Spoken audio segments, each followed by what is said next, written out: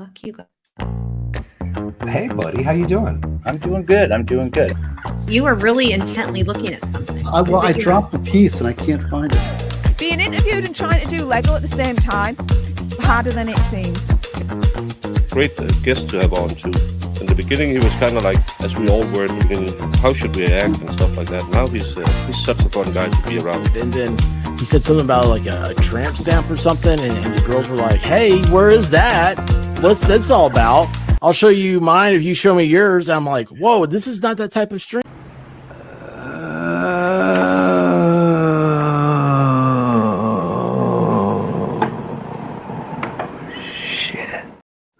That's a great intro. That's a great intro. I love it. What's going on, everybody? How are we doing? No one told me this was a race. It's not a race. No. No. Oh yeah. Now. Oh, it's not a race. It's not a race. It's so not a race. You're all sitting there like with your pre-packaged stuff and your numbered bags. I'm sitting here with no numbers on my bags. No, and I'm starting off reading about my New York City arc skyline I'm supposed to be doing here. And I'm like up to like, oh, New York City, home to one of the most iconic skylines in the world. New York City sits at the point where the Hudson River meets the Atlantic Ocean. Just tell me what I need to do. every set that I have bought, like for the last, I don't know, 15, 20 years, it's all come with numbered bags. And you're telling me that Zero you have no numbers. There's no numbers. I'm not sure how it doesn't. No numbers. It's an official Lego thing. It says Lego all over it. It's Lego. It's not like it's Yego or some sort of stupid, Thailand knockoff. It's Maybe Lego. maybe it's Lego. refurbished. Maybe it's refurbished. Oh, I don't know. That could be a thing, right? $70 on this stupid set. We want a refund. Like, But it's gonna look really good sitting behind you when you It sure is. yeah, it's gonna look really good. Yeah. It sure is. Oh, it comes in French also. I can read all about New York and France. Wendy Marino says, "Nice intro." It's a great intro. I like the addition on there. I like the It's Sunny clip. That's a good touch. That's a good Yeah, touch. I did that for New you. York in New York. I don't know what I'm supposed to be doing. You've been around New York long Eventually, enough. you should get to something that looks like this. Start with the instructions.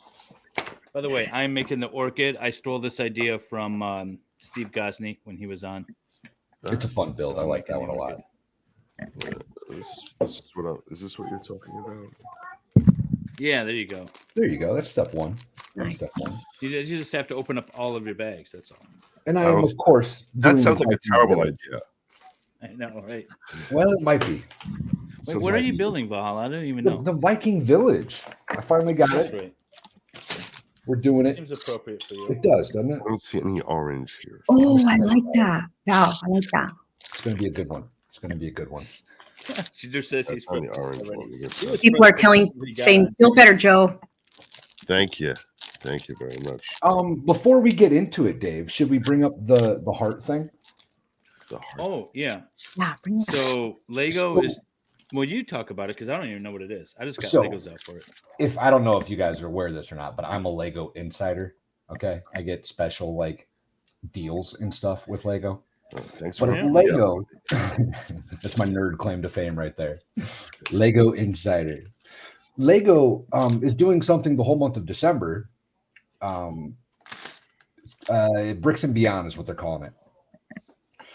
Build a heart, share the joy. Build a heart out of your Lego bricks and share it on social media with the hashtag build to give. For each build shared, we'll donate a set to a child in need of play.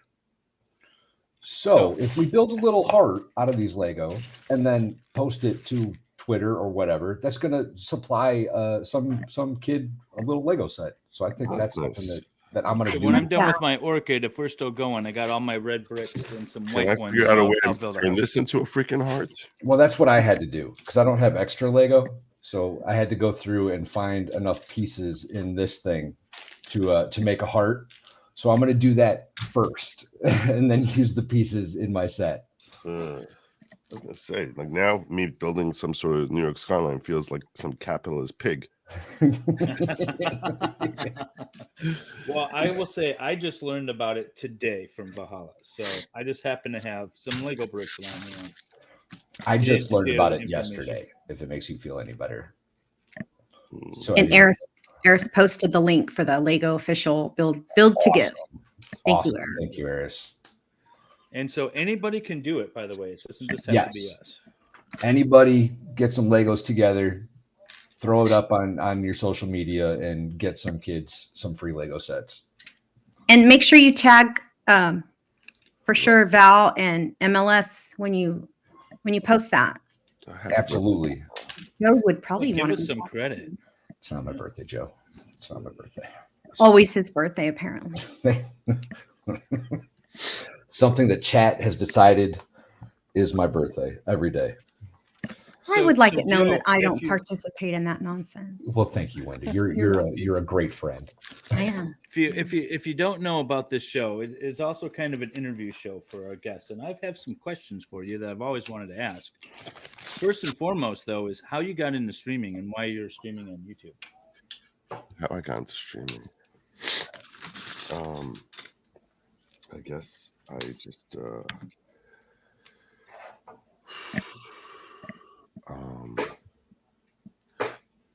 have a lot of opinions. That helps on the Never internet. noticed that before. What? I also I had a lot of occasions to do public speaking. What I really felt is where I was able to get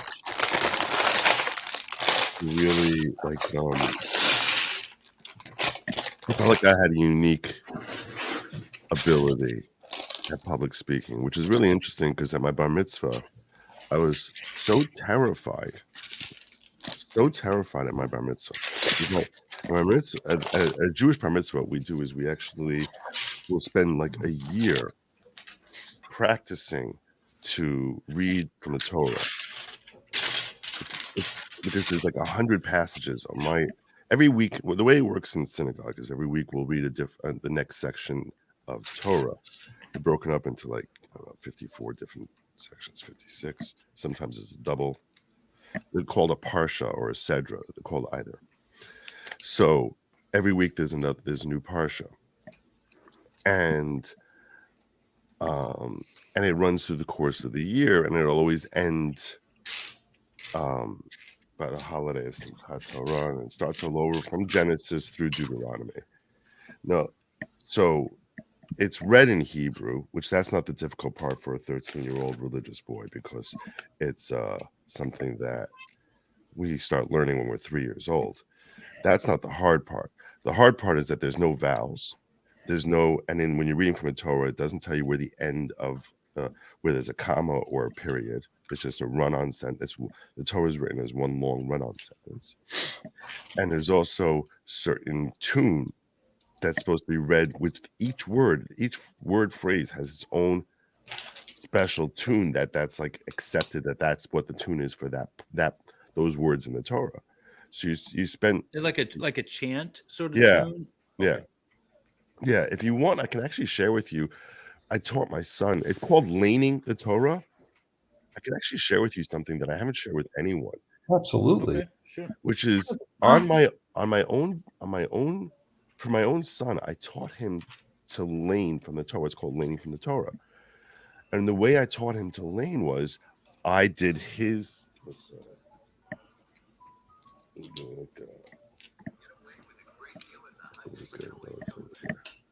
So I got this. So I actually taught him to lane, and the way I did it was I took his parsha that he was supposed to lane, and I recorded myself doing it so he could watch it and practice against me.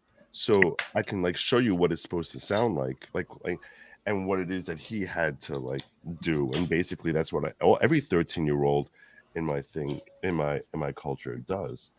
My wife actually was suggesting that I should do it for all the different parshas and like make it available for like Jewish kids to study in general. I'm sure someone's done something like that already though, but I can share with you if you want. Just like sure. It's like an hour long. I'll share with you like 10 seconds of it to get a general idea as to we have like a 4-hour stream, so we're good. No, Is it Heck really yeah. four? Is it really four? Give or take, yeah. You get bored like 20 seconds in. Let me find it here. YouTube Studio.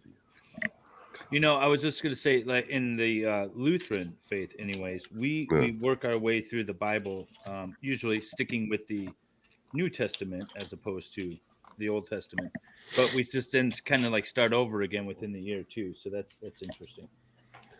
Right. Where is it? I know I made it private because I was like, this is only for him.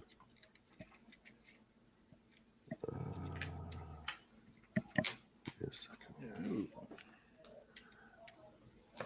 Why won't this stick together? Mods, can you please pin Val's link in David's side of the chat? Thank you so much. Oh, I meant to do that earlier when I was setting up the Jody Oh stream. wait, and can the mods stream. pin? Can mods pin? Sorry. No, they can't pin it. Sorry, guys. We'll do it I'll from go. here. No, I'll go pin it. Thanks, I'll pin Trey. David will do it. Thank you. it. Did somebody put it in there? Oh, I'm looking. It was in there, yeah. Yeah, no, I got it. Yes, Eris posted it above Christine's membership green. Yep, I will pin. Yeah, we are dual streaming, by the way, guys. So you can go over and give Valhalla a like on his stream, and my stream, and all that good stuff. Please do. I just Yes, did. all the YouTube things, Follow my folks. lead. Please and thank you. Please like both streams. You could do that right now. It's free Way to you. over It's here. super fun to smash the button because people like to smash things. And don't forget to subscribe to all three of these amazing content creators. If you're new here, welcome. We've got MLS Making Law Simple, Valhalla Awaits, and our super special, amazing, extraordinary Trump trial, Good Logic. And hello to the one person watching on Twitter. Nice. Twitter. Twitter. Outstanding. All right, you want me to should I share my video here? Yeah, please. Go ahead. Sure. I love that. Present, share screen, and I'll just do this. Okay, so You tell now- us how long you want us to play it for. I'll stop it Great. when I'm done. I'm going to add it. Okay. So this is something that's not. I only left it available for my son. No one else has ever seen this. But this is basically me reading from his parsha, so that he'd be able to practice by hearing me do it and then like imitating me. Okay.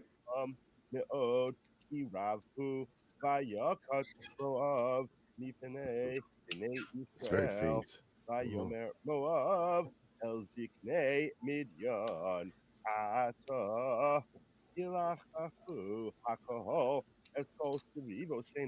So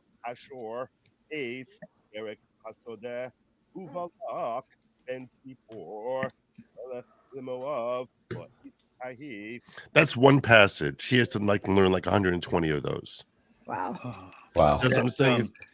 Sounds frustrating. Yeah, But, it's very a very challenging. That's why I spend a year studying it, right? I can really spend like and so I did that for my parsha. This was not the parsha I had a different parsha for myself. The reason I was telling this story is because I was telling you I was so freaked out when it came time in synagogue for me to read from the Torah. I was so freaked out that I ran out of the shul and I left. Really? Like the entire, like my friends and family all came to hear me lane, and I was like, I'm out.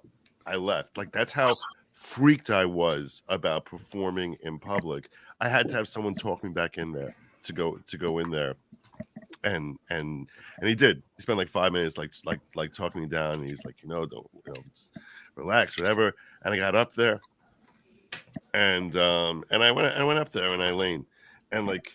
If you make a minor mistake, they won't correct you. If you make a terrible mistake, like it's like really you're misreading the word, they will correct you.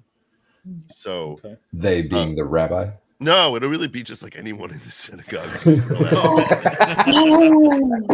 it's like Hi, old school Jacob! parenting. No. Yeah, anyone in the synagogue who That's great. and usually if it's like a bad enough thing, there'll be like 3 people at once will just like You just totally Just start screaming at you. Yeah. Oh, that's I mean, they funny. try to go easy. Like they see that like it's a kid who's struggling, and they recognize someone's going to call that one out. So That's brutal. they're not trying to humiliate the kid, but he has to read it properly, otherwise it's Yeah. it's a Well, they're problem. not trying.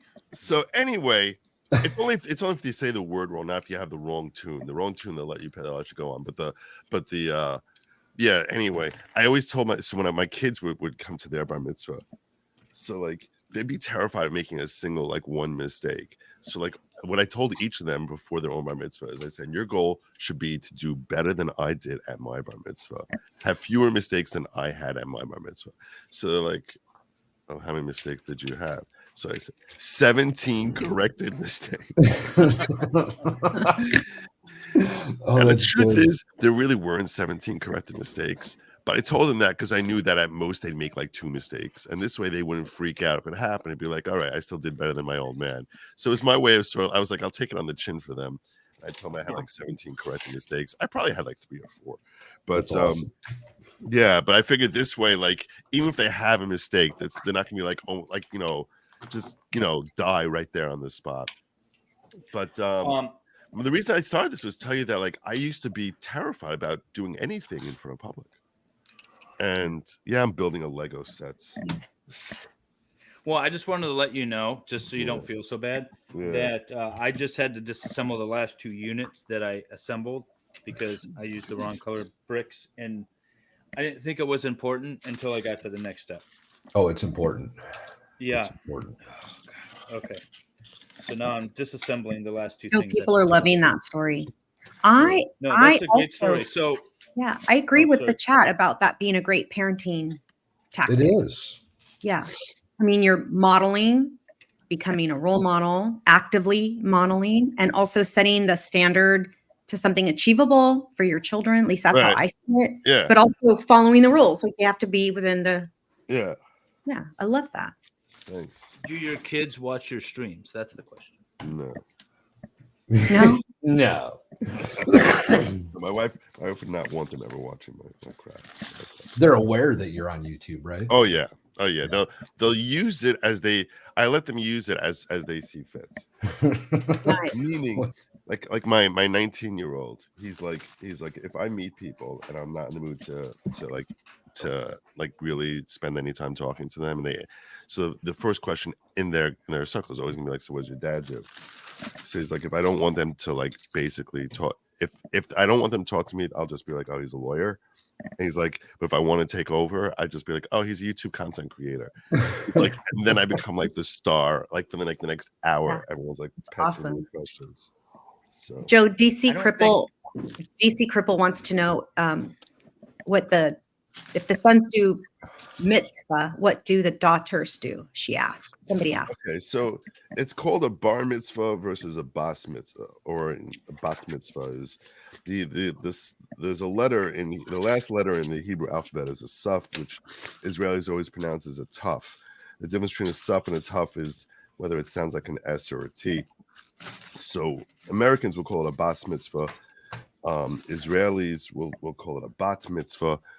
Boys turn bar mitzvah at 13. Girls turn bat mitzvah at 12. It's not really something that's a requirement. This is a common misunderstanding that a lot of Americans have, that you have to have a bar mitzvah. That's crap. You don't have to have a bar mitzvah.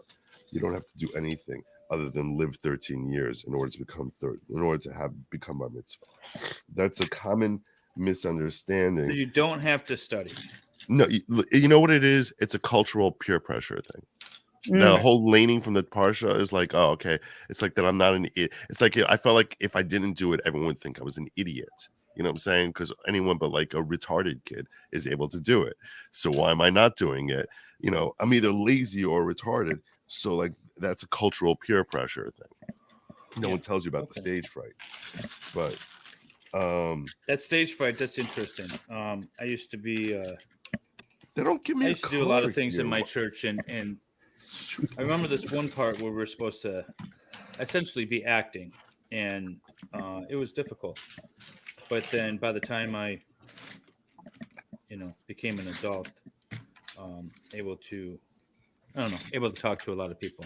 Mainly, I came to a point where I didn't care what people thought, and so it made it easier to talk Right. publicly. I think that's the key there. I think that's the absolute key. Okay. Someone explain this to me. So Okay? Explain this to me. Why is it that there's no freaking color? It's just black. It's like a black and white thing. So what am I supposed to do with that? That's black. Is it or dark gray? Oh, so No, really? that So then one's- what's this? What's this? What's that? White? Or That's white? that would be that would then actually that looks like a gray. Black has the White white was- outline on the Lego, typically. And I see a black you- one that's 4, like a length 4. the thing is like gray will look white until it's up against white in the book, and then it's clearly white. Okay, I found the black one. Very good. Very clearly. Yeah, and I lost a piece already. Iris has posted Joe's link. Please go subscribe to his channel if you have not already, and set your notifications to all so that a lot of people complain, oh, I didn't get the notification. Well, set it. Doesn't mean YouTube doesn't mess it up sometimes, but set your notifications. They'll likely unsub you from me. I found my missing piece. Yeah, that happens. So how's your new channel going, Joe? I haven't really done anything with it. I'm sort of building. It's sort of like an investment toward the future. I did get. Oh crap! See, a lot of times you've been dual streaming. Like I'll catch your stream and then I'll be in the chat and I'm like, there's only like 10 people chatting. What the hell? What happened to Joe? And then all of a sudden I realized that you're on your Trump trial. I'm in your Trump trial channel. Yeah. So I started a second channel, figuring that if any of these cases actually go to trial, that a lot of people. What I realize is a lot of people will use YouTube as like a Google. And they'll go in there and they'll just they'll put in Trump trial to look for something. So if I can have a channel that's called Trump trial, I know I'm already blacklisted. That like if I showed you my my viewers subscriptions thing, you'll see that every day I lose between like 9 and 15 people, 18 people.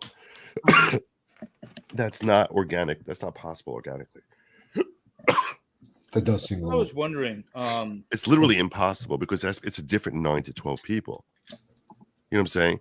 And when people lose subs, it's because you do something that ticks off your subs. You know, if all of a sudden I came out and I just started screaming, about how Joe Biden is a phenomenal president and people need to show him some respect, and I would lose. So imagine I did something like that, right? I started screaming, that Josh Hawley is should be indicted. If I did something crazy, so I would lose right away 3,000 subs. And then the next day I would lose 700 and then 300 and then as it filters through, and then that would go away. It wouldn't be there's never a steady drumbeat of 10 to 12 that just leave every day. And that's what I lost 6 subs, so I can add a couple of zeros behind it so that it sounds interesting. But it's I lost 1 today. I was pretty upset about it. You did. I was oh, is this like YouTube chicanery or is this something else? But I'm trying to think of what it could be. I want to know who you 6 are that dropped out. What's that? Tell us. Yeah, let us know how I did want to doing, pull up this super chat though, by the way. Yeah, please from do. Michael Drum. Missed opportunity to have Joe build the pyramid set. I actually looked at the pyramid set today to build myself today. I thought that would be a little bit too much for Joe, so I didn't recommend it. Hilarious. I totally would have done that. Even though the Jews didn't build the pyramid. But also because Joe was coming on, I didn't want to be stuck here for 4 hours building a Lego set. But I wanted to pull that out because I did see that one. I specifically saw that one. I thought that would be a good one. Set, but that'd be awesome. It's really cool, actually, Joe. So if this sort of breaks your fasting of Lego build, you might want to take a look at that pyramid set. It is kind of cool. I can't. You can actually take it apart and go inside. It's me, Josie. Asked Joe if he has heard the Wrongful podcast yet. What is the Wrongful? No, I haven't heard that. What is that? About Yeah. the Zachariah Anderson. So Joe, you talked about Zachariah Anderson before, the trial, and Yeah. Solomon and his brother and all that. Yeah. And so there's actually a new podcast out called Wrongful. Season 1 is all about the Zachariah Anderson trial. Okay. Week 2 dropped this past Wednesday. So week 3 is going to drop this coming Wednesday, or episode 3 rather. So I listened to the first episode, and it was amazingly good and well balanced and well told. And I said, I need to get these ladies on my channel. I need to do an interview with them, talk about Zachariah Anderson. I reached out to them on Twitter, and it turns out it was in fact one of my chatters, Josie, and 3 of her friends that put this thing together, and it is absolutely amazing. So it's called Wrongful is the name of the podcast, and it's on Apple or anywhere you get podcasts. They even have a website that you can just listen to it It's even on essentially YouTube for free. Huh? It's on YouTube also. Is it on YouTube? Yeah, the mods will post it. Yeah, if you guys could post the link to that, it's a really good podcast, and they're walking through the Zachariah Anderson trial, and it features a clip from me, from my episode actually last week. Okay. So if you want, I've not heard it yet, but I had Solomon on for a stream, and I didn't get to watch much of the trial live. I only saw one bit of it, which was when the daughter was on the stand that I had joined, and I saw her on the stand, and I saw the way some of the stuff was. The judge was allowing stuff in, which was just asinine. That was a painful part of that trial for sure. It was just, I was like, this is so stupid. Like I couldn't even believe he's so not a good judge. Everyone gives him a pass because everyone gives him a pass because Kyle was found not guilty. But well, let me tell you, Joe, I started streaming in March, and my first trial that I streamed was, well, I've had my channel for like 5 years, but I started streaming a trial in March, and it was Zachariah Anderson. And what drew me to that case was, one, the tagline. It was like jealous ex-boyfriend, and I thought love triangle. This is going to be an interesting case. And 2, it was the Rittenhouse judge. Yeah. And I had watched Rittenhouse with all you guys, just watching in the background while I was working. Indeed. And I thought he was a pretty good judge. Now, I didn't like everything that he did. I didn't like the pinch and zoom stuff, the pausing of the videos, but all in all, I thought he was a good judge. And then after watching Zachariah Anderson, I realized that Rittenhouse won in spite of yes. I didn't catch that in real life. Yeah, no, I mean, there was like, I mean, it felt as if like also like he was abused by Binger, where Binger knew that what he'd get away with, that he would get him mad and not actually push back and do anything about it. Like the comments where he basically implied that that he shouldn't have observed his Fifth Amendment rights, that his recognition of his own Fifth Amendment rights and remaining silent initially should be held against him, and that he basically he knew he knew exactly what this judge would do. He would yell at him and scream, and nothing would happen. And that's essentially what it did. It seemed like Binger knows Schroeder really well, and I really felt that was purposeful. What do I do if I lost a piece? Am I effed? Do I lose? Well, depending on what you lost, there might be some extras. No, it says there's one of these. But go on. Every single guest has dropped a Lego on the ground and has had to search for it so far. Yes, yeah, that's including the hosts. Okay. Well, you don't want to throw my friends under the bus. But it's not the piece I wanted. You found another Lego piece on the floor. I had lost a piece just a moment ago, and I finally found it. So you're not alone. I don't understand why they say this piece is here. It's definitely not here. It's there somewhere, Joe. You'll find it. The Lego is taunting me. So Joe, how did you go had your from channel, being? Joe? Yeah. Oh, what was that? Go ahead. I was asking how long you had your channel. So I didn't. Okay, so I didn't do social media until COVID. I didn't do it under my own name until COVID. I used to hang out on Facebook under different names, and I would go into different chats, and I would basically argue with people and get into like political debates with people. just for like the pure. Isn't it fun doing that? Yeah, I would just for the pure enjoyment of it, where I would try to melt people's minds. So and I was always like, I don't need to have anyone know that I'm doing this, whatever. And I also grew up in an era where I was under the impression that anyone who gave out their actual information online is an idiot. Yeah. I mean, that's how we start. That's how we start. It's like who, there's a lot of sick people out there. Why am you telling people what your name is and how they can find you to basically hunt you down and kill you? Like, that sounds so stupid to me. And before Facebook, no one did that. But and I was here since long before Facebook. So I was this piece is here. I mean, the only piece that's close to it is this thing, and it's not the right piece. Definitely not the right piece. Lil Pill wants to know how you guys are actually building Lego sets without being like on the floor, like laid out. Like, how do you do it like on a desk? People have asked that I before. use my dining room table so that I have like the most room possible, just to like spread all my stuff out. So that's what I do. It's just right here in front of me. Keep it real. Not freaking here.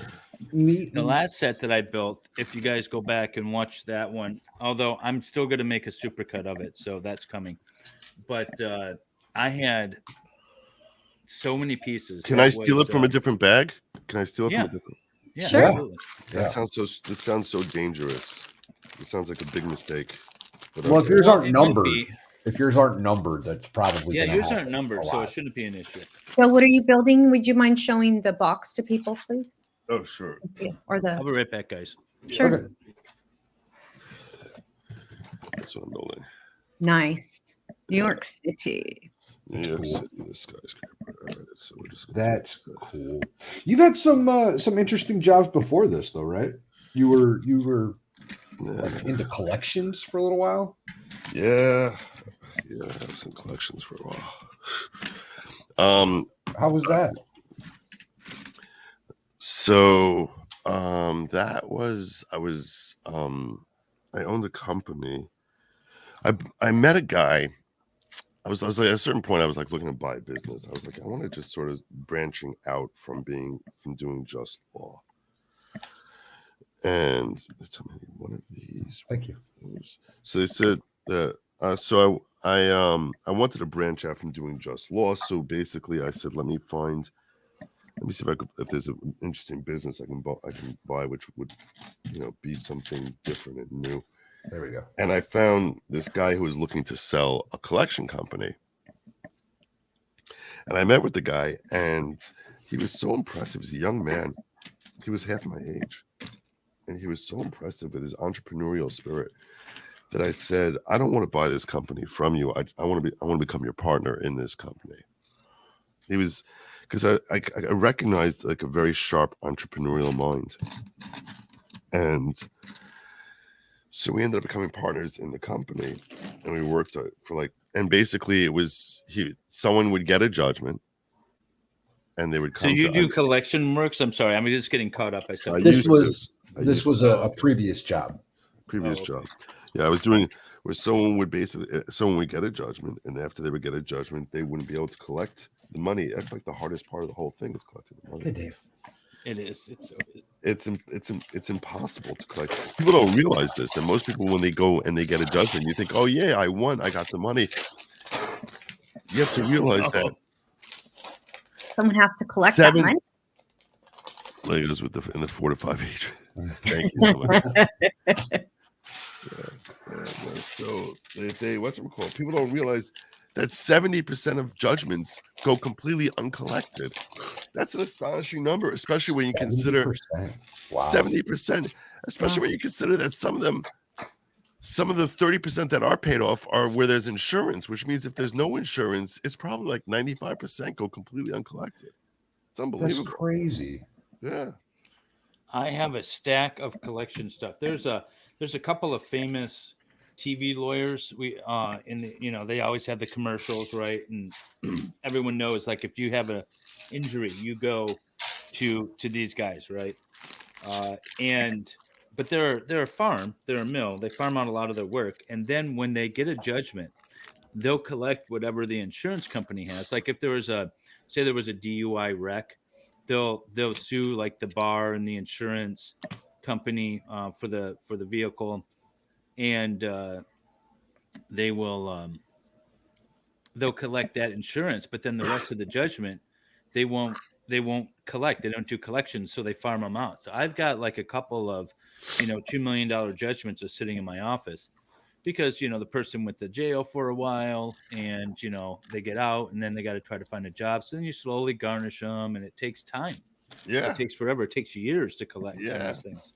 And if you ever do. The law is very varied from one jurisdiction. So there's no two states have the same laws on execution practices. So depending on what state they're in, some of them are real debtor havens. I was like, man,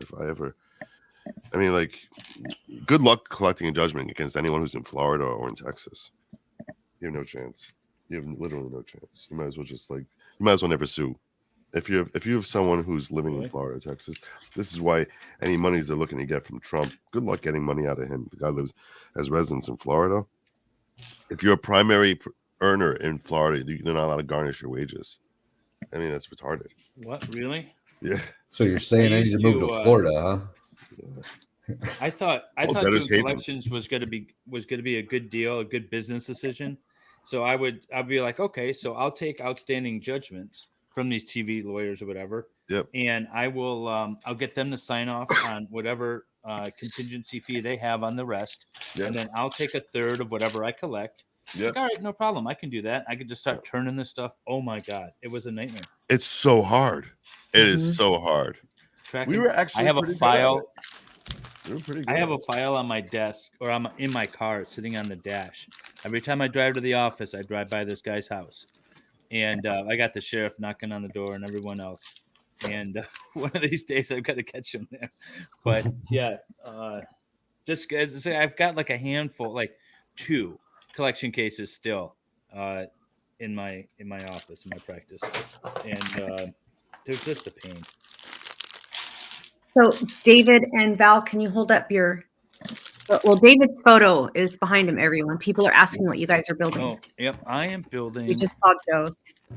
I am building this, the orchid, and I am this far. So this is so stupid. I'm building the Viking Village, which was unfortunately a Target exclusive, so I had to buy it at Target. But it's a really cool set, and it's Viking themed, so I kind of had to. Oh, Farrell wants to play the Helm Law ad. So there's this thing about the ads interrupting our YouTube live streams. So, because YouTube changed around its ad structure. And so when we're streaming live trials, in the middle of it, you might get a commercial if you don't have premium, if you don't pay for premium. And so I put together a 28-second commercial just to sort of mock that idea. And Farrell wants me to play it. That's funny.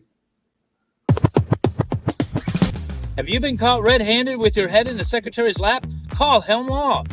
Have you been accused of arson, but you just like starting fires? Call Helm Law. Have you been arrested and don't know if you should shut up or not? Call Helm Law. Are you being charged with domestic violence because you punched your wife after a night at the swingers club where she said she liked the other guy better than you? Call Helm Law. For all your civil and criminal litigation needs, call Helm Law. Proud sponsor of Making Law Simple Network. That is awesome. So that's my law firm. I started my channel to promote my law firm, actually, and so all of my info is out there. My office address is the address if you want to send stuff. So I'm like, well, I might as well advertise myself. Oh my God, I have to make 30 of these. This is so tedious. This is what Steve was struggling with. I have to make 30 of these little things, 3 pieces, 30 of them. All right, let's go. Come on, moving along, David. You're holding us up. So, Joe, you went from having stage fright. So then I found that I started to really enjoy public speaking, and that I had a natural ability for it. Like I would hear other people speak, and I would realize I could do that better.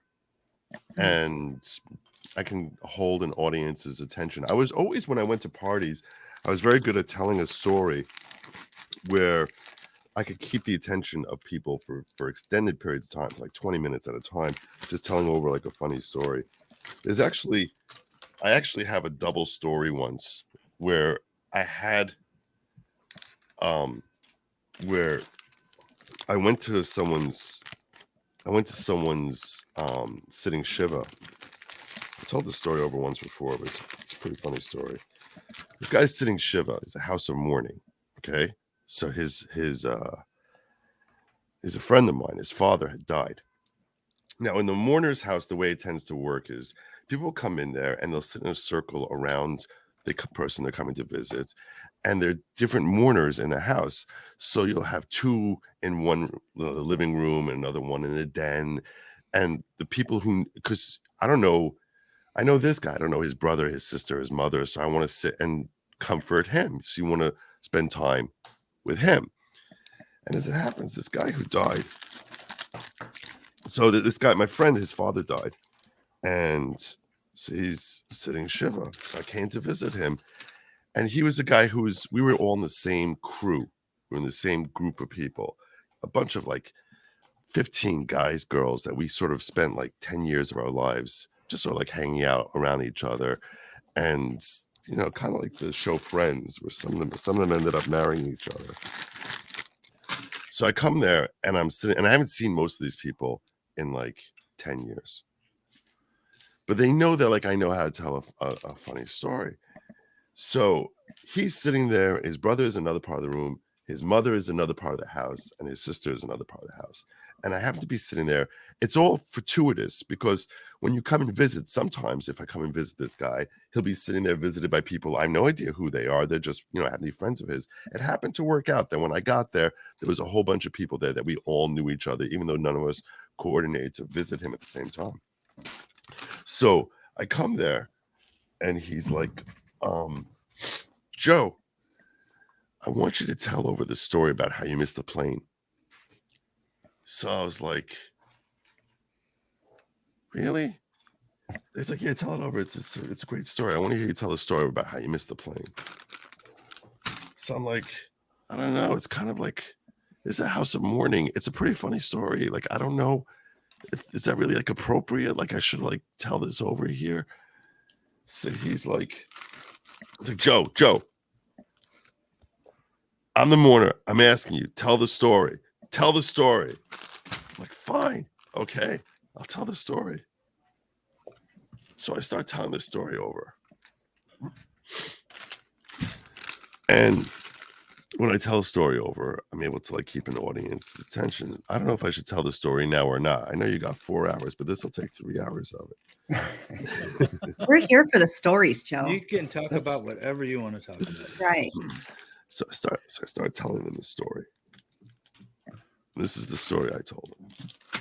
And I'm sitting there. Understand, it's just like a whole bunch of friends I haven't seen forever, and the guy who's sitting there in mourning says, "Okay, so he spent a year in Israel, which is what many Orthodox Jews do. They'll spend a year in Israel. On the way back, I decided that I wanted to like spend like a week in Paris.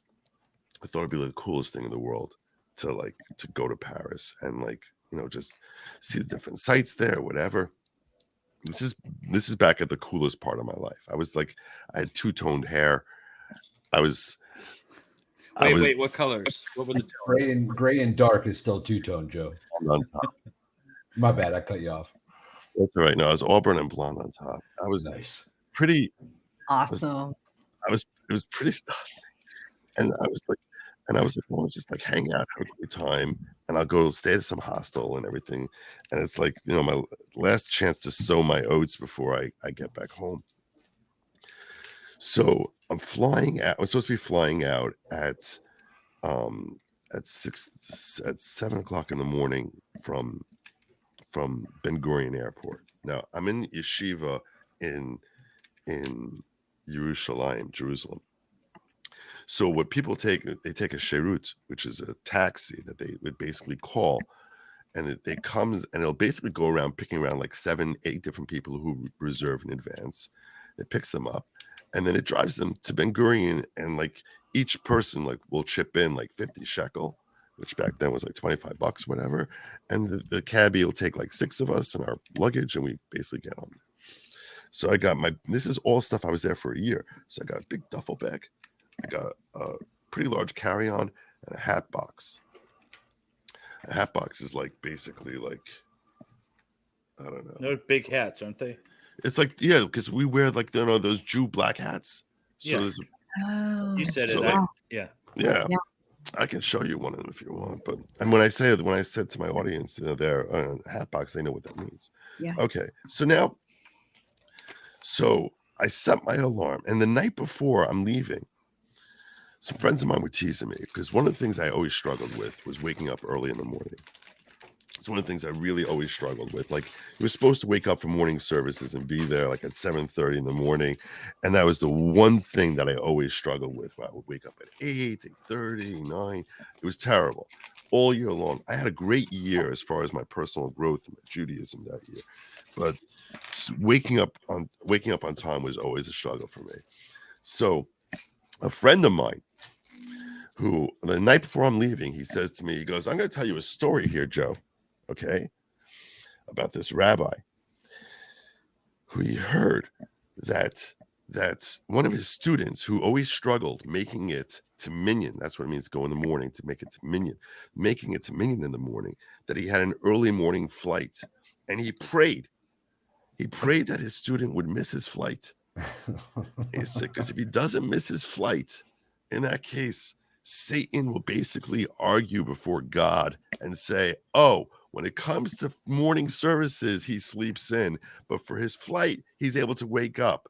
So if he misses his flight, in that case, it shows, look, he's really helpless when it comes to like oversleeping. So he prayed. He said he prayed for him to miss his flight. Interesting way to look at it, though. It's unique. It works. I dig it. He said he prayed for him to miss his flight. I said, do not even joke about this. I'm going to Paris. I'm going to Paris. So I pack up all my stuff, call my Sheirut. I'm ready to go. I'm supposed to be waking up at 3:30 in the morning. And I was like, all right, I'm going to sleep at 11 o'clock. I'm going to wake up at 3:30 in the morning. Sheirut's supposed to come get me there. It's an hour and a half trip. I'll be there plenty of time. Everything's going to be fine. I go to sleep. And then I sit up, and the next thing I know, I sit up in bed, and I'm like this. I'm like, something's wrong. Like literally, like it was like my brain was processing. It's bright light in my apartment. I'm like, something's totally wrong. I was like, oh my God, oh my God, oh my God, oh my God. So I call a Sheirut, and I grab when I start flying out to this is, by the way, it's in August. So I call Sheirut, and I go out to Ben Gurion, and I'm like, oh my gosh, I can't believe I missed my flight. I can't believe I missed my flight. I can't believe I missed my flight. What the hell am I going to do? So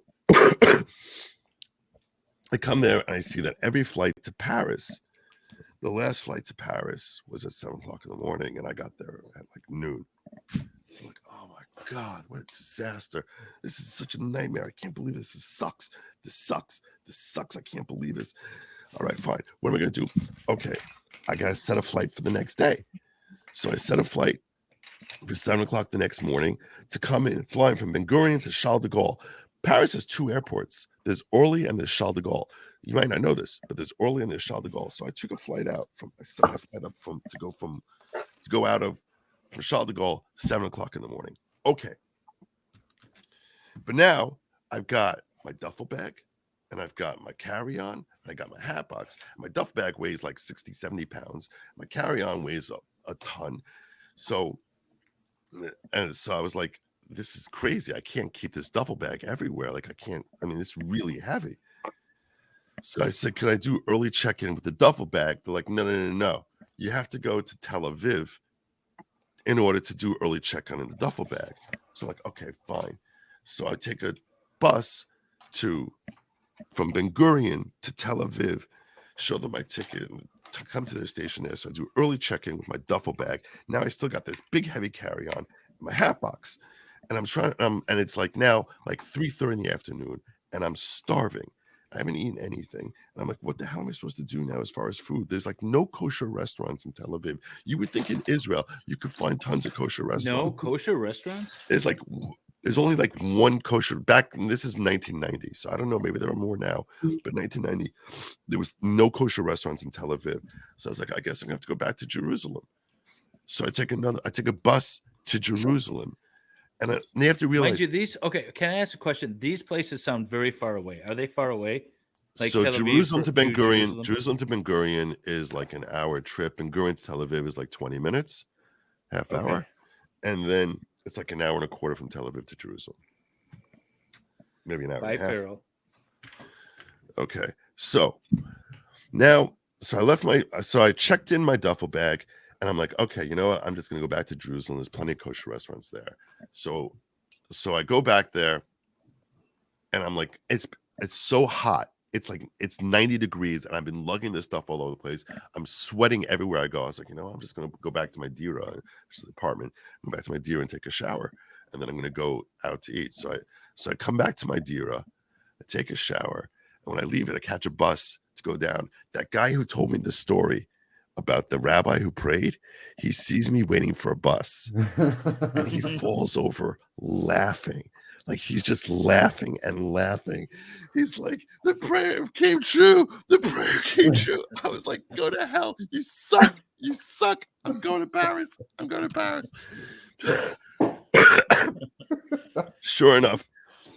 So I go out to get something to eat. And I'm like, what am I going to do now? How do I know that this is not going to happen again? If I sleep in my dira, if I sleep in my apartment, the same exact thing can happen tomorrow. I could be going in this endless Groundhog Day cycle where days are passing and I'm never ever end up waking up on time. I was like really freaked out about this. So I said, you know what I'm going to do? I'm just going to have to sleep in the airport. There's nothing else I can do. I'm just going to go to the airport and I'll stay overnight in the airport. So I went out to a restaurant to eat. I come there. I'm looking everywhere. This big freaking heavy bag in my hat box, and I go out for dinner. And then I go to the Takana Merkazit, which is the central bus station. I take that out and I go to the Ben Gurion airport. Now I'm in the airport and I'm freaked out because I'm like, what the hell am I supposed to do here for the next 6 hours? For the next 6 hours, my flight is until 7:00 in the morning. So I'm like, okay. And then I look at the schedule and I'm like, there's a flight that's leaving at 6 in the morning. My flight's not going till 7 in the morning. I should really take the 6 o'clock flight. This way I'll be able to get on the plane earlier, get in an hour earlier, and I'll be able to get everything fixed up.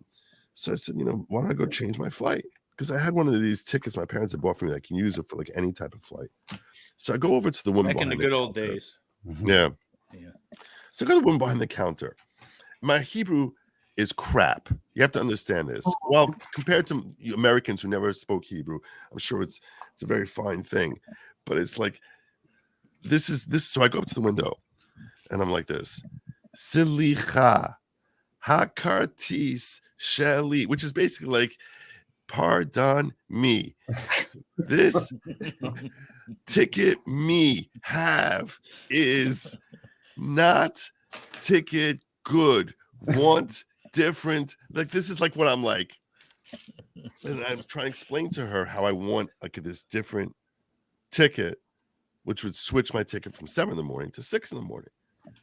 Hakartis shali lo tov ani rotsa sha'a, and she's like looking at me like I'm like a foreign, like I'm like a disease-ridden thing, and she's like. Mama Yatka, I have no idea what the hell she's yelling at me. I have no idea what she's screaming, and I'm just like, and I respond back to her, Selicha.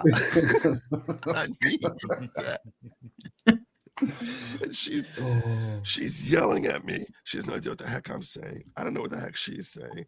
She comes over to me, and she calls someone over who speaks English.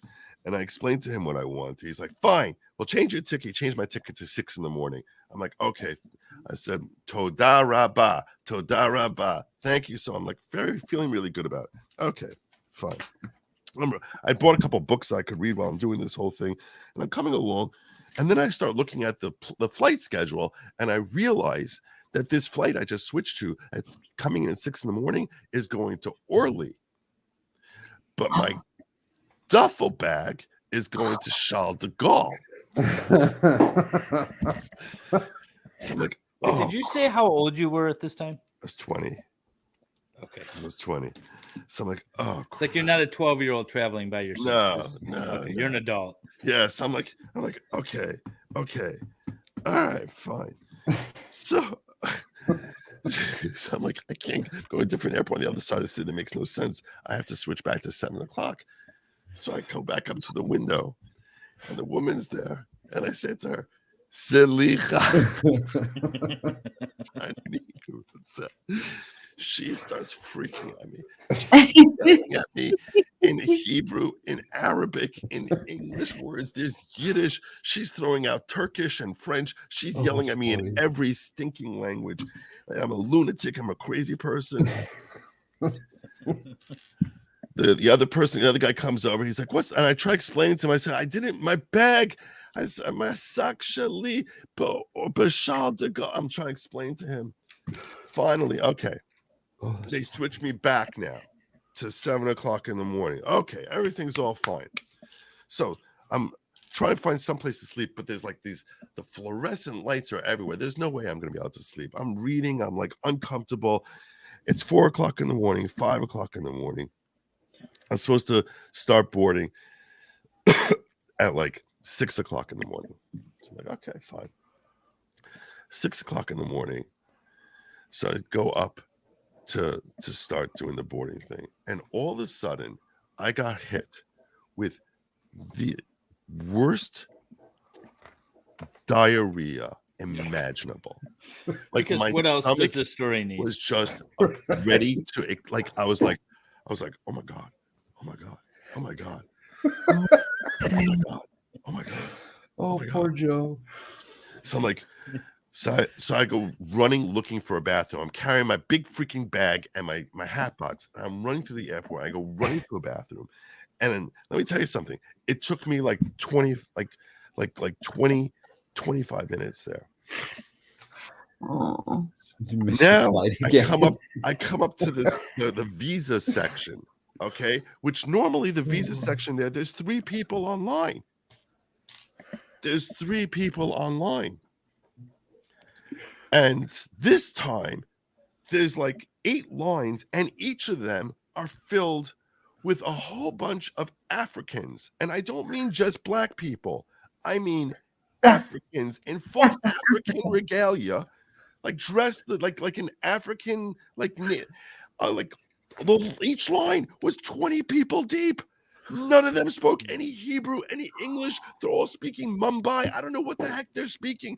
The people who are working the counters don't know what language they're speaking. They're going to Uganda or to Congo or wherever the heck they're going, and they're all online in front of me. And I'm looking at my watch, and it's like 6:25, 6:30, 6:35, 6:40. I'm like, come on, let's go. 6:45, 6:50. I finally get up to the counter there. I show him my visa. I'm like, I'm American. I speak English. You speak English. Let's just stamp this thing through. The guy looks at me and he goes,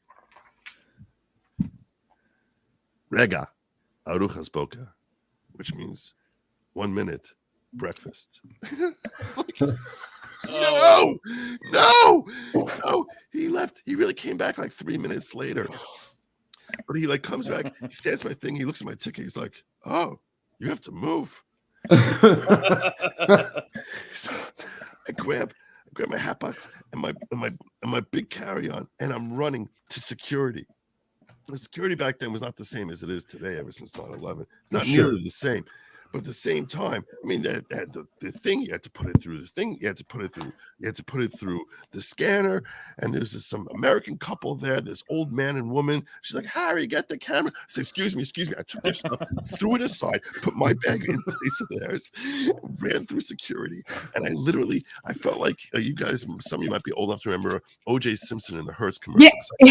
Yeah. I'm like, I had to get to like gates. I had to get to gate 7, and I got my big carry-on, my hat box, and I'm running. Okay, I'm running full speed through this thing. Gate 3, gate 4, gate 5, gate 6, and I see there's a whole bunch of people in each of these gates. like, milling around there, and the person behind the counter. I come to gate 7. It says flight 011 7 a.m. And the thing, instead of it being a solid thing, is just flashing, and there's no people. And it says 7 a.m.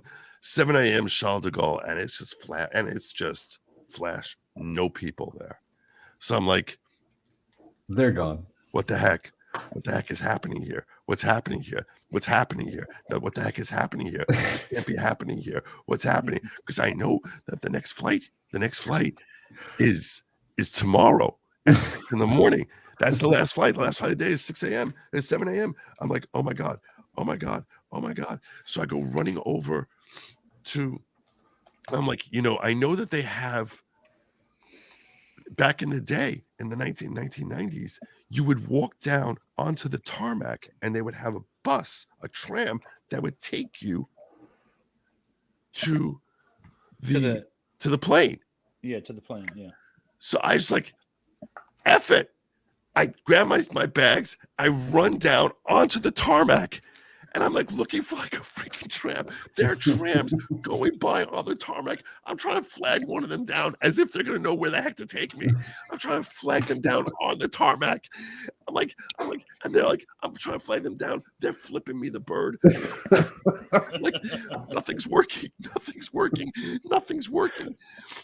So I go running upstairs. I go running back upstairs. Now I go back to gate 6, and I'm like, excuse me. And like, they're trying to deal with their own issues there. I said, and I finally grabbed this guy's collar. I said, I need someone by gate 7. I said, and he's like, what's wrong with you? So I said, I'm supposed to be on flight 011. So he's like, well, then go talk to the person by gate 7. And I grabbed the size of his face. I'm like, there's no one there. And he like pushed my hands aside, and I'm like, so he's like, sir, go back to gate 7. Someone will be with you. So now I go back to gate 7, and I'm sitting there, and this guy who looks like a captain from the military comes over to me. Now this gate is refilling for people for some flight that's coming at 8:30 in the morning. This old-looking guy comes up to me. He's wearing the whole captain regalia thing. He's like, "Sir, are you're supposed to be on flight 011 to Charles de Gaulle?" So I'm like, "Yeah, I gotta go to Paris. He's like, "But that's impossible." So he's like, so I said, "Why?" I said, "I gotta go to Paris. And he goes, "That's flight 011 right there." And I see this plane. It's going up in the air. And I'm literally on the window. No.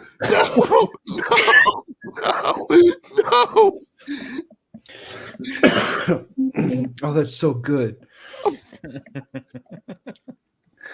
And I'm like, this. I was like, so, I was like, you have to get them to come back. They have to come back. He's like, "I'm not coming back, sir." He's like, "Don't worry. We'll make some arrangements. We'll make some arrangements, sir." And meanwhile, so I'm sitting there, and I'm like a crazy person at this point. I'm like, I gotta get to Paris. I'm going to Paris. This little girl walks up with a lollipop, like offers it up to me, like holding like a lollipop toward me. Her mother yanks her back from it. It was at this moment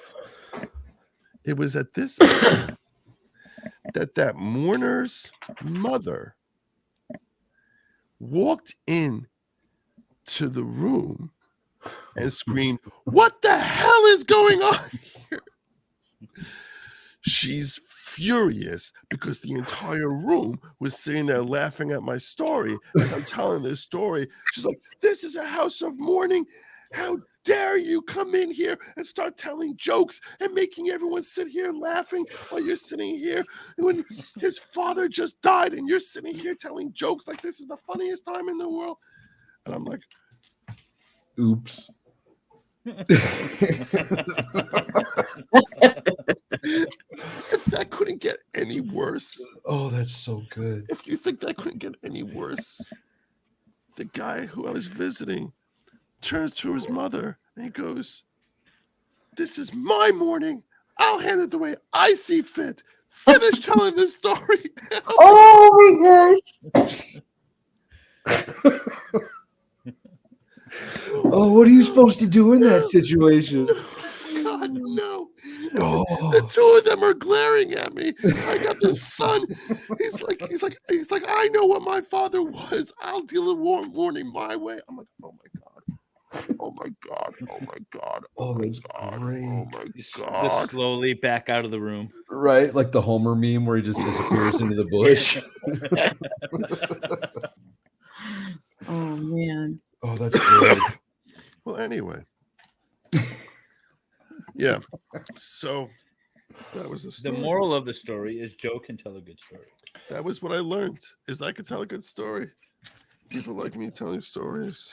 We do, and now you're on the YouTubes telling all Now your I'm stuff. so now I'm on the YouTubes. I'm on the interwebs. That's an awesome story. So how did you ever end up making it to Vegas? See, I got to know the ending. Did I ever get to Paris? Or not Paris. Vegas, Paris. Yeah. Yeah. They ended up putting me on a flight that went through Brussels and then got to Paris. I got to Paris that night. And they ended up flying me into Orly also. So I had to like take a bus from Orly to Charles de Gaulle. But at least I made it into Paris. There's another great story that happened was in Paris where I caused a bomb scare or two, but Of course you did. I didn't really appreciate. Oh man, this is not good. I just put down something that looks like it doesn't ever going to come off. Okay. So, yeah. So there you go. So that's what made me decide. You know what? I think I could do this YouTube stuff. So you've had your channel going for about 3 years then, or so, or a little more. Well, I didn't start doing the YouTube channel until like 6 months later. First, I was on Twitter. I started doing YouTube after the election. Is when I put up my first real video. Okay. So it was like in December of 2020 is when I put up my first video. So it's really now it's I guess 3 years, right? It's December 2020. Now we're in December 2023. Yeah. So did you do live or did you do pre-recorded stuff? Initially I did pre-recorded stuff. Nick Ricada saw something that I did. I didn't even know there was such a thing as live. Nick Ricada saw a video that I did where I was destroying the Supreme Court for their ridiculous rejection of Texas v. Pennsylvania. And I was very outraged by them for the refusal to take that case. And I was explaining how absurd it was in like a 12-minute rant, and he decided to have me on his show, and that's where I first learned about YouTube streaming. Oh, okay. So, and I couldn't believe that people make a living doing that. But I was like, if anyone can make a living doing that, I think I could do that. Nice. So, and I like it much more than making videos. I mean, the editing part of videos is the suckiest part of it. Oh, yeah, it's the worst. It's horrible. I'm making a Christmas video, and it's Christmas videos. Well, so when I graduated law school, I did a version of 'Twas the Night Before Christmas. Mm-hmm. And I really liked it, but my mom thought it was like she was concerned about my mental health after I did it because she thought it was like really depressing and stuff. But I like the idea of doing it because it's a fun poem to play with. So I was doing another one to put out, and so I'm like, all right, well, my wife went down to bed last night, and I was like, I'm just gonna hop up in the treehouse and record something and edit it together. 4 hours later, yep, it's like 2 a.m. and I'm like, okay, I guess I'm going to bed now. And then I woke up this morning and I watched it and I hated it. Yep. So I'm redoing it. I know that feeling. Yep. I much prefer doing live stuff. I learned pretty early on that editing wasn't my strong suit. That was disastrous. I think it's really cool though that it seems like a lot of people, once they see if they like you or they see you on the tubes, they're like, "Hey, I'm great at editing. I'm good at sound engineering. Oh, I'm good at graphics." And people sort of seem to volunteer a lot and want to help, and then maybe they can turn that into a business for themselves someday. Well, I had my channel started like 5 years ago. Like I said, it was my brother who was in real estate wanted to do some stuff, and I thought it would be a good opportunity to promote my law firm. And so a lot of my earlier videos are all like real estate, but then like landlord tenant, or so there's some other stuff, and they're all pre-recorded and then they're edited. And then I realized like I was by the time we would like draft the script and then recorded it, and then I sit down to edit it, it would be like 10 hours of work. I'm like, this is insane. So then we started farming out the editing, but they don't have the same vision that you do. You know, it's just a little different. And you try to give them guidance, and it's just not the same feel. Well, you're great at editing though. Like when you get going and like our intro, you did our intro all on your own. That's a Yeah, great I set intro. up a camera over a table and started sliding Legos and drinks around. It was a little more than that, you know it. We went through like 16 different versions. We did. I kept We sending him to absolutely did. Valhalla, and he was like, I just don't like it. Well, obviously, I like the newer versions, especially of the promos, because With my the voice is voiceover. in there. So I'm like, Absolutely. yay, that's really cool. As it should be, Wendy. As it should be. Thanks, Val. Love ya. Love ya. Joe, I have a question. Yeah. Okay. I'm in a group What's now, your- you know. Oh, okay. Well, Go ahead. I'd like to know what's your biggest failure and what you learned from it so far. Ooh. My biggest failure. Or perhaps regret. Well, those are two different things, no, Val? Fair. Yeah. Because failures to me are learning opportunities, but I'm sort of a Pollyanna in that way.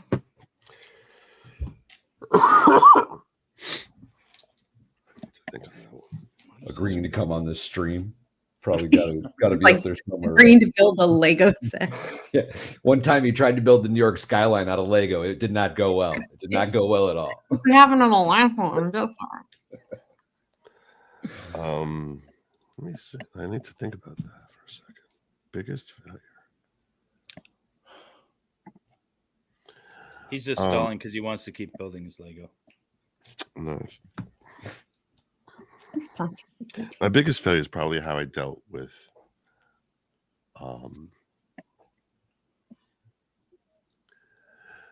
it's probably how I dealt with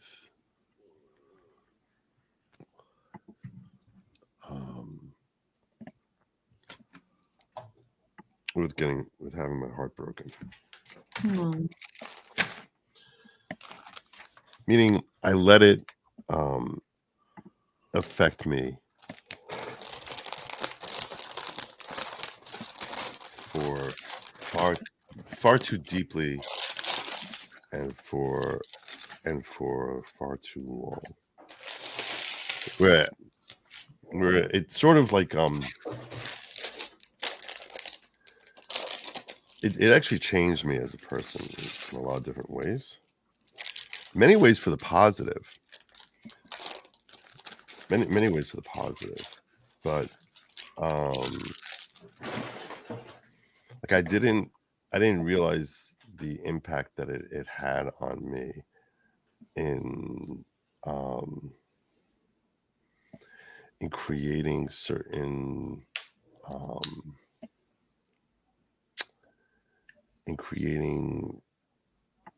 feelings of anger that I really didn't deal with the way I should have. I didn't take it out on anyone. But I ended up like isolating in ways that were not necessary. And I think that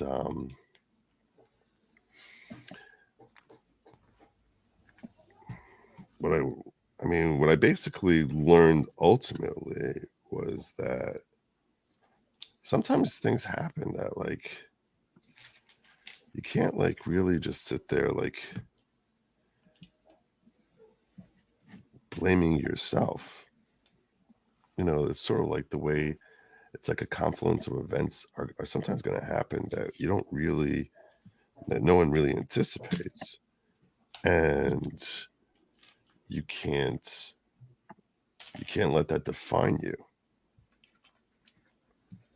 I will tell you this, it definitely changed like how I look at like even what I was ultimately going to be looking for in a relationship with my wife, and ended up being like a very different thing. My father and my mother died 9.5 years ago. She died. And the nature of relationship that my father and mother had with each other was that they're best friends with each other. Like they were really best friends. Like they were just they each found the person most similar to themselves and got married. Love that. And my father was very much a romantic. Like he would drive 20 minutes to have lunch with her when she was like, when he's 70. And he's like, and he would just drive 20 minutes. Oh, she has her lunch break for an hour then. So I'm just going to drive 20 minutes down to where her school is and we'll go out for lunch. And then she'll go back to school. I'll come back home. Like this, like constantly on a date. Is driving 20 minutes a big deal, Joe? Oh, shut up. No, my point is that's, I mean, Romantic. instead of waiting like 3 hours, and seeing her for supper, like it was like it meant like it was like he got to have lunch with her. So like, why wouldn't he do that? That was never the relationship that I am. And perhaps before I got burnt, I might have been in a similar type of vein. And after that, I was definitely not looking for that type of relationship. And perhaps that was like a little bit where it was like more a matter of I would like I put a value on different things instead. I think I think we've all experienced heartbreak at some point, or at least you should at some point in your life. And I think it happens in one of two ways. Either it breaks an individual and they're never the same, or it teaches them a whole lot about what they want in the future and what they don't want in a partner. Yeah. I mean, and it also taught me a lot about people. Like I spent forever philosophizing about like, because the nature of the way I dealt with girls when I was 20 was I always took like I was very playful.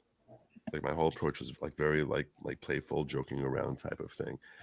And I ended up transitioning from being playful into being completely different personality, where I was much more reserved and calm and in control and much more dominant. Because when it comes to women, dominance is going to be playfulness every single time. That's just the nature of the beast. And I studied I literally changed like how I would eat, how I'd walk, how I would talk, how I'd carry myself, the nature of the humor that I would use in different circumstances. And you're right, when Valhalla, you're spot on. Like if you have like a genuine real heartache, I mean, I was like, at the very least, I'm going to learn something from this and change. And I really spent a lot of time studying and trying to understand human psyche, both men and women, so I could like better understand like what happened. And that was the only way I could like sort of make sense of it. And yeah, and I actually feel like I have a much better understanding of people now than I ever would have had if not for that entire scenario.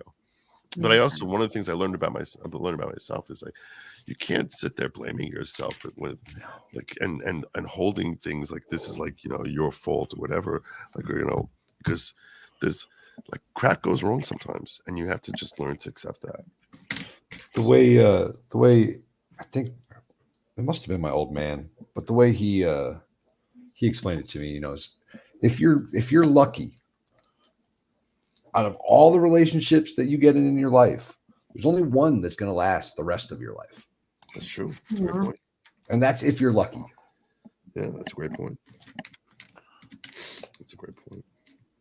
I love you talked about the best friend thing we had Steve Gosney was on a Lego stream a few streams ago, and we ended up talking about relationships. And David talked about marrying his, being married to your best friend, and how he really points to that as being a major part of successful marriages. And Mm-hmm.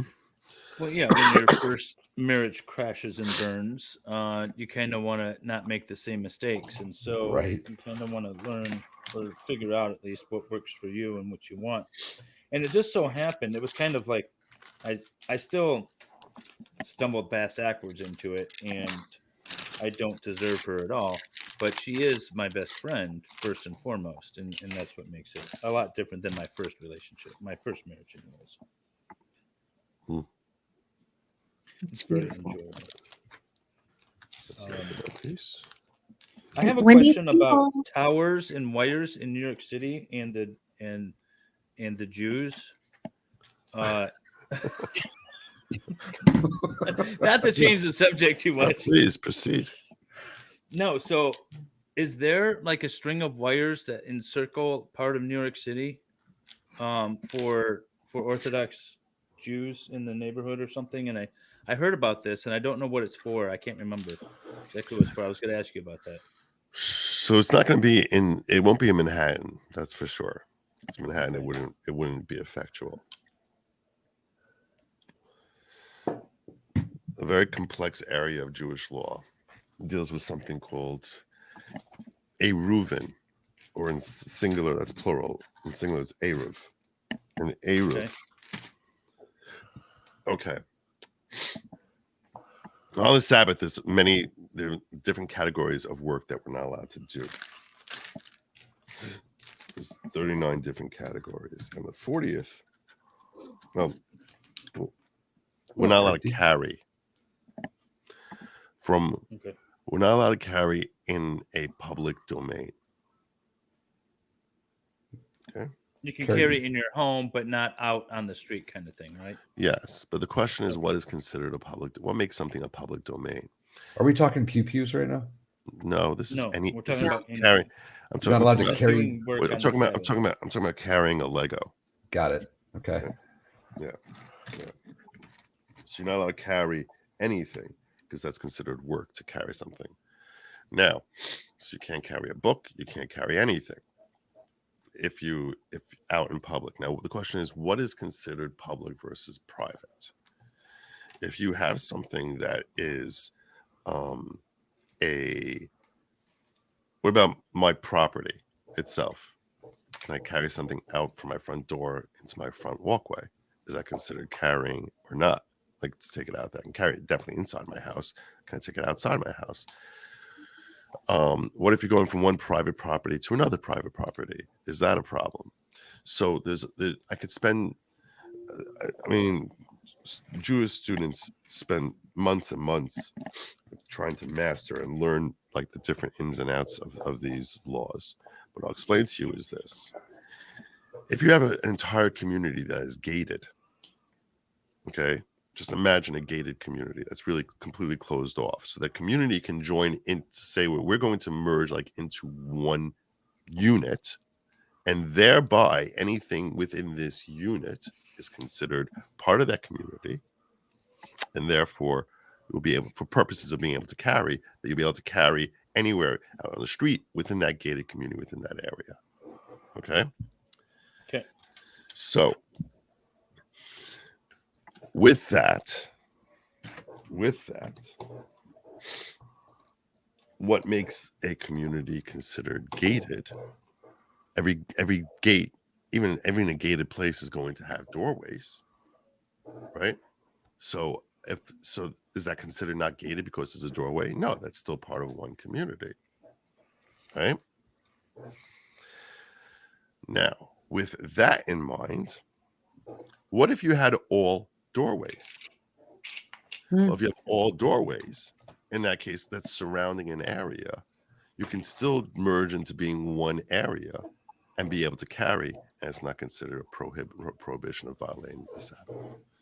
So what is a doorway? A doorway is basically two poles and a string going over the top. That's a doorway. So when you're seeing those poles with that string going over it, it's basically doorway next to each other, which is designed to enclose an area for the purposes of being able to enable it to be viewed under Jewish law as being one area, and because it's one area, the residents are able to carry within there on the Sabbath without it being a violation of the Sabbath. Okay, and it only pertains to the carrying of things, not other work, right? No other work, just carrying. Yeah. Okay. All right. No, I was curious. I heard about it like years ago, and then I forgot completely what it was about. And I thought, well, Joe's coming on. I'll ask him. That's a good question to ask me. It's the sort of thing I would know. I don't know where.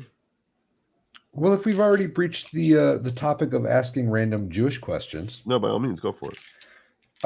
you said you lived in Israel for a year. So are you a citizen of Israel? No. And if by all No. means, if any of this is too personal, feel free to just tell me. Seriously, as long as we don't talk about any part of my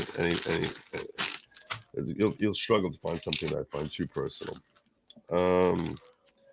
No, it's a common thing that most American Jews most Orthodox Jewish Americans will spend a year after high school studying in Israel, boys and girls. So did you? Okay, so you didn't go over there for military service, right? No. Obviously. No, some people will. It's an interesting thing amongst the modern Orthodox. The modern Orthodox are far more Zionist, far more Zionistic than the ultra right Orthodox. It's a weird thing. It's a very weird issue, which has changed a lot since October 7th. A lot since October 7th. But the modern Orthodox, amongst the Orthodox Jews are split into a lot of different self-identifying groups. So you have modern Orthodox, you have Yeshivish, which is where I'm more classified as. Then you have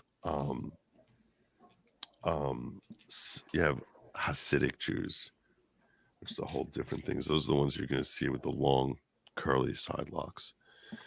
I mean, those are three basic. That doesn't even begin to count the Sephardic Jews and others, whatever. But there's a lot. What is Sephardic Zionist? basically means. That was the question in the chat. I didn't What is Zionist? Yeah. Zionist basically means is a reference to how strongly you support the country of Israel, which is it's a hot topic. It has been a hot topic amongst the Jewish community for a long time, because a large part of the problem that Orthodox Jews have with the country of Israel is that they're about as anti-religious as they possibly can be. The country is? Yeah. It's like purposefully run, like in ways that are basically designed to say we don't give a slightest damn about Torah.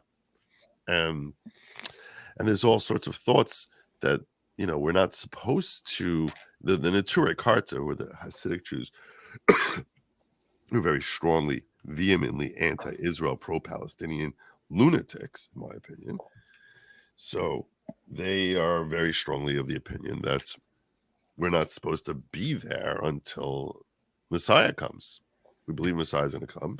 Messiah comes. That's when we're supposed to go back there. So they're of the opinion that we're not supposed to even go in there. I'm definitely missing a piece. This piece I'm not seeing anywhere. Wait, this is what they want. This is what... Oh, you trick me. I see what you did.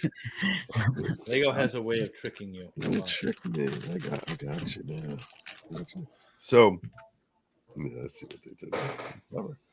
So, the Neturei Karta are very strongly into the whole we're not supposed to be there, and to the point that they're totally fine with Jews getting murdered in Israel because we're not supposed to be there. I mean, to me, that's a reprehensible perspective. I think that they're gross.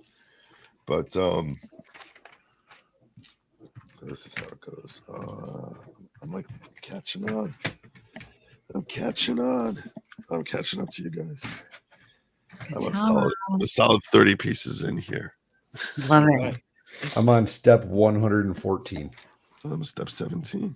That boy. By the I way, just finished 94. some people have in the Yes. chat, people ask me every time we do the, oh, it's gorgeous day. People always ask me, where are Wendy's Lego? I do not build on this stream.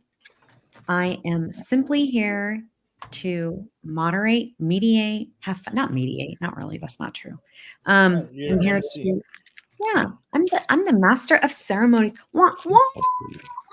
Hell yeah. That's a very Yeah, nice. Wendy doesn't Lego, Elifant says. And also a few people, thank you for all the lovely compliments, everybody. I really appreciate them. I'm not pulling them all up because it feels a little self-serving, but I appreciate you're very kind and I love you all too. Thank you. People have also asked for my Cash App. I prefer, well, I would not accept anything because what I would love is if everybody could, if you're going to donate, please donate to the two amazing hosts who put their time and money and efforts into the stream. David has Cash App. So does Val. They both have other places they can accept money. You can also super chat. I will say, however, as much as we do love the super chats because they're fun to post too, we'll read your Cash Apps if you put in the notes. Like, please read. We'll read it on air. We won't dox people because sometimes your Cash App name isn't your name on YouTube. So we value your privacy and we appreciate all donations. Specifically, I can tell you that David and Val are both looking to raise funds. Val is raising funds for his goat gate. As you know, he's a goat herder, farmer extraordinaire, rancher. I think he's more of a rancher. That's what I want to say. He's a rancher. It technically is a ranch, I guess. So It because is. Yes, a farm would have crops, it would have vegetation. And I raise exactly. If you're crops. into agriculture, you're into the ranching part. That's how I see it. I'm And currently David is. raising money for my goat milking operations. I thought you milked horses. Oh, David horse is. already milking. That's figured for out horse already. milking. David is raising money for Crumley camera equipment. He's currently got the camera, but we need other streaming equipment for him to be able to stream the Crumley case, the Crumley. parent case. Yeah, the James and Jennifer Crumley trial is in my county in which I live and practice. So, Are you going to be in the courthouse? He was in the courthouse the other day during their hearing. I was in there on Wednesday during their hearing. So for the trial itself, I don't want to be, but I do want to be. I want to stream it and comment about it. I don't think I can do that from sitting in the courtroom, but I'm going to have my cameras in the courtroom. I need a couple more pieces of equipment to get that. I need, essentially, it's a giant box that is a cellular Wi-Fi device, and then a little streaming pad so I can stream straight to YouTube. And so those are the last couple of things I need to get. I do have a meeting with the IT guy to finalize everything. I was in there the other day. I was running tests on my internet connection, and I think we're going to be good. But I want to set the whole thing up and do like a whole test stream just to make sure we're going to be good. And then I don't know, Joe. Should I be in the courtroom or should I be in my treehouse commenting on it? It's a tough call. I know, right? I want to be both places at the I know. same time. Yeah, can you switch off? It's a very I tough mean, yeah, call. I did that with Megan Emirowitz when her case was in, but I wasn't running the cameras. That was Court Right. TV, and but I was in the courtroom for the first day, and then I was in the treehouse for Give me just a second couple day, and minutes. I I'll was be right back back. and forth. Sure, Val. I don't know. I'm still torn about where I I had should be that. on I had that same tough call when it came to the death trial. I was like, I sort of want to see what that courtroom feels like, but I don't want to miss a day of streaming because there's so much money to be made from it. Yeah, that's kind of Especially the that thing case. too. The whole reason I started actually streaming, because like I said, my brother and I were just doing like pre-edited videos about real estate investment and landlord-tenant stuff, but then the Oxford school shooting happened. Uh-huh. Ethan was charged, and then the parents were charged, and I had a problem with the parents being charged, and so I started my first live stream was actually their preliminary examination, and then I would just cover their stuff, and then it wasn't until this past March that I actually like started picking this up and really see if I can do something. But so the whole reason I'm on YouTube is that case, and so now I'm torn. Do I want to be in the courtroom or on the YouTubes. It's a tough call. Yeah. It is tough. I can't. No one I can might- tell I you the think right it might- answer. No one It's can going tell to you the right be. answer. So they say it's going to be 2 to 3 weeks, which means it's going to probably be more closer to 4 to 5 weeks of trial. And so, So I this think is it what might be this is what better. I'll tell you. This is what I would suggest. Okay, it's my best thought for you. When it came to the Depp trial, and I don't think this is going to be nearly the Depp trial, so don't Yeah, no. make that mistake. When it came to the Depp trial, what we saw people having most success was picking one venue and going with it. So I would say Mm. either go or don't go. But if you go, that's what you're doing, and you're going. And then you come at night and you be like, I was inside the courtroom. This is what it's like. Blah, blah, blah, blah, blah, blah, blah, blah, blah. You stream at night, you go over it.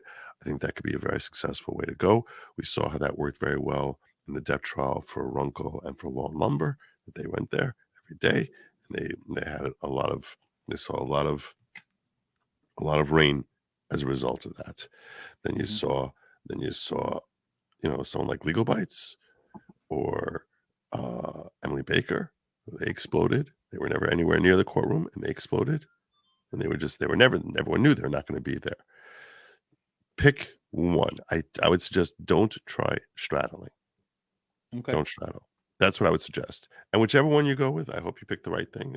And you'll never. Here's the upside. Here's the good thing is you'll never know if you picked wrong. That's true. That's true. Never know. Love Yeah. it. So just assume that whatever you decided, that's what God helped you decide to go with, and that's for the best. Whatever works that comes out of it comes out of it. One or the other. Don't mix it up. Yeah. That's what I would suggest. I like that. Love it. Okay. Well, damn it! Now I got to pick one. See, I know. the middle Now I'm ground is like, easy. let's see. Do I fly to Michigan and do some? Oh yeah, Wendy was going to run the cameras. No. Yeah. Um, Well, also, you know what? This is so cheesy. I know, but I thought it would be so cool if we did like I saw during by the way, I finished my set. Oh, Dave, You're good done? job. Beautiful. Yeah. Okay, look at. how nice Look that at looks. Joel. I know, right? Oh, I should do a poll. You need to MG pick one or says- the other. Yeah. I just found this. New York City, Oh, I like- love that. By the way, hello to all the other content creators that have been coming in. I've seen the expert in here. MG Law's been in here. Sorry if I've missed some of you all. Oh, I got to build the heart now. I forgot about that. You I do gotta need to build the heart. Okay, I'm gonna build the heart. I got red and white Legos, and then I got a white baseboard. So I'm gonna just play around and try to figure out how to build a heart. When I first read it, I was thinking like a functioning heart, and then I realized, oh no, it's like a Valentine heart. Oh, wait, who? I just missed somebody had a really good idea. David Eris says, have your chat pick it for you. $5 get you a vote. There we go. All right, can Yeah. make that happen. I'm thinking $100 get you a vote, but you know me. You know how I roll. I'm not. But I'm not good at grifting. You're not good at grifting. I'm pretty good at grifting. I think it's easier for the people who are benefiting from the streaming to grift in terms of maybe not easier because some content creators are great at it. But it's those of us that are benefiting from it. I've said this before, and since we have new people every week, which we're very excited about, by the way, or every Lego stream, we get dozens and dozens of more followers. But I've said this before. I'll say it again because I believe it's true. Back in the olden days, we were talking about the olden days earlier. I used to spend a fortune on cable TV. I mean, it was like, when I say a fortune, I'm a very frugal person. So like a couple $100 a month to me is a lot of money to spend on entertainment and that includes like having commercials. Nowadays, I spend like $20 a month on streaming services, and I don't have to have commercial. So I have pretty much now I just watch YouTube and like Hulu and whatever. And so I like to think of my donations that I make to content creators that I use them. You know what I mean? Like they're my entertainment. I can, depending on the day of the Wendy, week. you can use me all you want. Thanks, Dave. I love using you. By the way, free Zachariah Anderson. I have my new sweatshirt on. Speaking of giving money, I feel, thank you, Charles. I will in just a sec. I feel like that I spend a lot of money on entertainment. I travel a lot. I watch a lot of TV. I like junk, junk TV, as I call it. So why not give, first of all, when you have a membership, that helps the content creators, and also super chats and cash apps and all those things help. And to me, I would rather spend that money on people who are providing a free service to me. So the YouTube content creators it's free. What they're doing for us is free. And so anything we give is a donation. And I like to think that people should be paid for their work. And that's just how I feel.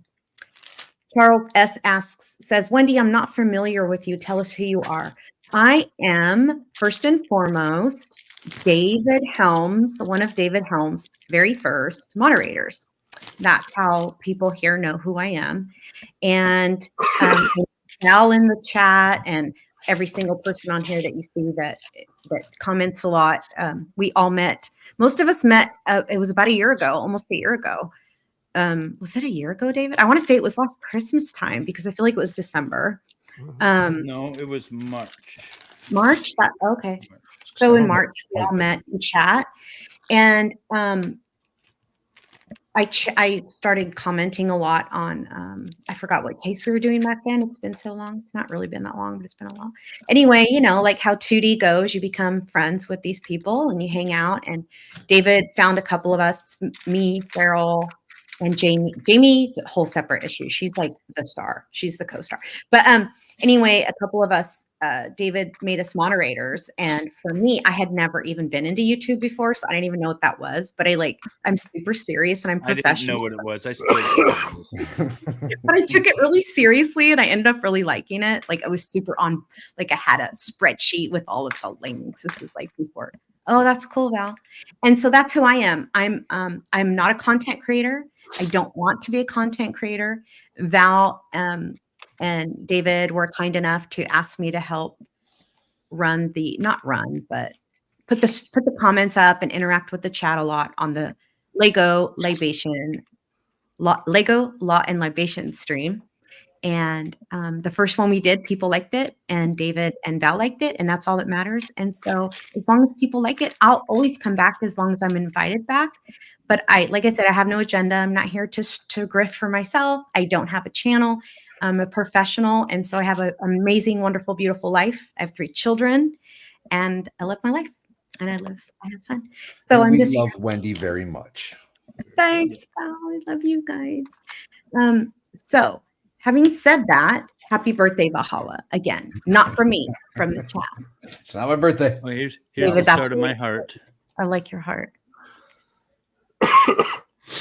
We'll see how it goes from here.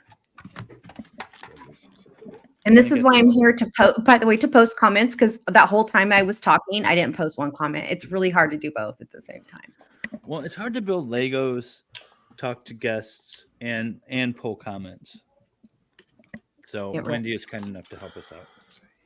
I'm happy to be here. How you doing there, Joe? He just turned off his camera. We're loving Joe on here, you guys, right? Shout out. I am I'm missing I went through and I looked at every black piece. I took out every black piece and I'm missing a small two-prong piece. It's not here. And I'm feeling very down about that. It doesn't look like a heart. Well, it's getting there. Joe, you might already know this, but we've noticed a few times there's been pieces missing from the Lego sets. Actually, yeah, on the last Lego set, I had a piece missing. I had to go to my childhood Lego bin and go try to find one. I did have a piece missing out of the last set as well. I had to hide it, use an alternative color. Yeah. Oh, yeah. On the Van Gogh one. On the Van Gogh one. Mm-hmm. Kathy Trout says, David or Joe, put on your glasses, please. She says. No, glasses are not going to help. That's just going to make it worse. Yeah. I can't use glasses when I'm looking up close. David Nelson says the black and gray pieces can look similar in the directions.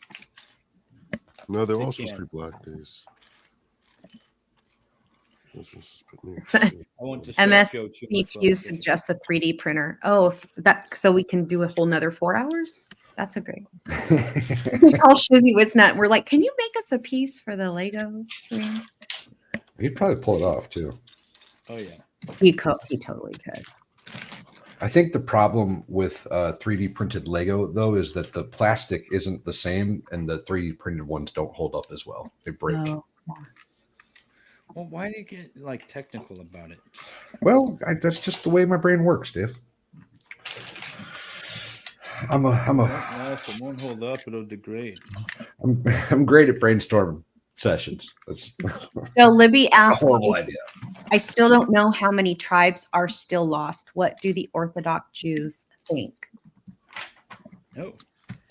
We have 2.5 tribes. 2.5 tribes? Yeah. 2.5 tribes? How do you have a half a tribe? The half lost. Half of them are gone. Tribe of Levi. Some of them are gone. We have Yehuda. Everyone you meet today comes from the tribe of Judah or Benjamin.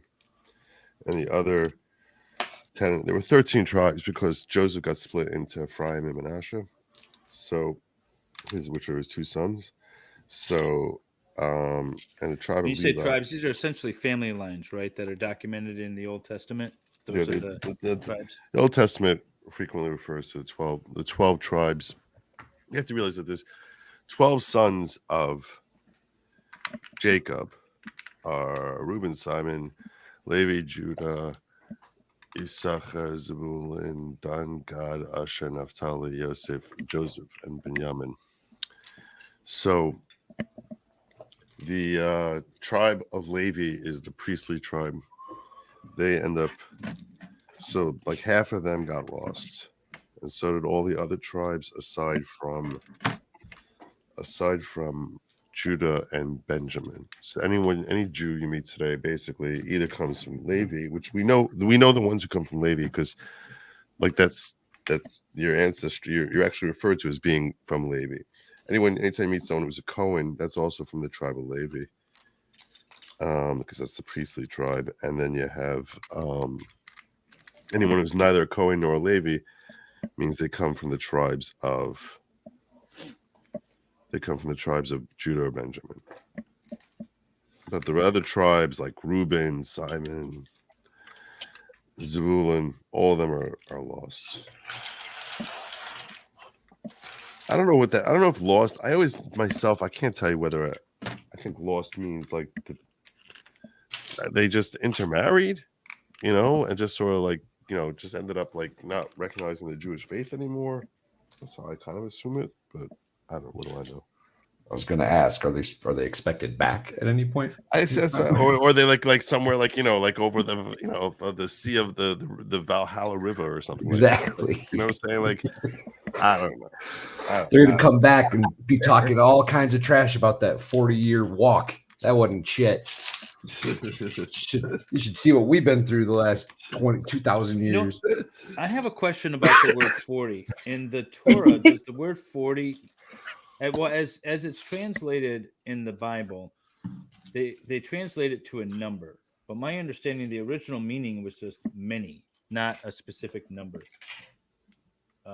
And at least that's the way I've studied it. Is it the same interpretation that it means many, not a specific number at all? Or I'm not sure how they would come to the definition of many. It's pretty expressly Arba'im is 40.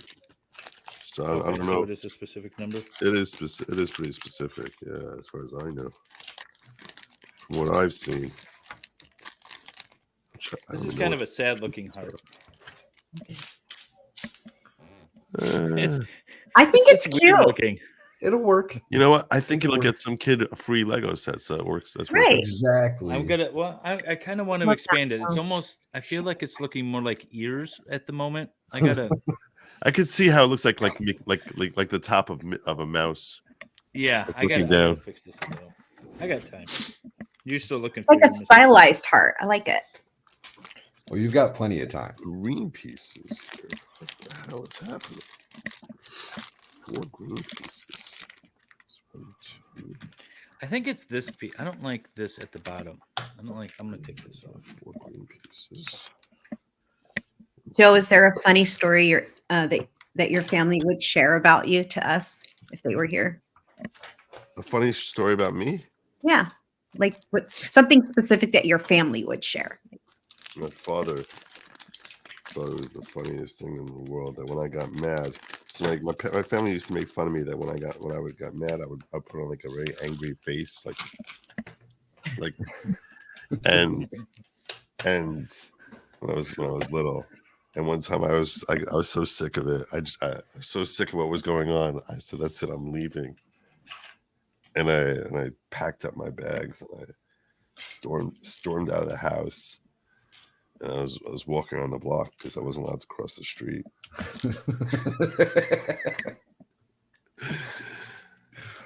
That's when I was like 6. So, Outstanding. yeah. Yeah. I thought that to like calm me down. Whoa. I'm already missing. Oh, I found that piece. Yeah. Yay! They'll usually turn up. Oh, I don't know. I was like behind my mouse. I'd be afraid it would turn up in my foot in the middle of the night. It is recommended to not build Lego on carpet.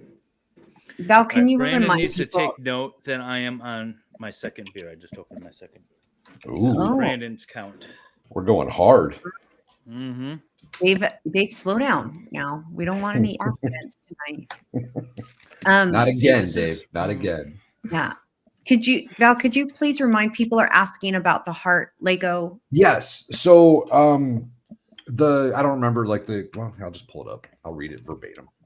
Lego is doing something through the month of December where if you build a heart out of Lego and post it on your social media with the hashtag #BuildToGive, they will provide a Lego set for a child that's in need of play, is the wording.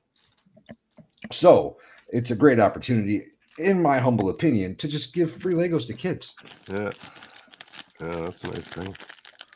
Yes. Take all that Danish money and convert it into something for American Yeah, kids. they're communist. They're used to it.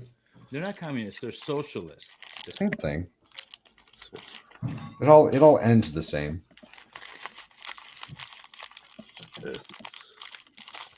May we see what Joe is building again, please? People are asking. Sure. Specifically, Stray asks here, but I've seen other people ask too. Nice. There you go. To be there in the So city. close to being finished. Okay. Crazy. Steph the Alter Nerd built the London sky scene or whatever, skyscrape. That's What is awesome. that? Skyline. That's the word. Goodness. Yep, Skyline. So you went to a similar route as her. This is what David told me to get. Love I it. recommended it. Yeah, I recommended it because it's New York. I thought he would more likely buy that than any other of my recommendations. Yeah, it was Like Egypt. Our beautiful panel up here, we have a request from Cindy J, who gave us a $10 super chat. She says, can y'all please say happy birthday to my daughter, Abby? Oh, happy birthday, Abby!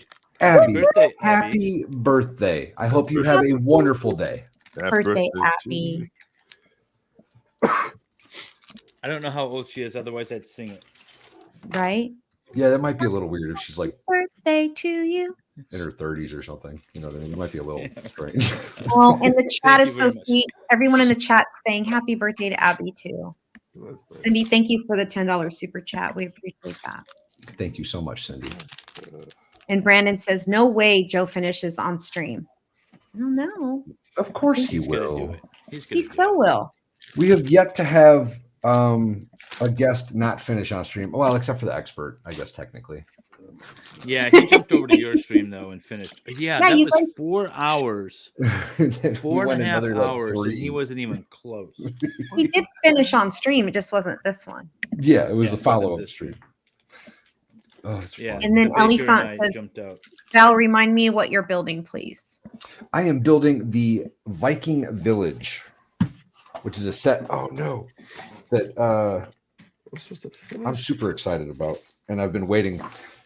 I was waiting for it to come out. It came out in October. Whoop, whoop. Nope, I'm on my camera. There it is.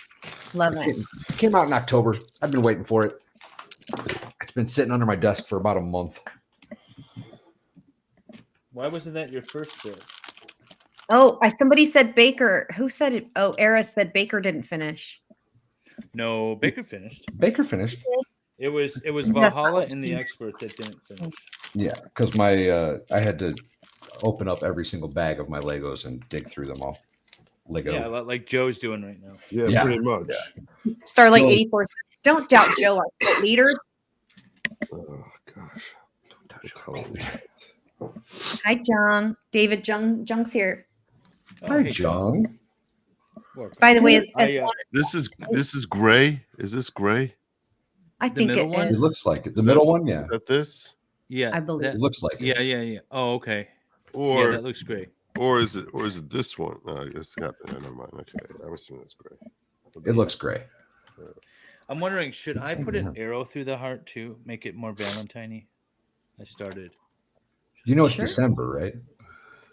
Well, But they're Valentine's probably coming. doing it for. Oh, I would assume that they're not looking for Valentine's hearts, just I'm hearts. still doing it. oh, You okay. can do it. That's the beauty of Lego, Dave. You can do whatever you'd like. I got my courthouse, by the way, built in like an hour. I built the courthouse to recreate the trial of Lizzie Borden, and I'm hoping that will finally be done and airing in February. It's going to be so good. I hope so. Well, see, now you just like put a lot of pressure on me. Yeah, you'll be fine. I have faith in you. Silent Rage 5. We are here for you, friend. We are here for you. Shot through the heart, and you're to blame. Oh, we all made her night. That is good. Are you guys building? Some of our listeners actually build Legos along with us. And if you are a member of MLS and you've built Legos along with us, go ahead and post them in the Discord because I don't know how else to share them out there. I think that's a pretty good way to share them, though. Yes, and our mods have posted the links for everybody's social media accounts. So I'm sure that I've seen Joe's in here also. But Joe, are you a big? I still call it Twitter. Are you still a big? Are you on X a lot? Yeah, my Twitter handle is @thefollowingpro. I have Okay, like 40. I've been following the wrong. You can't message him there, though. Yes, you can. Well, I I messaged can't. him. I can't. I don't know. You won't answer any of my messages. I do have a question though. There is a person out there with your name on the Twitters. Are you ever going to So, adopt I that? tried getting it back from him. He claims that he's holding it for me, and I can't find the guy. What happened was this. So in a nutshell, my oh crap, I screwed that up.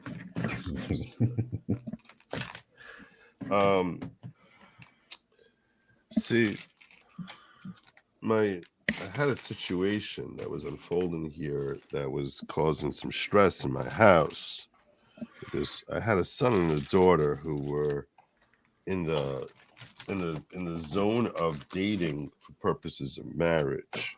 And when that happens, the way that whole situation goes down in our community, especially if they're like my kids who are committed towards supporting the study of Torah. So they basically are going to be dating by blind date, where basically the dates are all pre-approved by the parents. Basically say, yeah, this girl seems like she's a decent fit for my son. Or this boy, that's the first step is you have to get it. The boy says yes, and then if the boy says yes, and the girl's parents hear about it. Otherwise, you don't even hear about it. And then they come back and they say, hey, these parents want your son to go with your daughter, and then you check into their son, and it's a good fit. You think it's a good fit, then they go out, and then they continue to go out until that's pretty much the majority, the parental involvement in the process, and then the guy and girl go out until They either get engaged, which usually happens pretty fast, like in 5 to 6 weeks, or until one of them says, "No, this is not the person I want to marry," and then they never see him again. So we call it shidduch because shidduch means arrangement. So basically, we'll have these arrangements will happen. Now, in part of this process, when a girl's parents are looking into my son, or a boy's parents are looking into my daughter, they don't simply look at my son or my daughter.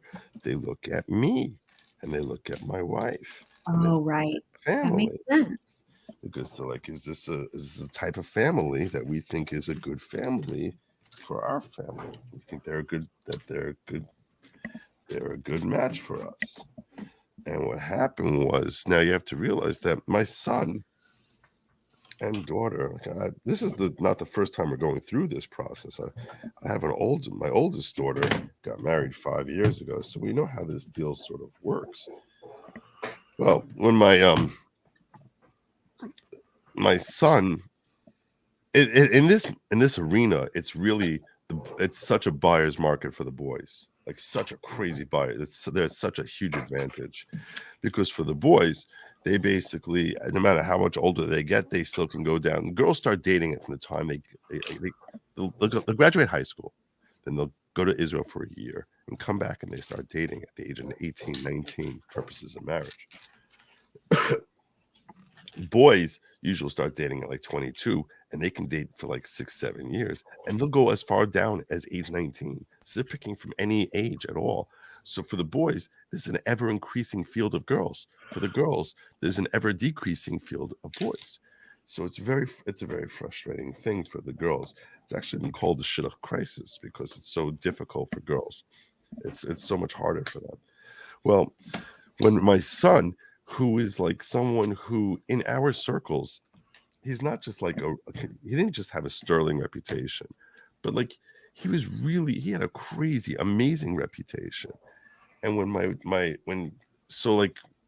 if he's saying yes to someone, then any parents of a daughter should be like, oh my God, thank God that this young man is willing to go out with my daughter. They should jump on it. And he would hear no. When my wife heard that, she freaked out. She's like, why are they saying no? And it's like they would go to my channel and they would see me raging into my thing, and they'd be like, oh, I don't want my daughter around that. I don't want my grandkids being around that. So my wife, who I married her because I wanted to find someone who would put my children ahead of me. That is part of the reason I married her, was because I wanted someone like that who was going to put them ahead of me. Well, sure enough, she was very not happy with me. She was very angry at me and saying, look at what's going on here, that my kids are struggling now and getting married because of you and your stupid show. And I don't give a damn about you being some sort of celebrity. I don't care about you, like whatever. I don't care anything about that. All I care about is I want my kids to be happy and not to be saddled by you. And the worst part of it is I couldn't prove she was wrong. Like I couldn't, even though I think that some of these parents are stupid. I think they could be idiots. That doesn't matter. The fact of the matter is, my kids would never say anything to me about it because they got far too much respect for me. What the hell kind of piece is that? So does this look more like a heart to everyone? Yeah, that's much better. Yeah, it's much I better. think that looks I good. like that. All right, some kids got to get some Legos now. I'm going to post this all over my socials. Yeah, pretty much. His dad's a YouTuber, Ive. That's pretty much what it was. So my dad's a YouTuber. Yeah. It seems so bizarre. Crazy. Yeah. Especially I want to acknowledge a super chat that came in, $4.99 from Linda La Sandra. Sorry, PC died and had to make you guys aware that I use you, Dave and Joe, and all the law tubers. But I am a student. So Thanks. used. She's a law student. She says in my chat sometimes, or actually quite often, that she learns more from listening to all of us in than school. in her law school. Or she's pre-law. What I don't year? know if she's a law What year in law school? No, she's not. I take that back. She wants to go to law school, and I thought she's studying law right now, I believe. But she might be able to correct me. Yeah. Lady, let us know what year you are in school. I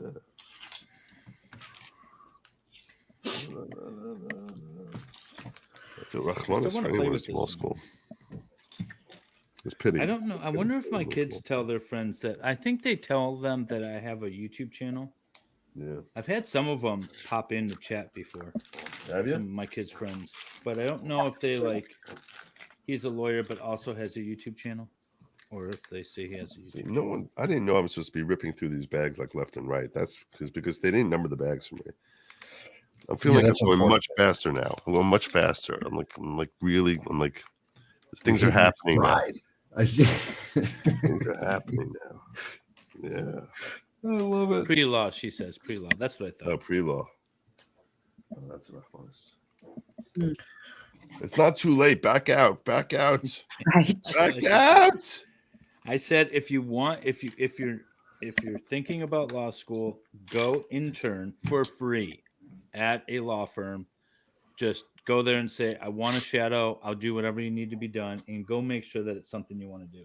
Ask yourself why no lawyers end up wanting to practice law after 10 years. Just ask yourself that. Mhm. Why is that? I could tell the answer why. What's the answer? Well, The clients. No, I mean, okay. People if you're are a the lawyer, worst. there's basically three different kinds of lawyer. There's a litigator, there's transactional, and then there's in-house. So in-house is actually, ironically, probably the I mean, you could work for, I mean, that's a little bit broad the way I didn't really break No, I that think down that's properly. right. Because I mean, in-house, because you could sort of look at it as private in-house versus corporate versus government. But the point is this: ultimately, if you're engaged in, you have to ask yourself, what am I really going to be doing on a day-to-day basis? What is my goal as far as being a lawyer? Am I going to be like, I'm in Law and Order, where I'm basically going to be up there like defending cases or prosecuting cases or something like that? Is that what you think it's going to be?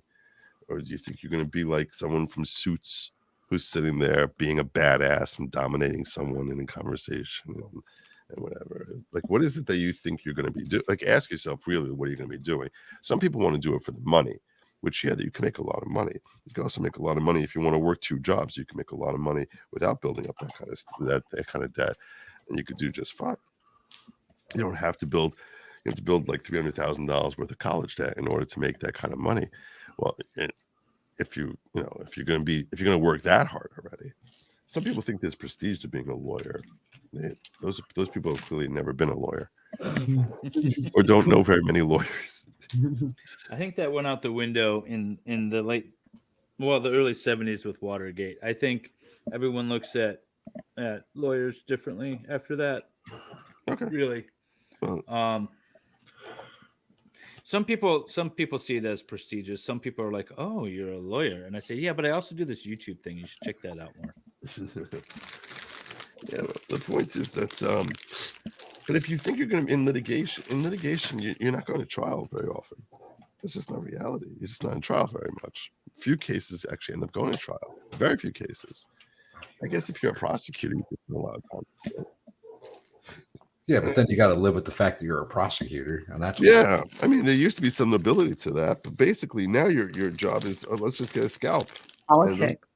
It's not about getting justice. It's about getting a scalp. Yeah, I went into the Convictions prosecutor's over office justice. straight out of law school because I just wanted to be in the courtroom trying cases, and I did not like it at all. And so I went out on my own. And when I went from like straight out of law school, handling several trials at the same time, now I get a trial a year or 2 a year if I'm lucky. Yeah.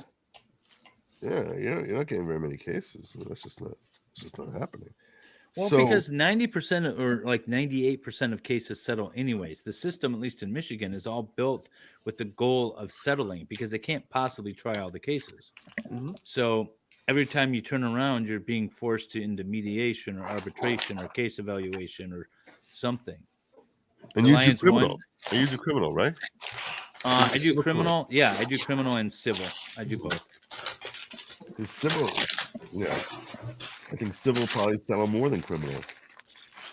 They do. But the thing is with criminal, is they stack these charges and then you're like, all right, well, we're going to trial, and you do all this work, and then they hand you like a sweetheart plea deal at the end of the day, where your clients like stay out of trouble for 6 months or a year, and case will get dismissed and no jail time, and they take it.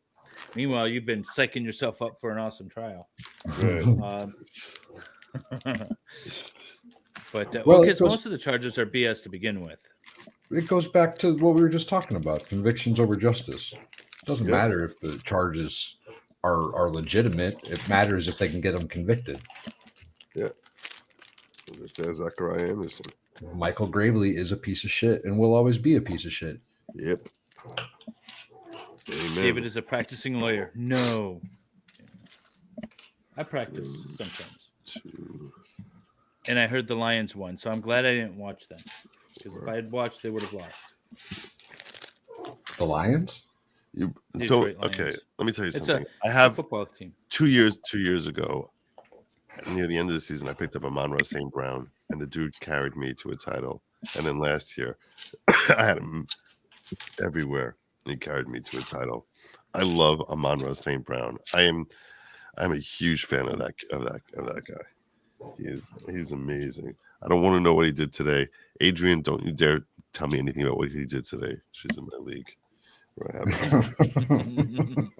Thank you for the So super she chat, a Adrian. paralegal for a personal injury attorney. Personal injury attorneys are a different sort of beast. Like you said, there's three types of attorney you can be. When you get into litigation, I think you could break it down to probably like 3 more different types. And personal injury attorneys are a whole different type of litigation attorney. That's true. That's true. So this goes like this. Hi, MLS Joe and Lady. I don't know. Hi, Darth. It is. I'm going to change my name to Lady You Don't Know. Yeah, it's perfect. What's up, Darth? You don't know Wendy H yet? She's Wait, awesome. Stick around and chat long enough, and Wendy H will show up. Yeah, I'm usually in chat, Darth. I'm not a content creator. I wanted to make the heart a little more Heart-like? No, a little more like 3-dimensional. So I'm starting to raise like it it. up a touch. That's really nice. cool. Because I I dig just it. wasn't satisfied with it being flat. David, you know, one of the things I really like about you, maybe I would even say admire, I feel like you always go above and beyond. And I love that about you. With everything. It's really cool. It's a great quality, It's like great personality trait, great quality. ADD in me or something. I don't know. I can't set stuff down. See, where I come from, we call that an overachiever. You know, it was funny is they pushed me out of high school with D's. Oh, here's my mom. My mom She says he sure does. Where did it go? Oh, you Hi, turned. Mrs. All right, Helm. so Hi, Mrs. Helm. Was she? So this is perfect that she's in here because I was going to tell this story. So they pushed me out of high school with D's. They like basically I needed like a science credit, and they said if you go around, GPS was new and the internet was new, but if you go around and do geotags for all these parks in the city, and then identify like what equipment they have, and then we'll upload it onto the website. If you do that, we'll give you a science credit and you're out. That's kind of how they wanted me out. And then my first year of college, I got like book awards, made the dean's list. My mom was pissed because she just spent like 4 years crying over me so I would graduate on time. But it was different when it's something that you actually wanted to do. And I don't know. Yeah, so that's essentially what it is. It's something awesome. I want to do, so you put in a little more effort. Steve Hilliard, I am half Mexican and half Caucasian, half British and half Mexican, and I have Yaqui Native blood in me. Mostly Native Mexican blood. I don't identify with Native Americans necessarily. I'm not part of that culture. To answer your question, thank you for asking. So you're a mutt. Well, my dad calls me a breed, but thank you very much. Yes. I'm like, yeah. I got 1% Middle Eastern in me. Nice. I'm excited about that. That's pretty cool. Dog backwards. Who are you asking about favorite color? How about everybody? What's your favorite color? What? Favorite color? David, Val, what are Is your this our favorite? first date with a 20-year-old? Okay. I like blue because it's the best color. There you go. What about you, Joe? What's your favorite color? What? What's your favorite color? He's Of confused people? by the question. Of people. I mean, people sure.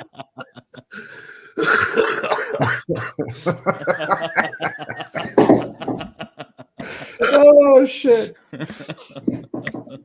Oh, that's good. That's good.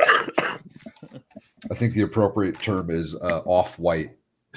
I don't know what the question means. Of clothing, of eyes. Was that a chat question? I thought that was the funniest answer, though. It was good. No, that was great. Good.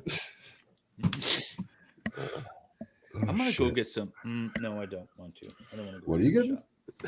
I was gonna go and get like some greenery, but I don't want to. I'll leave it as a red heart. I have a bin full of Legos from my childhood out in the shop. Dave, tell Joe about Cameron Hooker. Cameron Hooker. So Cameron Hooker was convicted in 1985. He had basically, him and his wife had kidnapped a woman in California and kept her as a slave of sorts for 7 years. But to the point where she was just like able to roam around and go shopping and be out in the front yard. And she was kind of brainwashed, or they said Stockholm syndrome or whatever, until some point when she went home. Well, he was sentenced to 104 years. He was entitled to parole. His second parole is in 2030. But the state of California has decided to file a mental health petition to keep him further incarcerated beyond his parole, saying that he's a danger to himself or others and suffers from a mental health thing. And I think it's BS because the state lost on their life imprisonment push. He got a term of years. He's eligible for parole, but they're trying to take a second bite at his incarceration. Well, isn't That's that the Cameron double Hooker jeopardy? case. No, because they just they used a different system. They used the probate court to say basically he's suffers from a mental health illness, and as a result, he's dangerous to others. So even if you do release him on parole, lock him up in a mental health hospital. It's a very weird case. Oh, That case is going to trial, I think, in February. It's a jury trial. That's in California? Yeah, it's in California. Waifu-cron sent it to me. Do you know where in California? I'd have to look it up. I don't know Oh. offhand. But yeah, no, it's a very weird case. And so we watched part of the doc. But this guy did weird things. Like he kept her on a he either hung her up with a box on her head that was sensory deprivation box, or he put her on a rack for like the first 4 or 5 months. Then he had her sign you say a rack? a rack, you know, Holy like shit. board with Jeez. chains and all that. Yeah. But didn't engage in the lover of grapes for like the first 4 or 5 months until he had her sign a contract to be a smexy slave for her As you or for do. him. And As you do.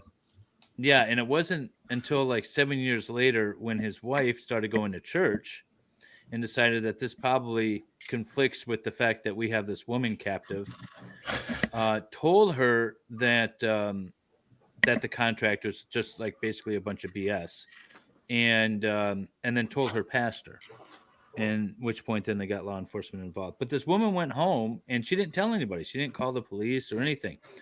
At one point, he took her back to her family home, and they had like dinner. He left her there overnight, came back the next day, and she voluntarily went back with him. And then towards the end, though, he did have her living in a box underneath his bed. And that was like for like 3.5, 4 years. For 3, he had her living in a box under his bed? Yeah, he had like a giant drawer under his water bed, and she would live in that box. And she was out for like a couple hours a day. Oh my God. Yeah, so there's a lot of weird stuff, but then she monster. like had every opportunity to run off, and she didn't. It was just so weird. He didn't threaten her family or something? Isn't that the guy No. that he? Oh. Well, what he did say initially is that he's part of the company, which is basically an organization that trades smexy time slaves.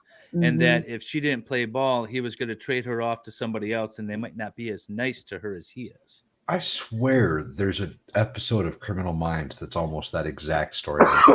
Well, they probably took it, but there's also Yeah, a movie. It's do actually that. called "Girl in the Box" is a movie that's Yeah. based on it. Although the movie seems to be a lot more fiction than fact. God. But yeah, they was claiming Stockholm syndrome. But at the end of the day, he got 102 years. He got a term of years, and so he's allowed under the law to petition for parole. He was denied in 2015. He's up again in 2030. And I think it's kind of shady for the state to then be like, well, we lost on the life sentence, but we're going to go ahead and try to commit him, because there was never any mental health issues brought up that I know of at the trial or during the sentencing or anything. They're just kind of making this up. In my opinion. You know, that's one of the things that always I don't care for, is that people argue a lot about should they ever be given the possibility of parole. It's a possibility of parole. It doesn't mean they're ever going to be paroled. And in California, before Arnold Schwarzenegger became our governor in California, yes, I'm from California. Oh yes, I forget you live in California. Yes. Val's always afraid I'm going to fall off the planet, so he wants me to move east. But I think for other reasons too. But before Arnold Schwarzenegger became governor, there had not been a lifer, and that's somebody who does not have a determinate sentence, someone who's sentenced to X to life. There had not been one really. There had not been a parole. There had not anyone who's. There had not been anyone No who paroles had been granted for anyone. correct before Arnold Schwarzenegger became governor, and I think it was like, I don't know, 5 or 6 governors in that many years, however long that is, and so it's not depending. It's not. That's a political thing. It's not. It's interesting. Parole's an interesting animal. My godfather used to be the head of the parole board in California. He's also a state senator. Was a state senator. Ooh. So Oh, can you yeah. ask him some questions for me? 100%. Let me write them down. You may want to hear the questions before you agree to ask them. Well, I'll I write don't down. have any like offhand, but I just Okay, I have some questions I'll ask regarding. them. No, I just have some questions, especially regarding this Cameron Hooker situation. Bend over, told And- Joe to get some whiskey, I think, for his throat. Yeah. Joe, you have some whiskey for your throat? Yeah, I'm not doing that. But thank you. Well, I appreciate you getting sick and still coming on, despite not like what Ricada did last month. Yeah. Yeah. And he bolted on you? Yeah. Sort of, yeah. Some things came up. There's no sorta. Well, I don't know that he ever technically agreed to come on the show. I think I was just kind of bullying him, to be completely honest. We were absolutely bullying. I think I just started telling everybody he was going to be here. Joe, people are really appreciating you tonight. I'm sure you hear that all the time, but Thank you. That's very kind. That's very kind of you. I'm just a dude. But thank you.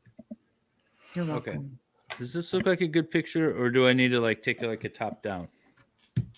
I was gonna try. I to like get my that other bill. photo. I like it. Okay.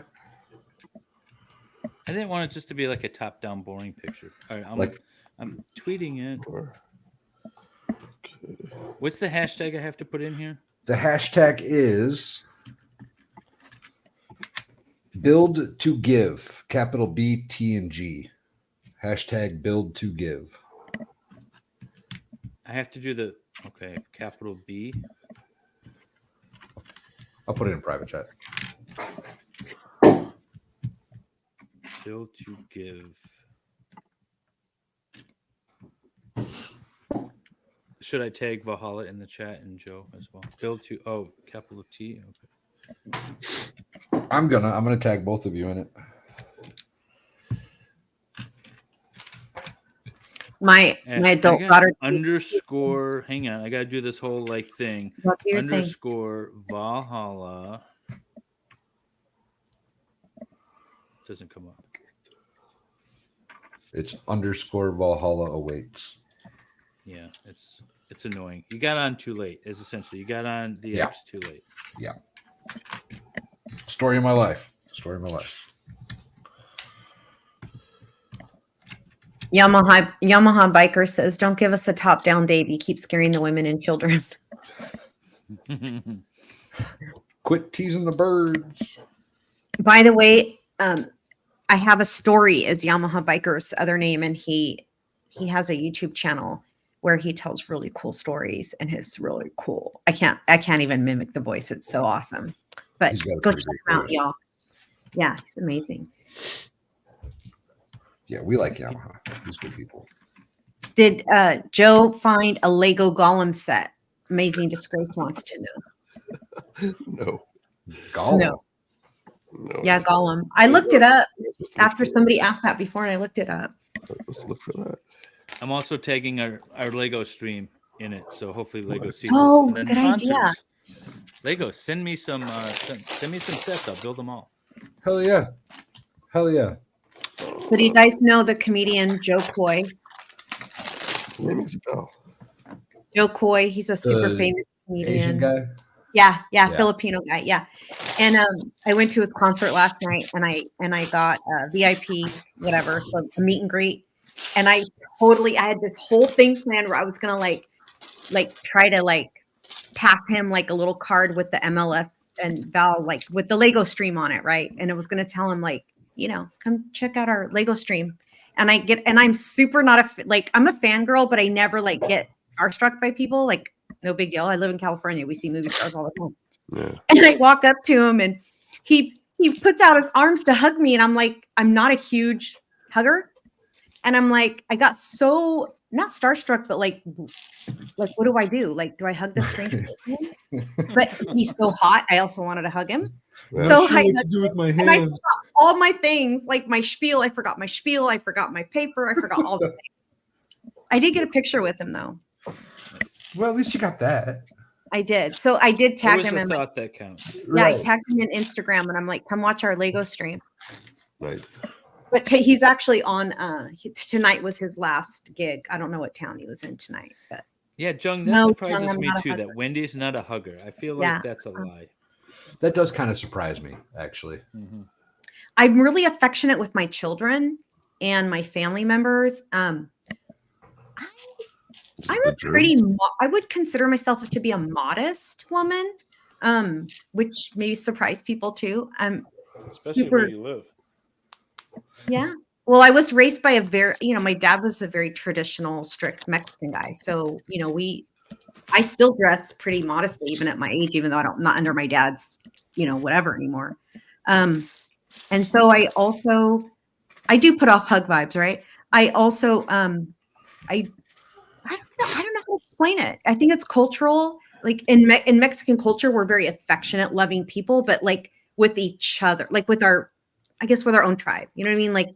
With our families. So for me, it's yeah. Joe, would you consider yourself a hugger? No. That makes sense. That makes sense to me. No. I wouldn't picture Joe to be a hugger. No. I mean, yeah, no.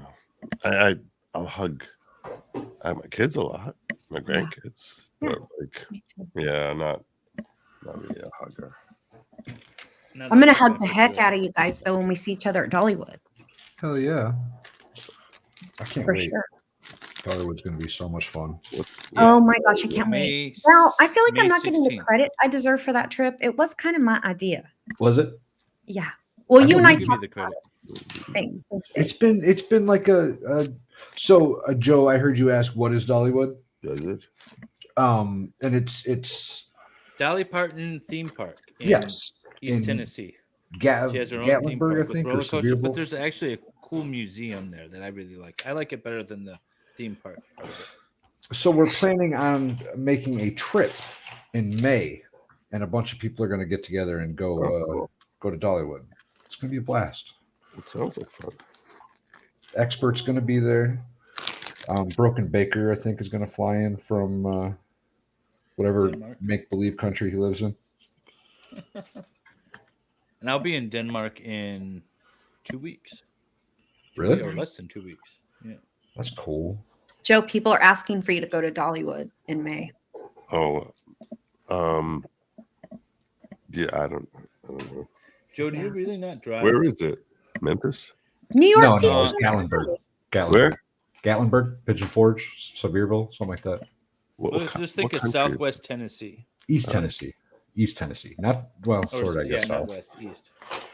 It's like in the Appalachians, no? Yeah, it's right at Smoky Mountain. it's right in front of the Great Smoky Mountain National Park like entrance. I'm gonna go get in touch with my other ancestors and be like, yeah. There That's you right go. where Dolly grew up. Yes, she put it all back in the community. That's why she is a local legend and is almost She's a treated. national treasure. She's almost treated like a saint around here. No joke. They're a big fan of Dolly out here. Joe, do you really not drive, or you just don't like to drive? I just don't like to drive. Wow, I get you. drive 90% of the time. I'm in a car. But Oh, if I can avoid it, if I can avoid it, I'd rather not drive. Why?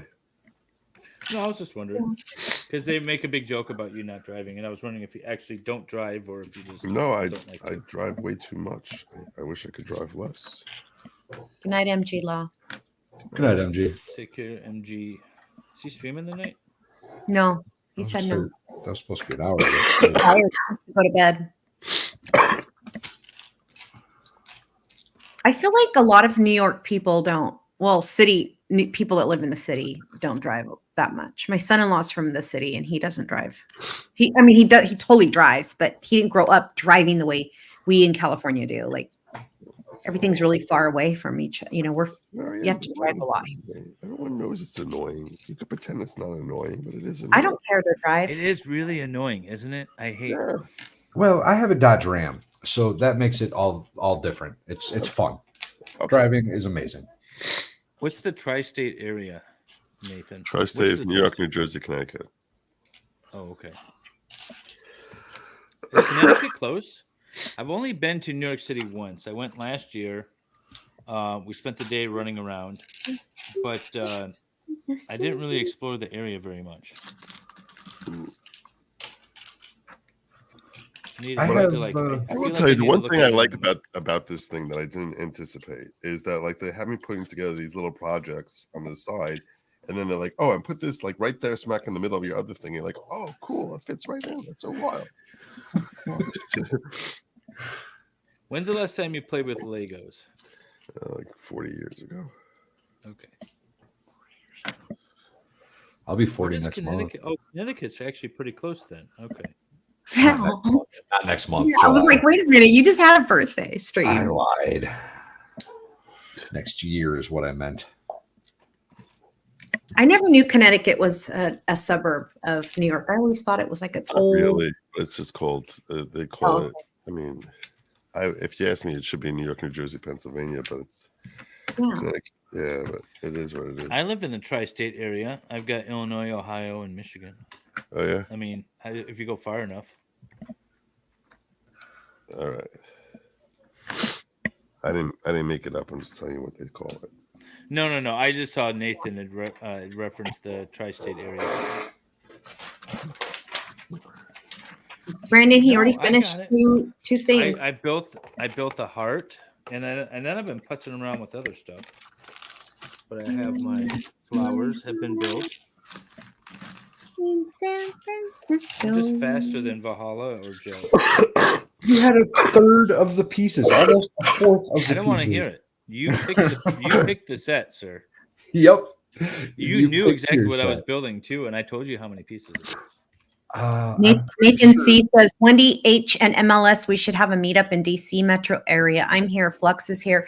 Heck yes. I love the East Coast. I'm like, it's like romantic to me. I just think it's amazing. And I love the DC metro area. I lived in Arlington, Virginia for 3 months when I was stationed at the Pentagon, and I loved it. Just loved it. You know, it's a cool little town I went to last year as well was Annapolis, Maryland. I Yeah. went there for the boat show, and that's a cool little town. I like it. Yeah. Got the Navy cadet, or not the Navy whatever Academy. Academy. Yes, thank you. Oh shit.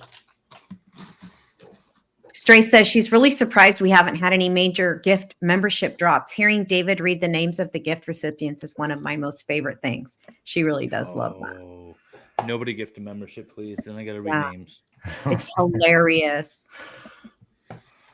Sometimes if I'm in the chat, if I do it just to hear David read. Most of the time I do it just to hear David read. Also, by the way, I really enjoy having new members come. So, and by the way, if you've Well, I been do gifted a appreciate the new membership, members.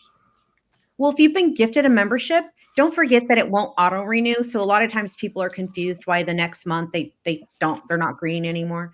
It doesn't auto renew. So you can go to the membership tab on both David and Val's channels and click the membership tab on YouTube to set up your own membership. They're both very reasonably priced, and the truth is, we have a lot of generous people who love to donate. So you'll probably get one anyway.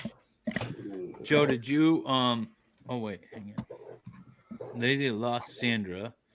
I'm from New York, but moved to Massachusetts. Question for Joe: would he ever move from New York or New Jersey? He actually lives in New I Jersey. live in New Jersey, and yes, I definitely would.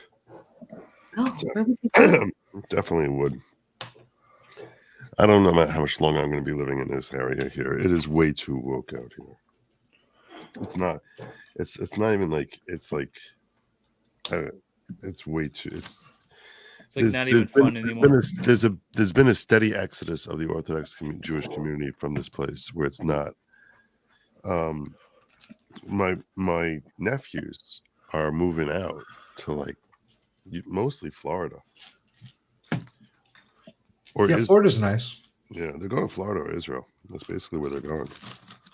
So I'm seeing a lot of my relatives are moving there, and I'll tell you right now, yeah, Lady Logic would be totally down with moving from here and going to either Florida or Israel. So yeah, I don't know. Right now, I happen to be situated where I live literally next door to my sister, and that's a really beautiful convenience to have. But you know, we moved here because this community that we live in is great for raising Orthodox Jewish kids, and my sister and I were both at a stage in our lives where we were raising kids, and it was a very healthy environment for them to have friends who were normal and have like healthy values, and we really loved everything about what the community did for that. But as far as like what the overall area here is, there's like, I mean, New York is really messed up. It's much worse than it was when I grew up here. This is a terrible place. So there's not enough money in the world to get me to live in New York City. Not enough money in the world. Yeah, I'll never live in New York again. It's a matter of question of like, you know, how much longer I'm going to stay living in New Jersey. But Nathan gifted a membership. Sorry, That's dog okay. backwards. That's a whole bunch easy of people. enough. Oops, Wait, sorry. And then he gifted it. He's just trying to get me. Maddie Adams. These are easy names, but actually, so Lawest in Law says, man, I feel like an Orthodox Jewish community right beside a Pennsylvania Mennonite community would make for a great sitcom. I gotta tell you, when we went to visit the Amish community once, took my family down to the Amish, and so first and foremost, my kids they're because they're Orthodox Jewish, so they all like the girls wear like long skirts and stuff. Like that's just how we dress. So like it happened a couple of times that my daughters were mistaken for being Amish when we were there, which was kind of funny. But I was astonished by the lack of just basic education that the Amish have. We went on one of the horse rides, like the horse cart ride thing that they had there. and it was like, there was like 3 of us were of the adult age, like 12 or older, and 3 under 12, and it's like, and he was charging like, I think it was like $8 for anyone over 12, and $2 for anyone under 12. And I was like, $30. So it says 3 of us over 12, 3 under. It's just $30. He's like, hold on, let me get it. I said, it's 3 times 8 is 24. I said, here's an extra 10 for a tip. And he's like, hold on. And he's getting out. He starts writing 8. I was like, oh my god. And he's like writing 2. I was like, it really, you just do like 8 plus 2, 8 plus 2. It's even easier that way, right? I mean, 8 plus 2, 8 plus 2, 8 plus. Hold on. No. Like he's got his pencil and paper. He's writing. I mean, they only go to school till like 7th grade. I think if that less, probably. It's really All right, crazy. Nathan's gifted another membership, and that went to Pam Graham, and then yet another membership that went to KLI. Really, KLI? Come on, all these easy ones. Tia Nina with a $5 super chat says, Joe, I first learned about David when he was a guest on your stream. Thank you for providing a platform to highlight other content creators. Awesome. That's why we do it. Aw. Thanks, Tia. That is How very did I cool. see that one? I missed that. Yeah, I missed it too. Sorry, Tia. We love Tia Nana. She's great. She is great. Mm-hmm. Yeah, she is. She's been Thank you very hanging much out for with the me $5 in this super chat. stupid McLean trial. Oh my god. Oh yeah, that thing. Well, it's very technical. It's interesting, but it's technical. These two, It's super Joe, these two interesting. paramedics are on trial for unaliving a patient of theirs they gave ketamine to on the direction of the police, and now they're being charged criminally. I don't like the precedent, but I do like the idea of the state eating its own. Right. So I'm curious to see where it goes. And it sounded really interesting until you like step back after Valhalla streamed it for the first day or so, and you think this is just going to be a bunch of cops and experts, and it's going to get very dull. That's and the entire technical thing. very quickly. The entire thing is either police not trying to get their buddies in trouble or medical professionals giving trivia vocab words all damn day. It's so painful. Half Fibers, you know what? This was a really easy project, and it was easy enough. It's not terribly technical. You just got to pay attention to what you're doing. Yeah, no, the orchid's fun. I like the orchid a lot. Yeah. It looks really good too. It was either this or the pyramids. I decided to go with this.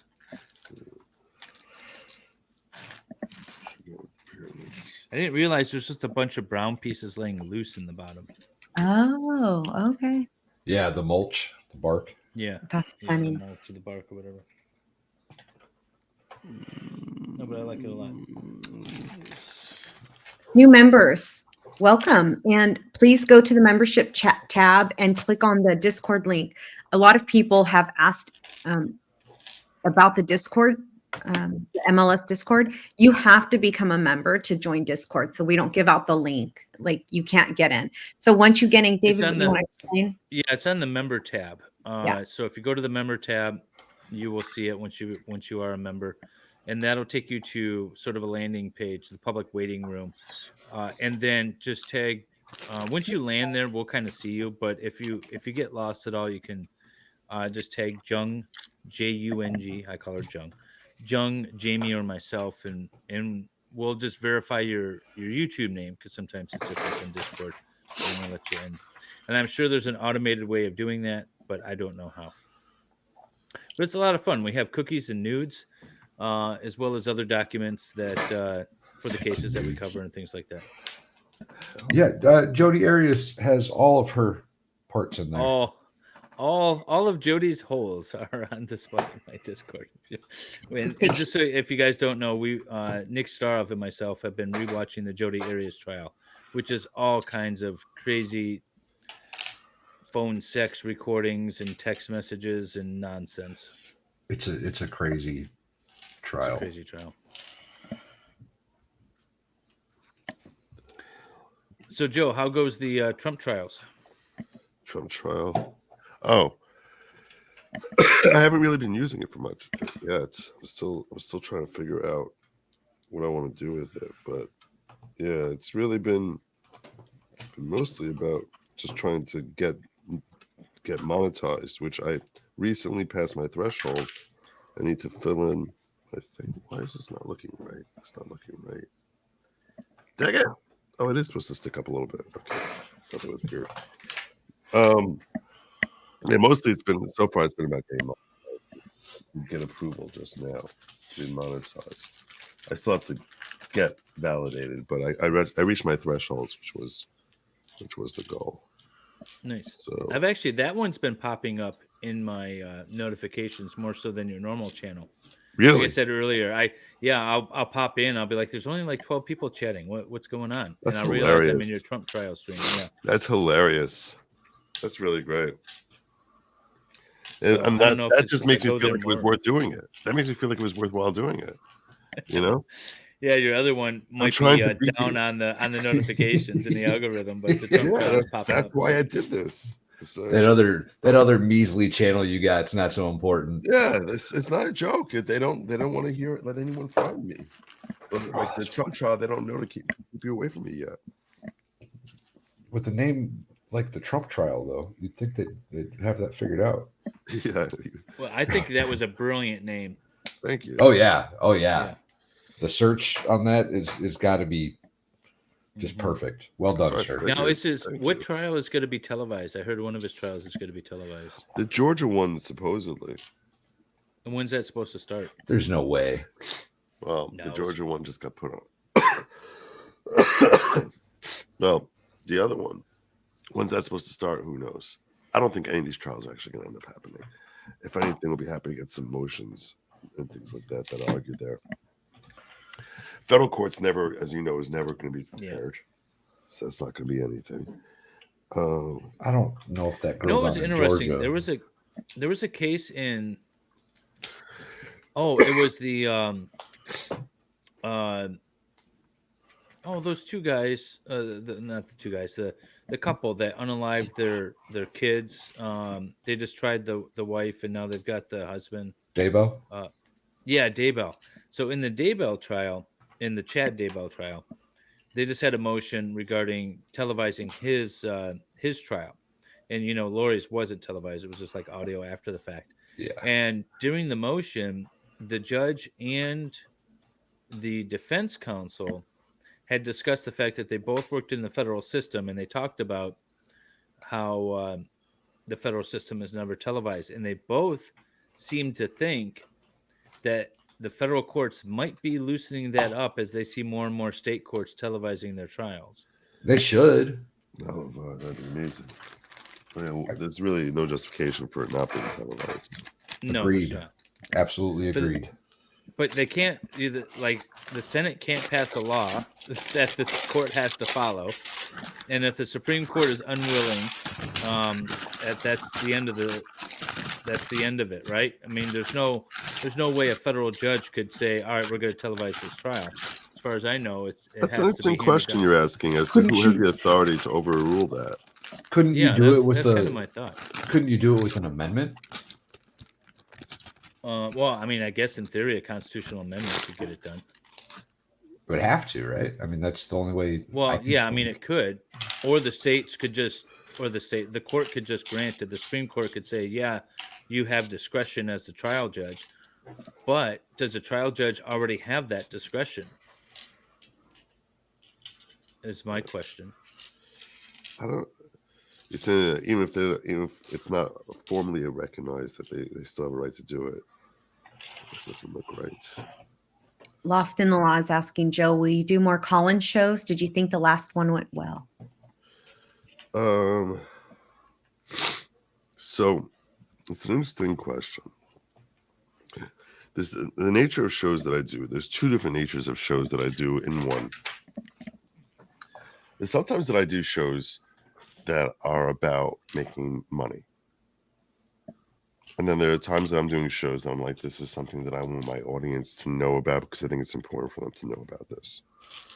Those are two different kinds of shows.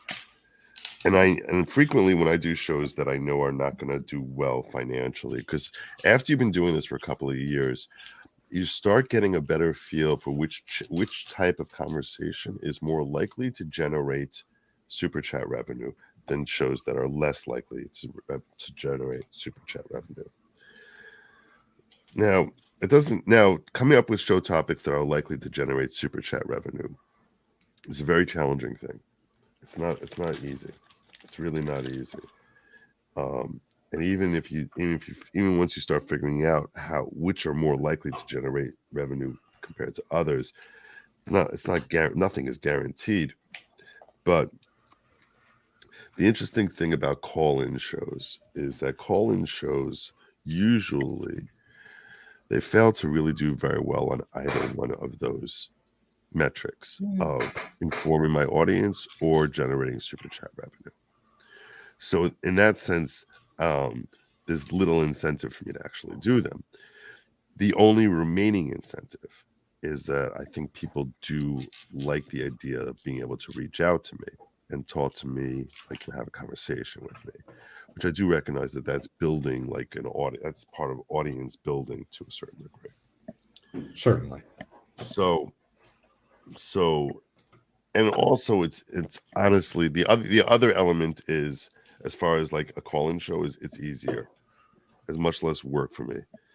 Now, the last time I did a call-in show, I actually did it a little bit differently, where I actually, instead of just have people just call in regular, I really scripted it to certain specific topics. And when I basically said, these are the topics you can call in and cover and talk to me about. And I felt that actually worked better. They're showing this. I just going to pause here. When they're showing this, there's no. See this part over here? There's no gap between this piece and the lines. And mine, there's a gap, and that's bothering me. Well, let's see it again. See how they don't have a gap there?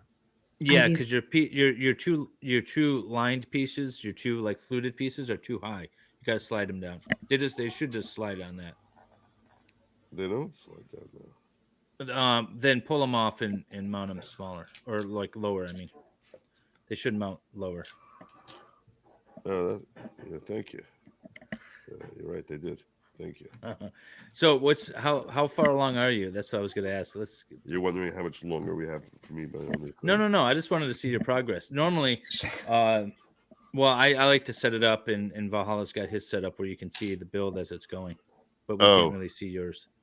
Oh, I can give. This is what I have. So it's really not as far. It's not as bad as it looks. This is my. Oh, you got a flat board there. Looks really good. I'm like 2/3 of the way through my book. It looks like it. It looks like. Shut up. No. I'm like 2/3 of my way through my book. So this is like a piece of cake. I found my groove here. I'm telling stories, all right? And they are much appreciated. It's challenging building Legos and telling stories and answering questions. Yeah. Steve Trimble, David, do you have? Oh. Oops, sorry, David. My fault. Okay. Do you have any experience with wrongful death lawsuits in Michigan specifically? You just made yourself big. Shock and death hospitals, uphill battle, or no? I don't have any specific experience with wrongful death outside of a few ancillary things, but I don't know. All cases are uphill battles. At the end of the day, an attorney's best friend is a client with principles and money. So if you have the principles, recently, yeah, I'm sure I've said it before. But so if you have principles and you want to go after something and you can afford to do it, then I did not pre-build, Baker. Hi, Baker. I built 2 projects, by the way, Baker. Good morning to you, sir. I built the heart, and I built my flowers. Oh, Baker, seeing as how you are just joining us, sir, Lego for the month of December is doing something that they're calling, what was it called? something bricks. Hearts for or bricks for kids. Introducing Bricks and Beyond. Bricks. Yeah, whatever it's called. So build a heart out of your Legos bricks and share it on social media with the hashtag build to give. Build capital B, capital T, capital G, build to give. For each build shared, we'll donate a set to a child in need of play. There you go. Go. Stop being such a jerk. Help out the kids, all right? Exactly. Yeah. Bahala, did you build your heart yet? I did. I built it before when we first started, took a picture of it, and then had to tear it apart because I needed the pieces for the set. Also, Lady Law Sandra had asked if we were covering the Dan McCall case. It is crazy. And I was like, I don't know that case. It's but the Adelson family are the ones that are all essentially going on trial for the unaliving of him. Oh, that's Nicholas Staro's covering that really well. Yeah, he's been covering that quite a bit.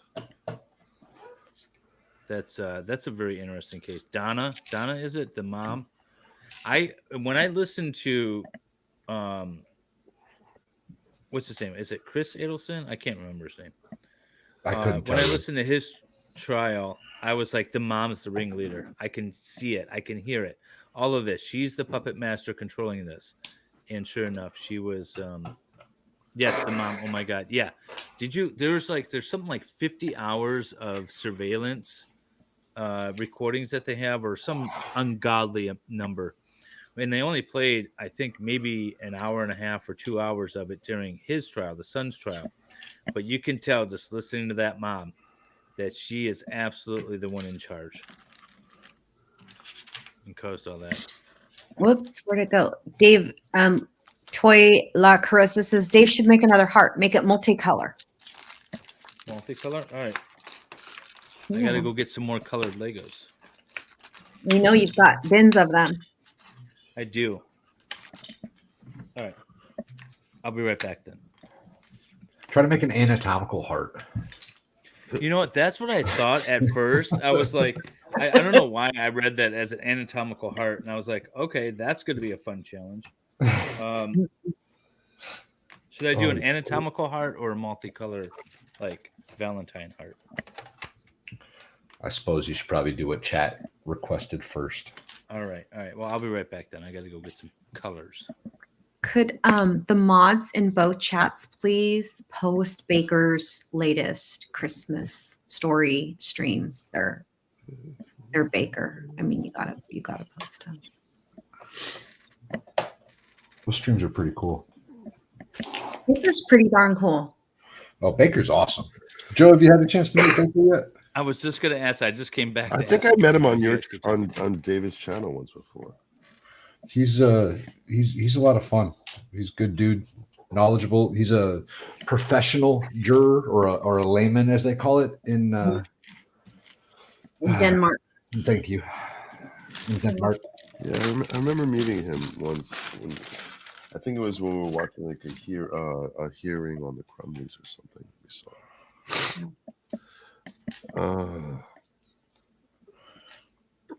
Okay, I need.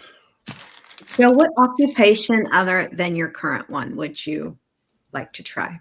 Equestrian. You like horses? Yeah, I was kidding, but yeah.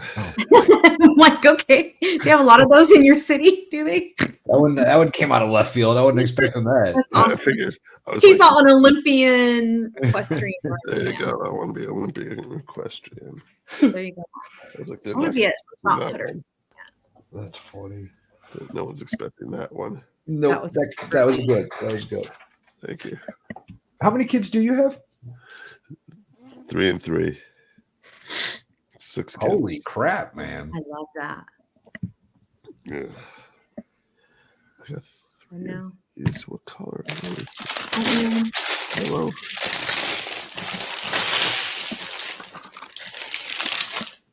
Are you regretting doing this stream yet? Very, very much. It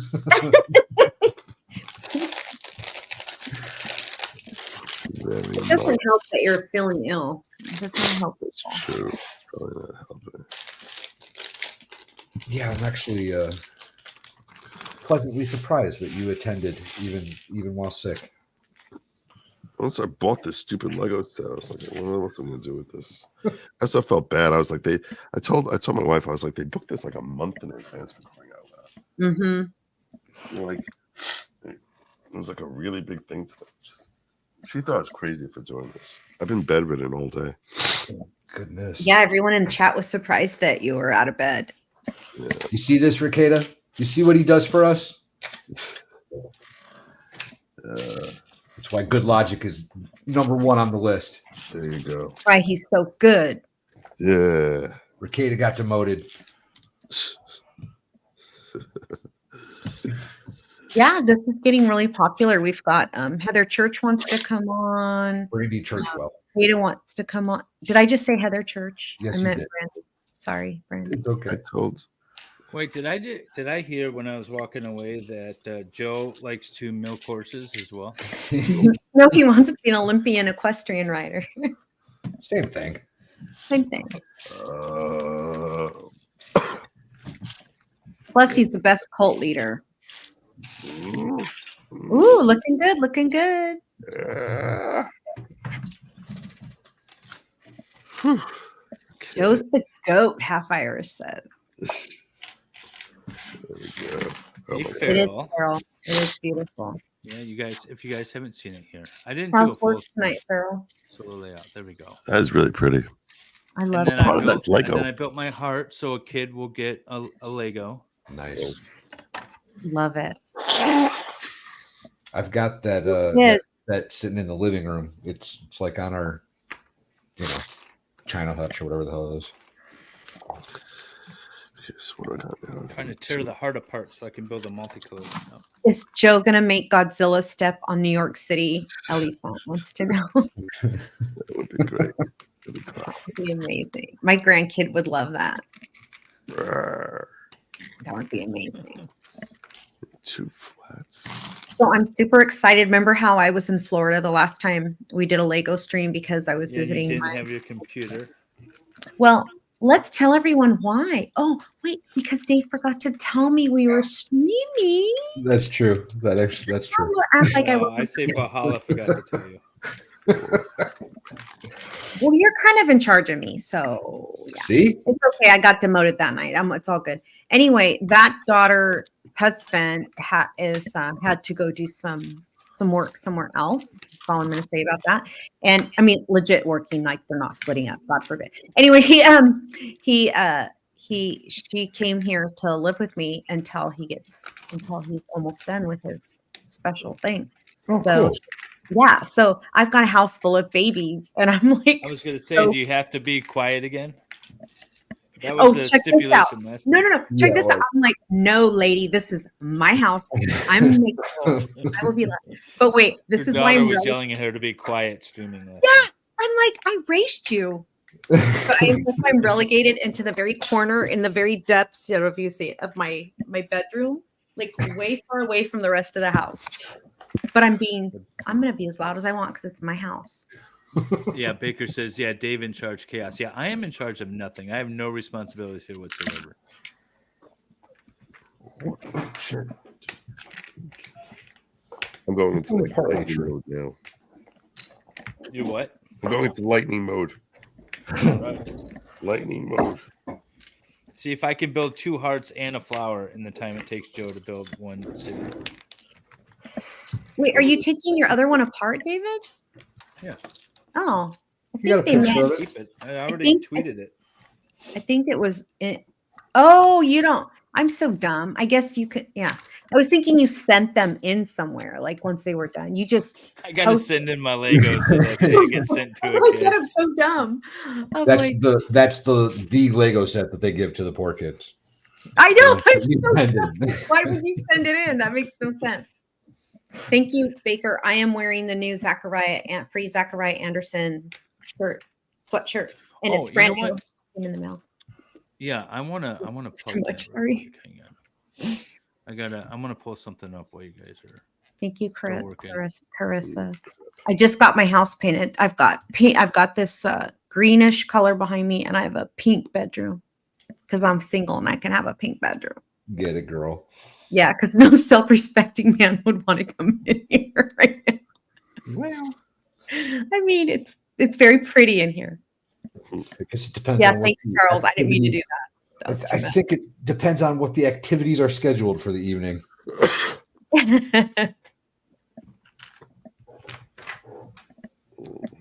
And I have like a green velvet couch and like pink bedding. Like it's pretty. Yeah, Yeah. Nice. it's pretty cool. It's my oasis. It's my sanctuary. I do what I want. I do what I want. I really do. I really Okay, do. so now I have to do this. I did invite Joe Coy over for this week. After I said I only live 45 minutes from the venue. If you want to come see my new house, he looked at me and he was like, "Thank you." All right. If you guys aren't familiar with the Zachariah Anderson case, or if you are familiar with it, either way, check out this amazing new podcast called Wrongful. I Sorry. think they have 2 episodes out. Each episode drops on a Wednesday, so the next one will be out on this coming Wednesday. It is really well produced. It is a really great podcast. It highlights the story of Zachariah Anderson, at least this season. And best of all, it's some of my chatters and that are putting this thing together. It's And our people, y'all. It's our people, yes. So support our people in our little circle here that are doing really good work putting this together. And I'll say, it was not that people out there in my chat aren't talented, but I had no clue it was them. I actually reached out to them on Twitter to get an interview, and then Josie, it's me, Josie, in the chat. I don't know if she's still with us. Responded. We were like, "Oh yeah, hey, it's Josie. I'd be happy to talk to you about this." I had no idea it was even her, but it's very good. And there's a link. Yeah, so you can listen to it on this website. You can listen to it on Facebook. They've got Twitter, Instagram. They also have the anywhere that you listen to podcasts, you can find this. So iTunes. It's amazing. I don't know if it's on Spotify. I don't want to say it's on Spotify if it's not, but it's everywhere. So you guys should go all check it out. Absolutely. Wrongful. And there's a link. Or someone put the link in the chat. Yeah. Yeah, LA Fan did. Okay, time to do a multicolor heart. I got my daughter's like girly Legos. Oh, they're so cute. I like those. And yes, I know boys can like pink. I wasn't saying otherwise. I'm just being saying. No, they can't. You ever see these figures though? They're like the girl set of Lego figures. No.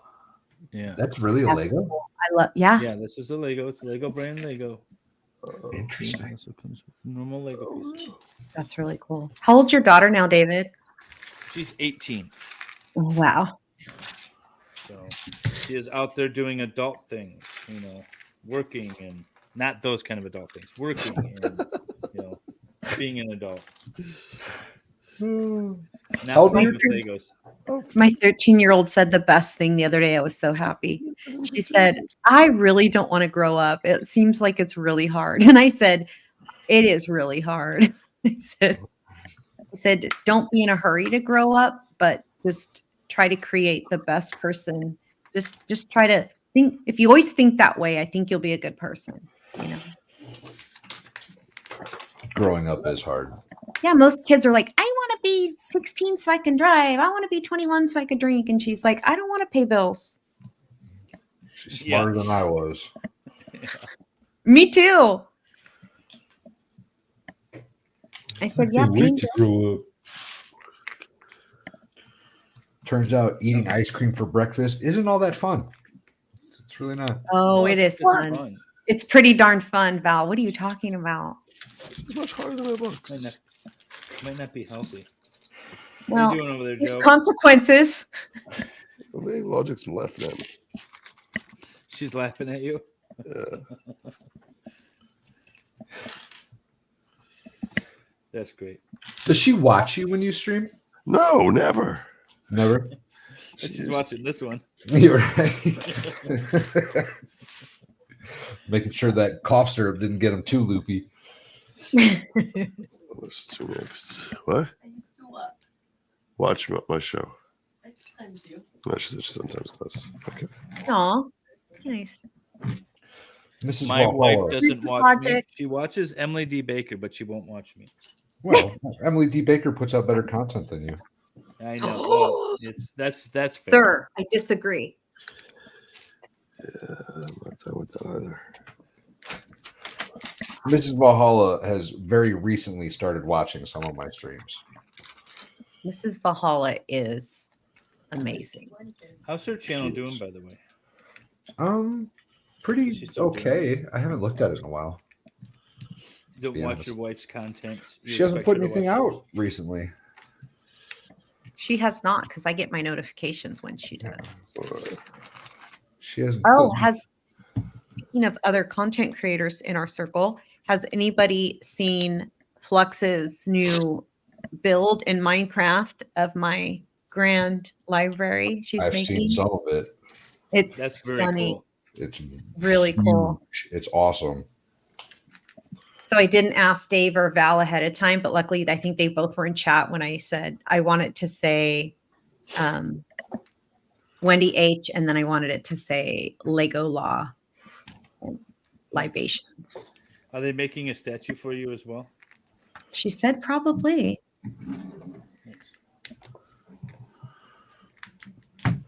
If you guys don't know Flux, Flux is awesome. She hangs around with Legal Vices a lot, and she has her channel and she streams Minecrafts on Saturdays. That's a video game, Joe. I thank you.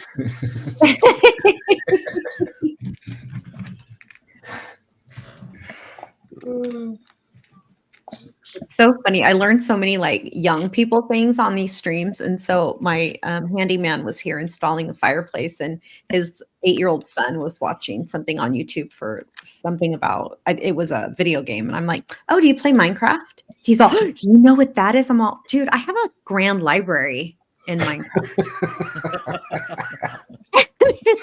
His eyes were like, he looked at me like I was a movie star. And I'm like, yeah, you know. That's what I do. Good. Mhm. One, two, Oh my God, get in there! I'm almost done with my second heart. Thank you, Alicia. I found you all because You of get- Emily. Because of Emily, she is what got me into lawyer YouTube. Welcome.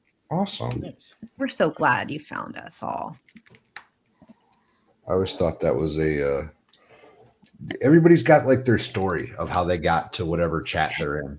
Yeah. I always thought it was cool. Viva I- Frey is where I started in LawTube. Yeah, He's Uh, one he's the one who inspired me that I could do this. By the way, I was like, Really? yeah. I saw him doing it. I was like, I could do that. Viva Okay. Fry did a story about one of my lawsuits, and then I reached out to him, and he never got back to me. And I said, "Screw you, then I'm going to do my own stuff." Really? That's hilarious. Well, no, he didn't reach out to me though. But that's how I found out. Like, oh, there's lawyers on YouTube talking about people and cases and stuff. That's great. Yeah, That's funny. So you're both you know, here. I We're still all haven't here streamed because with of him yet.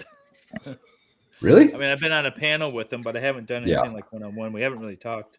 I was gonna say I thought I'd seen you on a panel on Laid Back News or something. Yeah, I've done layback news with him. I remember the first time I was on Layback News.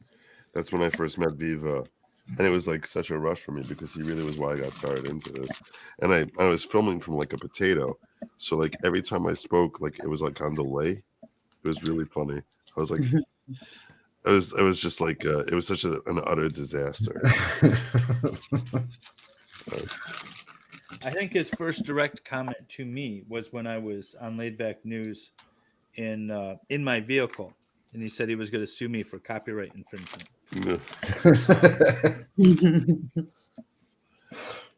Worth it. But he's got so many streams going. He's constantly streaming. He streams so much. He's another one of those Okay, guys that just run at a different RPM. I think he's got so much happening all at the same time. Like you're kind of like that. You just work at a different speed. I can't keep up. Is this a good multicolored heart, or do I need to? I think Toy's the one that recommended, right? Toy, what do you think? That's beautiful. I'm gonna Wow. cut them a little bit. I like the multicolors. I'm gonna add a little depth to it. Picasso-esque. Everyone's talking about how they got into law tube. It's cute. It's really cool. Everybody's I got started their with little Tug. path. Started with Tug? That's interesting. Wait, who's Tug? That umbrella guy. Oh wow! Oh, I He knows haven't. a lot I of haven't these watched him in a while. I was watching him a lot during the Johnny Yeah. Depp Amber Heard trial. Yeah. That's when everybody was watching him. Yeah, Because it turned out he had insider information. yeah, that was interesting. I think we found out who got unsubbed from you, Val. It was I have a story. He said, "Well, that's BS. I was unsubbed at Valhalla awaits YouTube a hole." Oh, well, I'm glad you. Yeah, see- I'm glad you figured it out. Yeah. That's what I want to know. Who out there was unsubbed from me? Because most of the time, it ends up. And when I always say that, I'm like, "Hey, 6 people were unsubbed. Just make sure you're subbed." And people will go out and be like, "Yeah, I was unsubbed, and I didn't ask to be." I had my first stream pop up with yellow the other day on monetization. Ooh, Mm, what'd you talking the do? naughty word. Nothing. I challenged it and they approved it. Oh, good. But Lady Los Sandra, MLS does have some shorts. You're right. He should do more though. I should do some shorts. She said you should do some shorts. I said, well, he does, but maybe do some more. Yeah, Yeah, but they're not. They're like weird things I find on the internet. They're not. Yeah. They're not usually like law talk stuff. No. Or like I made that one rapist that's on trial. Yeah. What's his name? I took his music video and I put better music. oh, Oh, I just saw this. Yeah, I know what you're talking about. Who the yeah. hell was it? Feral Housewife makes amazing shorts. I think you're talking about the guy, the rapper guy, right? Yeah, what's his name? I'm Was it He- Young Thug? Diddy, Sean, Puppy Combs, whatever. That guy, right? No, not that guy. No, Oh, you sorry. just posted one of either Okay, now I gotta it look was up either his Young name. Thug or it was Bryce Rhodes. Here it No, is. what Your is it? Bryce Rhodes video was epic. Yeah, it was Bryce Yes, Rhodes. Bryce Rhodes. Yeah, He's not a I took his grapist. He's an Thug ender. Life. He's a what? He's an ender, not a grapist. No, Usually a both. rapist, a rapper. Oh, But he's Oh, on trial for triple murder. yes, he is. Has anybody been paying attention to that one? Yeah, Not me. Excited Utterance has been streaming it, and I've been popping on with her. It's Oh, an yeah, that interesting one. trial. They just finished. The state just finished its case in chief. The That was defense is bringing. It's funny. So the defense talked about, well, we're going to bring a motion for directed verdict, and the judge is like, well, I don't know why you would. There's plenty of stuff here, but okay, if you want to. So, but the defense is starting on Monday with that, and I'm curious to see what they have to bring. Although what was interesting is apparently there was a vote. They used the democratic process to determine whether or not they're going to unalive this 14 and 15-year-old brothers. Well, I mean, if you got to do it, Yeah, I guess. it's disgusting. speaking of excited utterance, Hella has a channel, and I'm sure the mods can post her links in the both chats.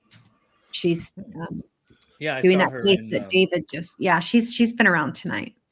Yeah, that's an interesting case. I've been popping in there in between the Georgia v. Hannah Payne case that I was covering. I was popping in there. I found Law Truth through Emily G. Baker. Oh, okay. Here she Wanted is. to finish up the Yes. Depp verdict. A lot of people found all these streamers through because of the Johnny Depp trial. It's amazing. Well, there was a lot of people involved in those chats. Yeah. I think Racket Ellie, had something like, excited utterances links, please. Links. I think Here we go. Stray Racket posted it. had something like 150,000 people at peak or something like that, 130,000. Dude, really? Joe, did you stream that, or were you with The McKay? Depp trial? Yeah. Yeah.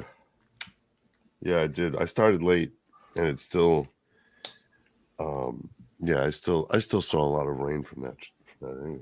Even starting late, that was a gift of the gods. Yeah, everybody seemed to do well on that one. See, Let's now, put it I this don't way. know if Let's put it this way. I mean, like I made, if you took like my 3 best months and put them into one, that's what I made from that trial in a month.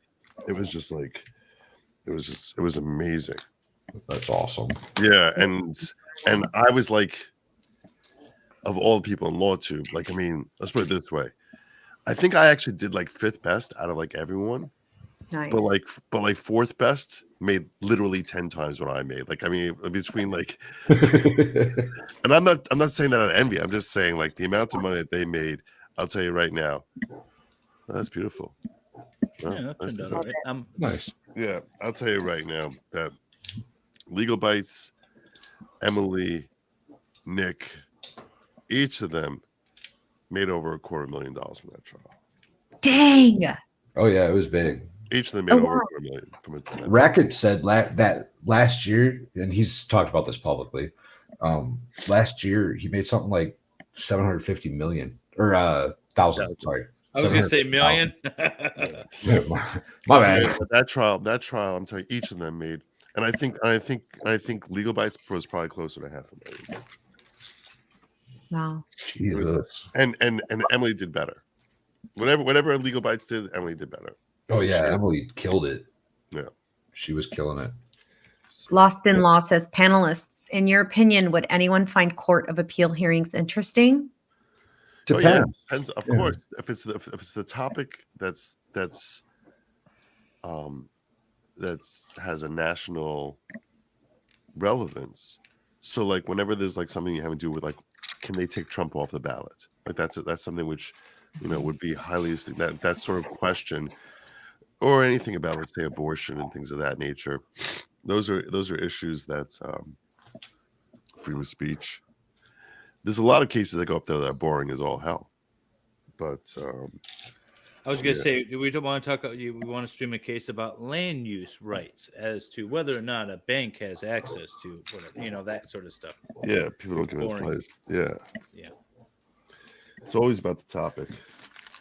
Okay. All right, I'm gonna take another picture of this heart and post it, and then hopefully another. I like the color. I like that one. That was a good suggestion. I like it. I was going to say it doesn't say anything about one per person either.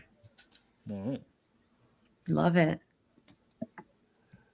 Well, the state appeals, you can get access to a lot easier. Like Michigan Court of Appeals and Supreme Court hearings are all live streamed. It's not even like delayed after the fact. They're all live. Lady Law Sandra wants you to build a border on your heart, David. Make a border. Mm-hmm. Okay.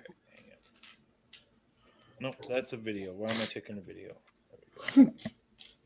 Okay, let me do a border. Do you watch movies? What? Does Joe watch movies? Sometimes, not recent stuff. Did you go see the Barbie movie in theaters? That's what I did. I'm gonna guess that's a no. I missed that one. Mrs. Valhalla watched it. She said it was a fun movie. I loved it. But I like. Did you really? I did. I didn't get why people were. Yeah, I did like it a lot. I don't want to get controversial. I actually really liked it. I thought it was cute. It was a little too long because I have the attention span of a gnat, but I quite liked it. Yeah. I was gonna watch it and just do like a stream on it because everyone was saying it was so political. But I have a feeling a lot of people are reading into movies. Like people say Star Wars is political. They are reading too much into it, in my opinion. Politics is in everything then, I guess. Well, in all fairness, the Barbie movie, I mean, it's kind of okay if they're like, yay, go girl. Yeah. The Barbie movie, right? Yeah. Yeah. Star Wars is rooted in Christian theology. Star Wars is rooted in Christian theology? It is. I take that. What? No, I don't know. No, I'll tell you right now. If you think about the concept of the Force, that it's like that if you're in Return of the Jedi, when he's being attacked by Vader, that defending himself would be yielding to the dark side. That's something that's a very Christian theology type of It perspective. is. Yeah, it is. It's the whole turn the other cheek kind of thing. Yeah. Yeah, that's something that's unique to Christian theology. That as far as like saying that self-defense is something that's to be shunned. Well, not necessarily, because Gandhi also did that as well, and he was a Interesting Christian. point. That's a fair counterpoint. Let's go, Brandon, with a $4.99 super chat. Joe, publicly confirm you will go on Extended Utterances stream, or I'll make fun of the nerd Valhalla again. Who's Listen. I don't know who EU is. Who is that? She's in the chat. She's an Australian, and she's been streaming some trials. She was the one that I said was covering that rapper case that he's up on those Bryce Rhodes. streets. Yeah. You can call my agent. Half Irish says Joe and EU would have lots of fun on that stream together. I mean, Sure we would. I feel like both Joe and EU's personalities would have fun with anyone who was lucky enough to stream with them, with either. I thought I was so controversial with the way I answered that favorite color joke. We like those kind of answers. Yeah, we get a little spicy around here. Okay, good.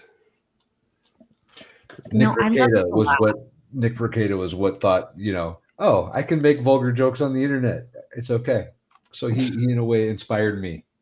Nice. Very All right, cute. who asked for the border? I forgot. Lady Law, Sandra. Lady Law. All right. Says so what do yes. you think of the border? All right, hang on. There we go. Right, Nice. Strand? All right.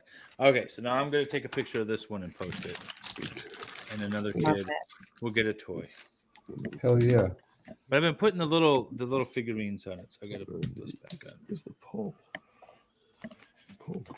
This is the pole. The Lego lady figures. I don't know what you call them. They're not mini figures, but there's a guy. Cute. He's the one with the barbecue spatula. I like it. So my almost 4-year-old grandson, I bought him a Lego set. I actually forgot what it was because he took it out of the box immediately and started playing with it. But I don't know what. Oh, it's a Jurassic Park. So whatever age appropriate Jurassic Park set is, and it's got like a figurine, like a figure that he rides a motorcycle. And I've been having so much fun with that piece. It's so cool, especially since you don't have to put it together. Like there's no intelligence All right, involved. They what's just my hashtag again? Boom, boom, boom. is. Build to give. Oh, Joe, that's beautiful. Build to There you give. go, my Empire Oh, State right, Building. hang on. Hell yeah. I love it. Thank Look you. at that. No, I've never Thank seen. That's That's very boy. cool. That's BA I right kind there. of feel like I want the New York skyline now. Pretty cool looking. Now, apparently, there's another building I'm supposed to be doing also. Or two. Okay, I thought you were done. You still got another building. All right. Oh my God, there's 2 more buildings. Look at this thing. Oh, Oh, oh my God. is that the Freedom Tower or whatever it's called? I don't know what the hell that's supposed to be. Whoa. Too bad we don't have a vintage set with 2 matching towers. What were they called? Oh. Uh, The Twin Towers. World Trade Yeah. Center. I was, yeah. That Oh, was yeah, the the joke, Wendy. That was the joke. Oh, sorry, I missed it. I was. Yeah.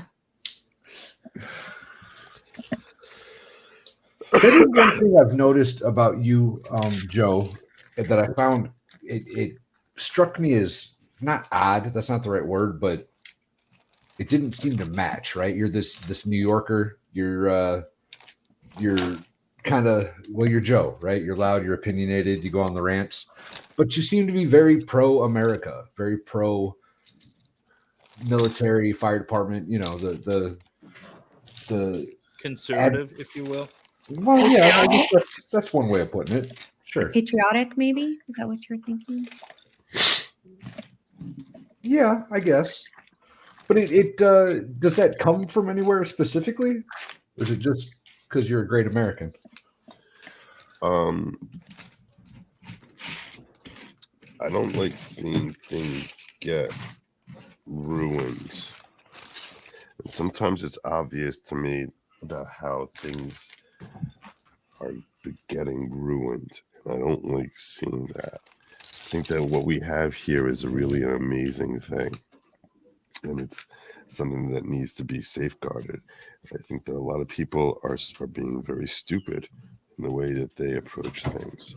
So that's why I don't have much patience for it. And when I see people who are acting in ways that are motivated by self-interest towards ruining what we have here, it gets me very, very frustrated.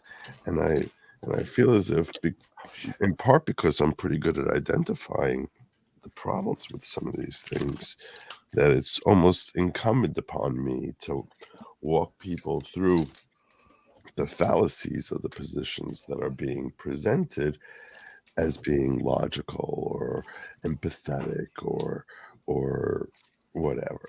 So, and I'm at the same time I'm very much about fairness, which is why I think that I never, you know, I I kind of am pleased by the fact that it's like people who are not like hardcore right wing will still watch me because they recognize that I'm not sitting here with any type of agenda that's driven toward a particular outcome. Like I approach things from a philosophical perspective, and I say, what seems like the smartest way for a society to grow in a way that's healthy?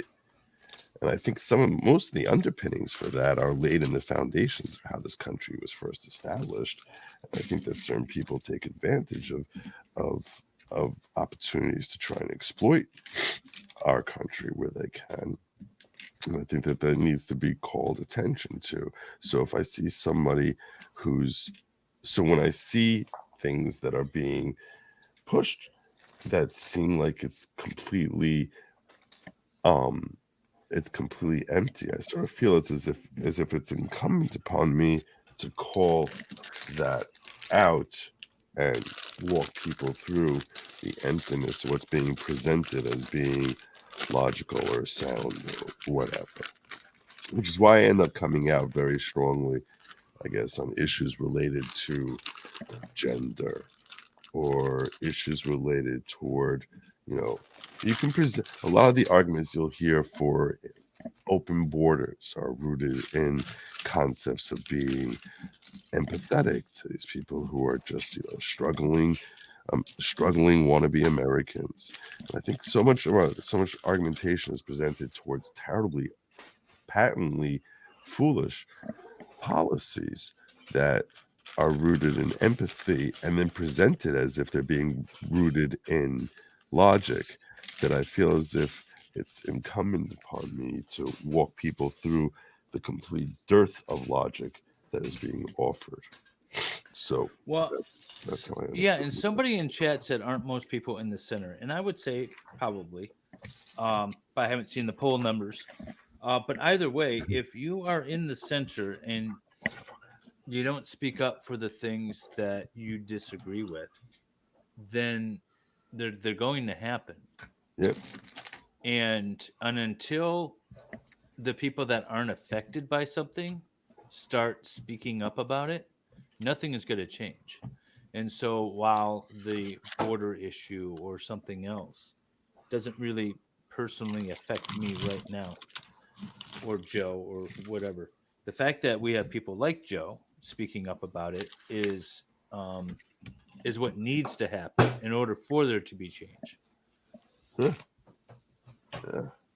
Because you just need to look more than 10 minutes ahead down the road as to like what's going to come next, and just like have enough of a both foresight and backbone to say that's not viable, that doesn't work, and let's do something different, better, and not be afraid to voice that opinion, which apparently a lot of people are very afraid of voicing their opinions. Well, the mean people are on the internet will yell at them. Yeah, okay. Joe, how do you feel about trolls in your chat? So if they're not spamming, I do have some people who will come in there just for the purpose of disagreeing. I welcome those people. Yeah, that's personally. okay. I like them. That's okay. If they're coming in there for the purposes of disagreeing with me, sometimes I'll engage, sometimes I'll just pretend I don't even notice it. Once in a while I'll engage, especially if they say something that I think is something that can be misinterpreted as having logic behind it, but I see how stupid it is. So I'll just like sort of walk my audience. I'll pull up their comment and be like, okay, let's think through what he's saying here and just how incredibly stupid. I get fun trolls. You said Joe gets annoying trolls. I get like I was called a homeless internet lawyer That's a great. couple weeks ago. It was awesome. I pulled it up. I thanked him for the comment. It was the greatest thing. And those I like. I'm Did you just still mute me? no. No, Wendy, I think muted me. Sorry, accident. I didn't notice. And still to this day, I think that's one of my best chats I've ever made. Homeless internet lawyer. Was that you? Don't tell me that was you. Very great. When you said that before, I'm like, I wonder if David was streaming from his 35-foot sailing yacht when they wrote that. Like, No, I was in my treehouse, and I said, oh, I'm okay, like, I'm not homeless. I'm in my treehouse. right. I do live in a treehouse, yes. Grown man. So for For those those of who you- don't know, my Yeah. YouTube, my normal studio is in a treehouse Yeah. that I built for my son, and he doesn't use it anymore. And so I decked it out and ran internet up there. It already had power, and it's got a roof and siding and everything. So I just streamed from there. Until it got 30 degrees outside. No, I have a heater now. We're good. Oh, okay. So is that So where you you- are now? You're in a treehouse right now? No, now No, I'm in not my now. dining room. Oh. I sit in my dining room to do Legos. But on my normal streams, I'm in a treehouse. If you go back to, I don't even know when it was. I was on Ricada at like 3 a.m. and I didn't have heat out there, and I was freezing. So then I got heat out there. It was like maybe a month ago I was on there. Like, it's not cold enough yet for heat. I'm from California. I'm freezing. It's 37 degrees, and I'm like, ugh. I mean, it's not 37 in my house, but The weather's the snow just fine. Like I said, it's a shingled roof. There's real windows with screens. They open and close. There's a real door. It's sided. It's got electrical out there. It's just not insulated. So, but the heater keeps it warm enough. It gets like when it was super cold, when it was like 20, I had it. It was maybe like 55 in there, which is fine. hey, Lefty, I'm having a problem here. how you doing, Joe? Now that you think about it, I do look homeless. That's all right. Peace. Oh no. It's a clear. Oh, there it is. Half Irish is jealous of your treehouse. I think a lot of us are. I think all adults wish they still had a treehouse. Recovery Addict said he's seriously thinking about a treehouse now. He was looking Yeah, at he the oak did. tree in his backyard. He said he was looking at that giant oak in his backyard. Because he saw yours, so he wanted one. Yeah. We had mentioned that I have a treehouse. I'm streaming from Nice. a treehouse, and he liked that idea. It's in the van down by the river.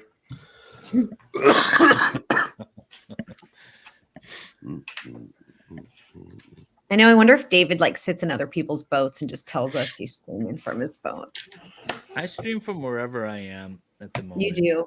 You actually have streamed whilst sailing, so I did do a live stream while I that was was taking cool. my boat out. I was I out and remember about. that was cool. That was a member.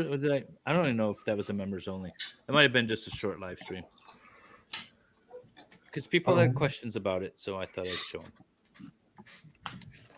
Maddie, are you in Flagstaff or are you like on the lower part of Arizona? Because Flagstaff it snows there. It's so high, but I guess in the desert it gets cold in the wintertime at night, right?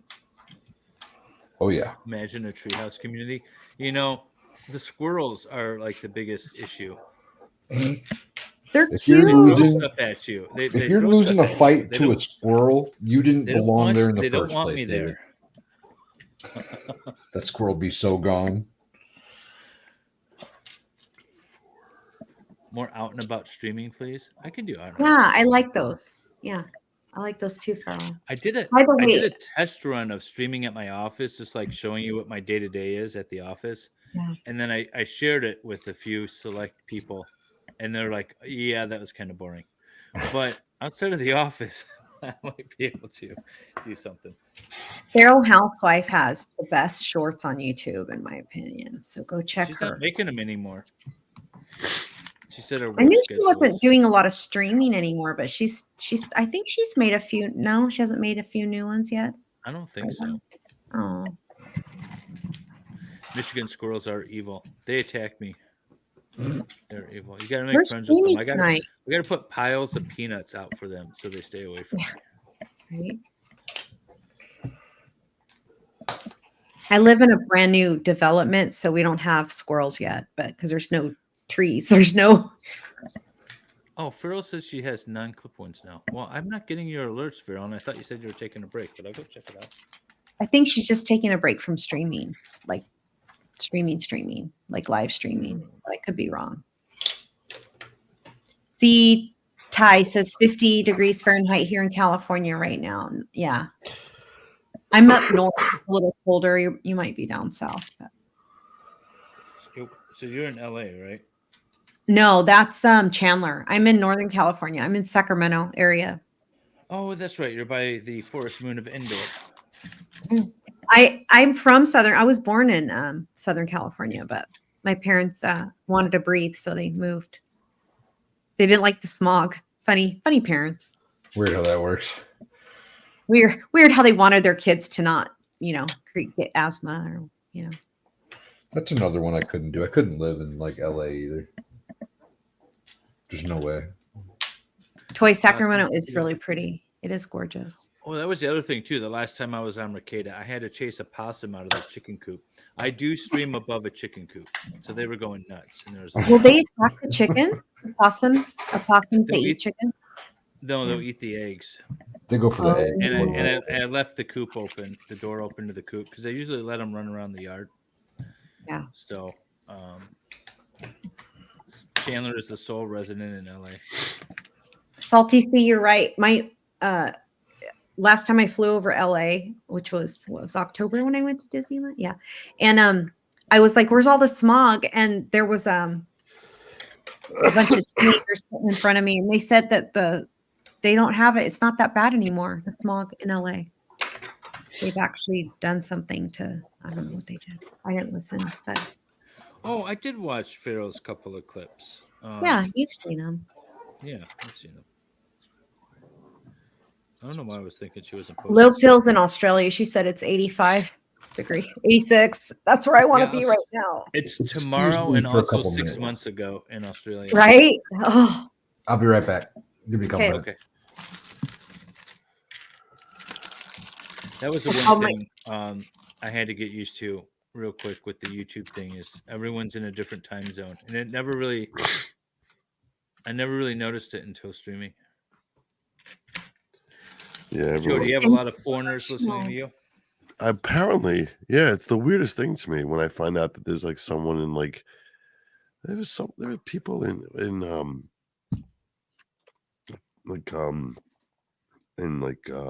what's that country? Not the Philippines. Like like Malaysia. I was just wow. I was like, really? I didn't know there was really humans living there. That's crazy. Yeah, that is weird. That is weird to me. It's such an amazing concept. We take it for granted. It's such an amazing concept how technology enables us to to be sitting in 3 different places having a conversation as if we're face to face, being streamed before thousands of people across different areas of the globe. I mean, I think our kids are so used to it. They think, of course, that makes why it seems so logical and normal. It's really the furthest thing from normal that society never got to experience ever before, and I don't know if we're ready for it. So I started dating my now wife in 2019, and she's from Sweden. And then in September, of 2019, we went over there and visited her parents and stuff. And I wasn't streaming or anything. It was a very, it's kind of a surreal experience when you go to a foreign country for the first time, and everything looks like America, but it's a little different. So it's kind of Twilight Zoney. Okay. And then just this last time I went, well, now I have Nicholas Staroff, who's Swedish, and the Broken Baker, who's Danish, and they're all within like driving distance of where I was. And so it was a very different world now. The second time I went over, I have these two people that I've streamed with or chatted with or whatever, and Yeah. then you can meet them in real life. And yeah, we're just really connected. One day I'll get to Australia too to see Pixie and EU and all that. But no, it's very different world than I grew up in. Absolutely. You would hear about these far off lands. Yeah. Apparently we're It's talking make-believe right continent called Australia. now. Yeah, and I guess to them, like where we live is like make believe, right? Yeah. But our streets are lined with gold. They are lined with gold. I feel like I'm almost there. I feel as if That's awesome. I feel as if like I'm nearing the finish here. I'm in this zone of just like getting my pieces in.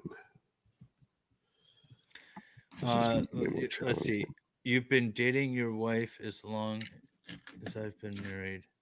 I'm not sure. Well enough yet. Well, yeah, we got married in 2020.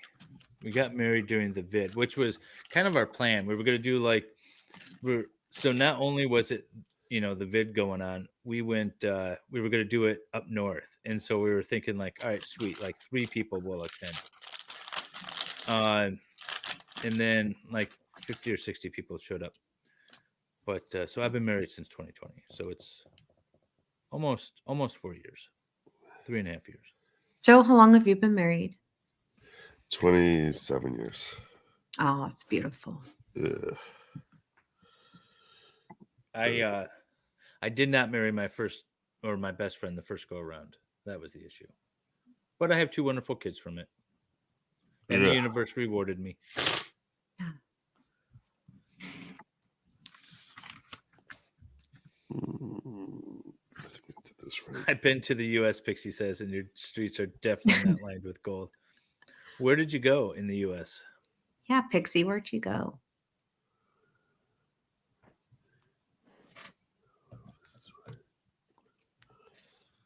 So you got married in 2019? Oh, okay. Did something wrong. Something's wrong. Ellie Font's been married going on 12 years. I was doing the Starry Night Lego set last time, and I got halfway through it, and I realized I had to take a lot of it apart again because I had screwed something up from the beginning. It's a good time. That would really piss me off. But like, I realized where I had my issue. I'm okay. We're okay. Was overseas streets are clean? And they're about the same. It depends on where you go overseas because the streets aren't clean and the taxes are way higher. At least in Sweden, Scandinavia. In Germany, they're really high. But it is clean. In Japan, too. Is it? Mm-hmm. Japan trains their kids in school to like clean. They like do the drill sergeant drills where they'll come in and they'll mess up, like the teacher will mess up the room, throw everything around, and the kids got to come in like from recess and clean it all up. I was just watching something on that the other day. I should have done that with my kids. Right? Mm-hmm. Did you finish it, Valhalla? Not yet, sir. Not yet. Okay. I am just opening bag 10 of 15. Oh, good. You make me I feel don't know better. if Valhalla's going to finish. Well, I'll finish. Broken Baker says, don't go to Sweden. The taxes. Wait, where'd it go? The taxes. The highest of the region. Yeah. Tax is the least of. I think he means the least of the problems there, or the high taxes.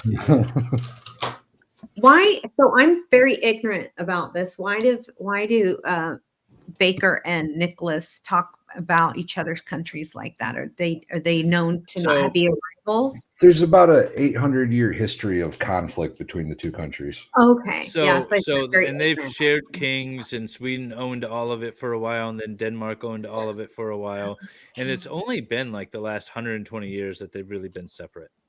Okay. And then, particularly in the southern region of Sweden, where my wife is from and where Nick lives, was part of Denmark, like even more recently than that. So, yeah, so Wow. they have their little battles. It's like Michigan and Ohio or whatever. It's not quite the Tennessee same. and whatever. Like the East Coast, West Coast rappers, same Hey, thing. Michigan and Ohio had a war, sir. The Toledo War. Sort of. I don't know So, if I'd Lady call it a Law war. Sandra says to Joe, her mother and aunt just subbed to you, by the way, and they want to know if you are tall. What's tall? If you are tall, if you're a tall person. Oh, well, thank you. I don't know, I'm just under 5'11", so is that tall or short? It's tall for Definitely Dave. taller than average. Taller than me. Taller than Dave. Taller than Dave. They Not as also tall said you're very Joe's handsome, 5'2". Joe. Oh, well, thank you. I find Joe handsome. I'm not gonna lie. Thank you. He's a I wouldn't- handsome fellow. Yeah, I agree. Wendy asked. Ohio lost. They had to keep Toledo. Was I standing like this? It was when you were blowing your nose. It was so attractive. Thank you so much. Wendy asked Dave when he's gonna do lunch with Farrell on one of his many Ohio trips. But for this Lego stream, it might have been today, Farrell. But for the Lego stream. Yeah. Don't try to use this my Lego wife stream. went Yeah, down. like my you wife mean the one went that's down, been planned for a month? Right. Where's my... Well, no, my wife went down to Ohio today, and if I wasn't doing the Lego stream, I would have been with her. How far? Wait, what, you're gonna go meet? You're gonna go to Ohio? I go to Ohio a lot. Really? Well, it's right next door. On purpose? I could drive there in like 30 minutes. Yeah, I could be to So Toledo, weird. My but state is to go huge. to You can't Dayton get is like anywhere 3 that hours fast. away.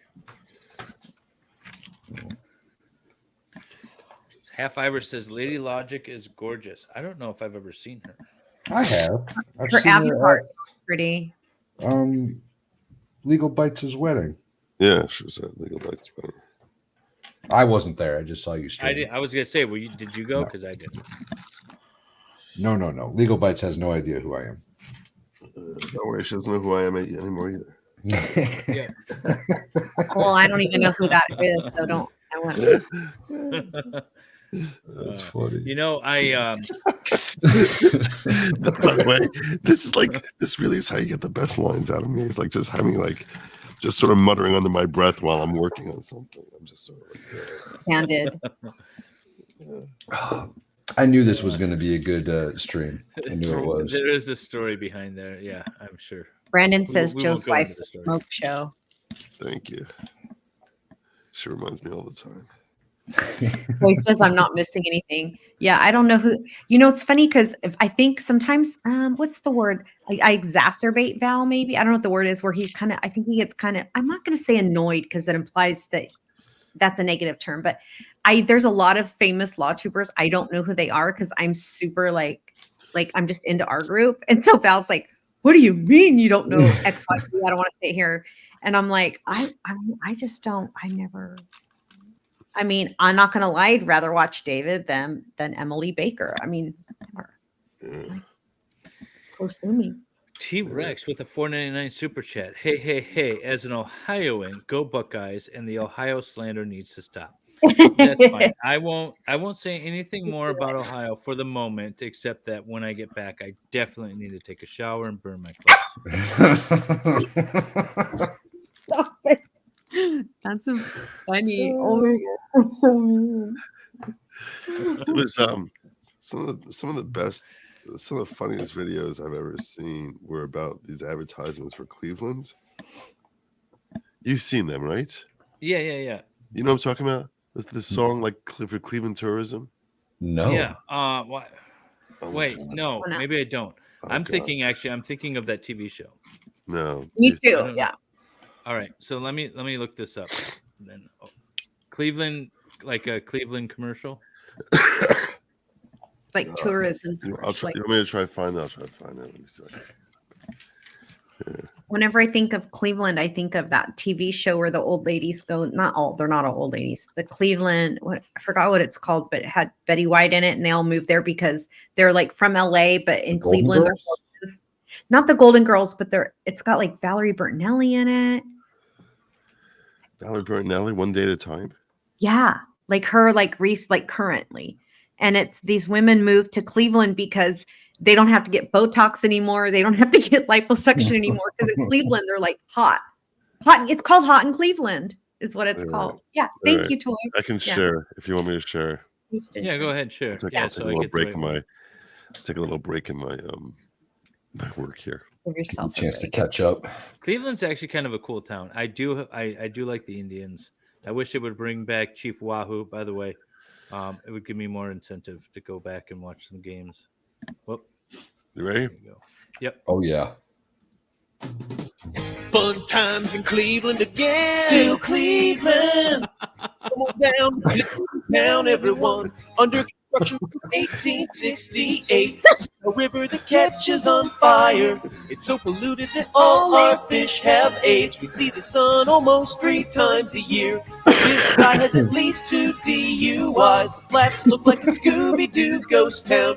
Don't slow down in East Cleveland or you'll die. Our economy's based on LeBron James. Buy a house for the price of a VCR. Our main export is crippling depression. We're so retarded that we think this is art. It could be worse though, at least we're not Detroit.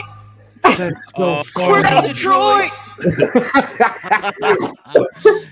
Damn it. Oh, that's brilliant. I love that. Oh, that's so good. Oh, got me at the end. That's awesome. Our main export is crippling depression. Price of a VCR. Oh, that's funny. Oh, that was all accurate right into the end. It was perfectly accurate all the way through. Yeah, that's their motto. We're not Detroit. I love it. Oh, Speaking of Detroit, where's Jamie tonight? I haven't seen her in chat all night. She doesn't like us anymore. Yeah, she doesn't. What up, JJ? Yeah, well, that was what I was gonna say. Farrell says, "Oh, I'm only 3 hours away from Dave."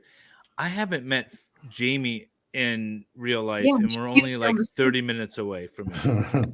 Yeah, but Jamie doesn't leave her house, so that's sort of, I appreciate that about Jamie, if I'm being right. honest. You can relate, right, Val? Yes, ma'am. Yes, ma'am. I think if Val didn't have a Mrs. Val, I think Val would be 100% off the grid. That's what I think. 1,000%. 1,000%. I wouldn't even have indoor plumbing. No, I'm when I say off the grid, I mean legit, literally off the grid. Yeah. Oh yeah, I'd be gone. Yeah. Y'all would have never heard of me ever. Right? Yeah.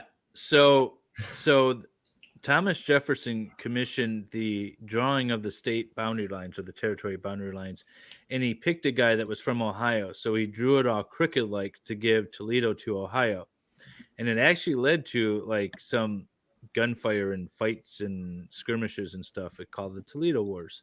And then Congress settled it by taking part of Wisconsin or Minnesota and giving it to Michigan, which is now the Upper Peninsula, and gave Toledo to Ohio. And we are thankful every day for that decision because Toledo is a wasteland. We get the EUP. Hey, John. Hey, John. Hey, John. What's going on, buddy? How we doing? Way too long. Carlos Ramirez asked. Places... Sorry, go ahead.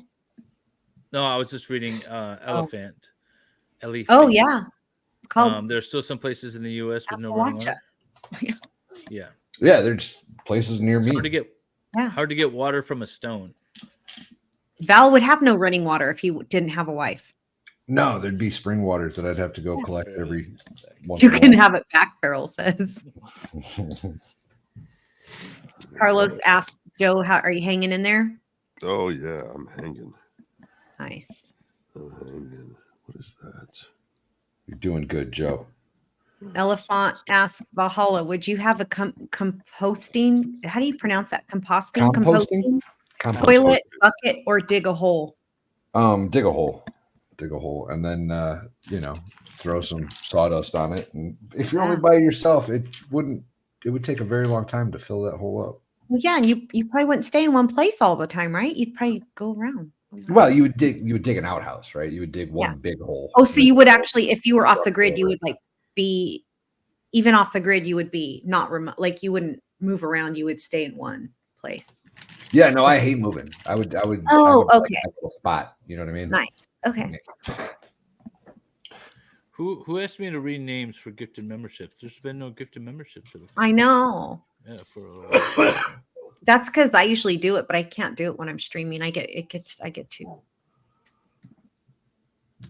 You do gift a lot of memberships, and I appreciate it. Well, I appreciate you. Wendy, you're amazing. You're amazing, Val. My accountant's like, You pay a toilet seat though. To put on the bucket. did you buy a toilet seat?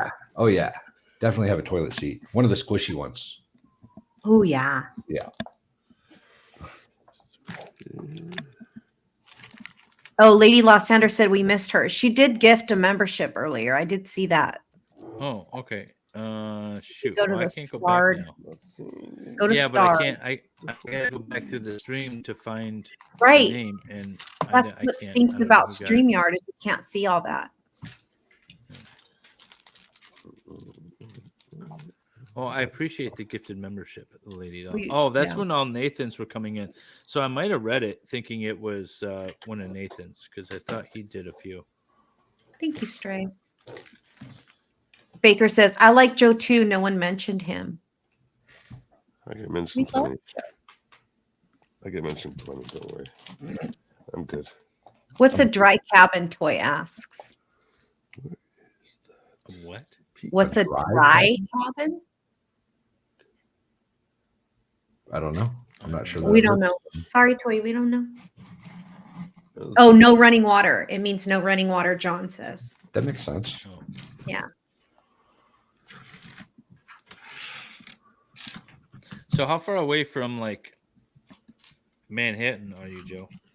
You like across the river, or are you further away? As the crow flies, because it's like it's 11 miles from Midtown. That's what the real estate broker said. As the crow flies, it's 11 miles from Midtown Manhattan. So it takes you what, like an hour and a half to get there? On a good day. Without traffic, it'll take like 25 minutes. Which What are the like bridges right that now connect there would be no to traffic. Jersey? What? What are the bridges that connect to New Jersey? There's the Holland Tunnel, the Lincoln Tunnel, and the George Washington Bridge connect. George Washington Bridge is the furthest north. That's around like 188th Street in Manhattan.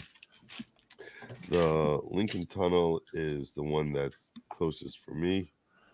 That brings you into around 34th Street in Midtown Manhattan. The Holland Tunnel will bring you into Lower Manhattan. There's also there's the Verrazano Bridge, which will connect. There's the Goethals Bridge, which connects New Jersey to Staten Island, and then from Staten Island you take the Verrazano into Brooklyn. All right, we have Yeah. Sorry, we have 5 gifted memberships from Lady Law. Thank They you, went Lady. to Harlan Remy, I'm listening Vodka to this, Blood, and I'm skipping it. Danny T, Irish, Irish, and 20th Century Fox. Those are easy. Why? There's no challenge names.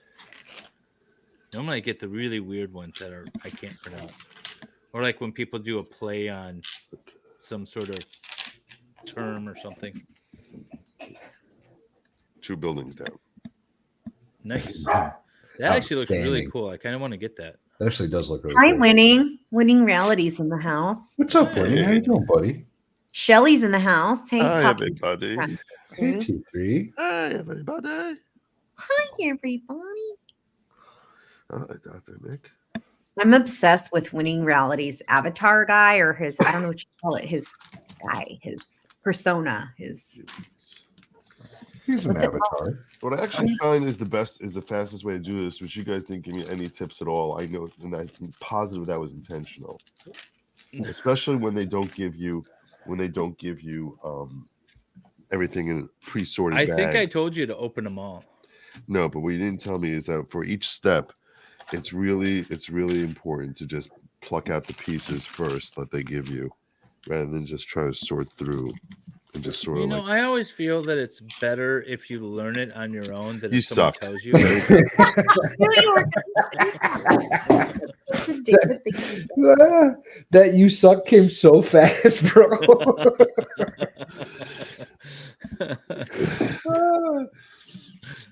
Oh, that's funny. Oh, look at me. I made 2 hearts and a stupid flower. You see my second heart right here. Oh shit. Well, look, I'm curing cancer. I ran out of stuff to build, Joe. Oh god.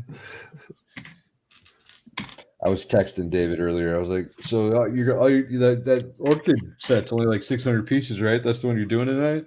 He was like, "Yeah, I'm gonna do that." And then some hearts. I was like, "All I right." said I was going to build the heart, you know. I built 2. Oh. I was like, my set's got like 2,100 pieces, right? He's like, "Yeah, it'll be okay." Okay. Works for me. What are those 2 pieces? You guys got to share my tweets. I shared my 2 hearts out on the Twitter X. Or Yeah, I'm whatever. totally sharing it right this second, jackass. I was talking to the chat. So. Oh, okay. I love it. I love it. Oh shit! Get off. I want Lego's got to start sponsoring us. That would be awesome. Big sets. Yeah. We really should start sponsoring you guys. We need to start sharing these streams out and tagging Lego in it. I have been. I'm such a maroon, as my dad said, because I've been using Joe's wrong Twitter account. I have a question before we do that. What are the likelihood of getting in trouble for some copyright issues with using Lego? There's no and copyright. whatnot? This isn't content. I mean, this isn't like they're sort of content. I mean, it's not good content, but it's sort of content. We wish it was content. We're not like if we were to stream the Lego movie, which is an artistic creation, but the whole idea behind the Lego itself is, well, we're in the act of creating. Like, we're not selling Lego sets or anything. Well, I'm still tagging them. Screw it. They may I've been tagging them of our topics or something. I don't know. Well, I've been tagging Lego on all of my stuff that I do for the Lego stream. So, I mean, my whole 20 followers can turn me in. My 20 followers who are also part of our group, so I don't think they're going to care. They might. How many people have tagged Lego or something? How many? I don't know. It just like scrolled through like a list of Lego tags I could use. I'm still not really sure how Twitter works. I kind of use it and pretend like I know what it does, but I'm sure I'm accessing only like 1% of what I could actually do with it. Yeah, I don't know how the hell any of it works. Hey, mermaid. Hey, mermaid. How you doing? Mermaid.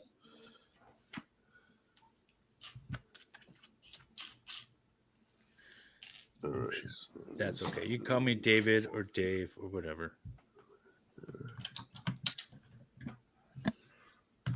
I'm assuming you're talking to me and not the other David. Very cool. It's like your other brother, Daryl. Daryl, my other brother, Daryl.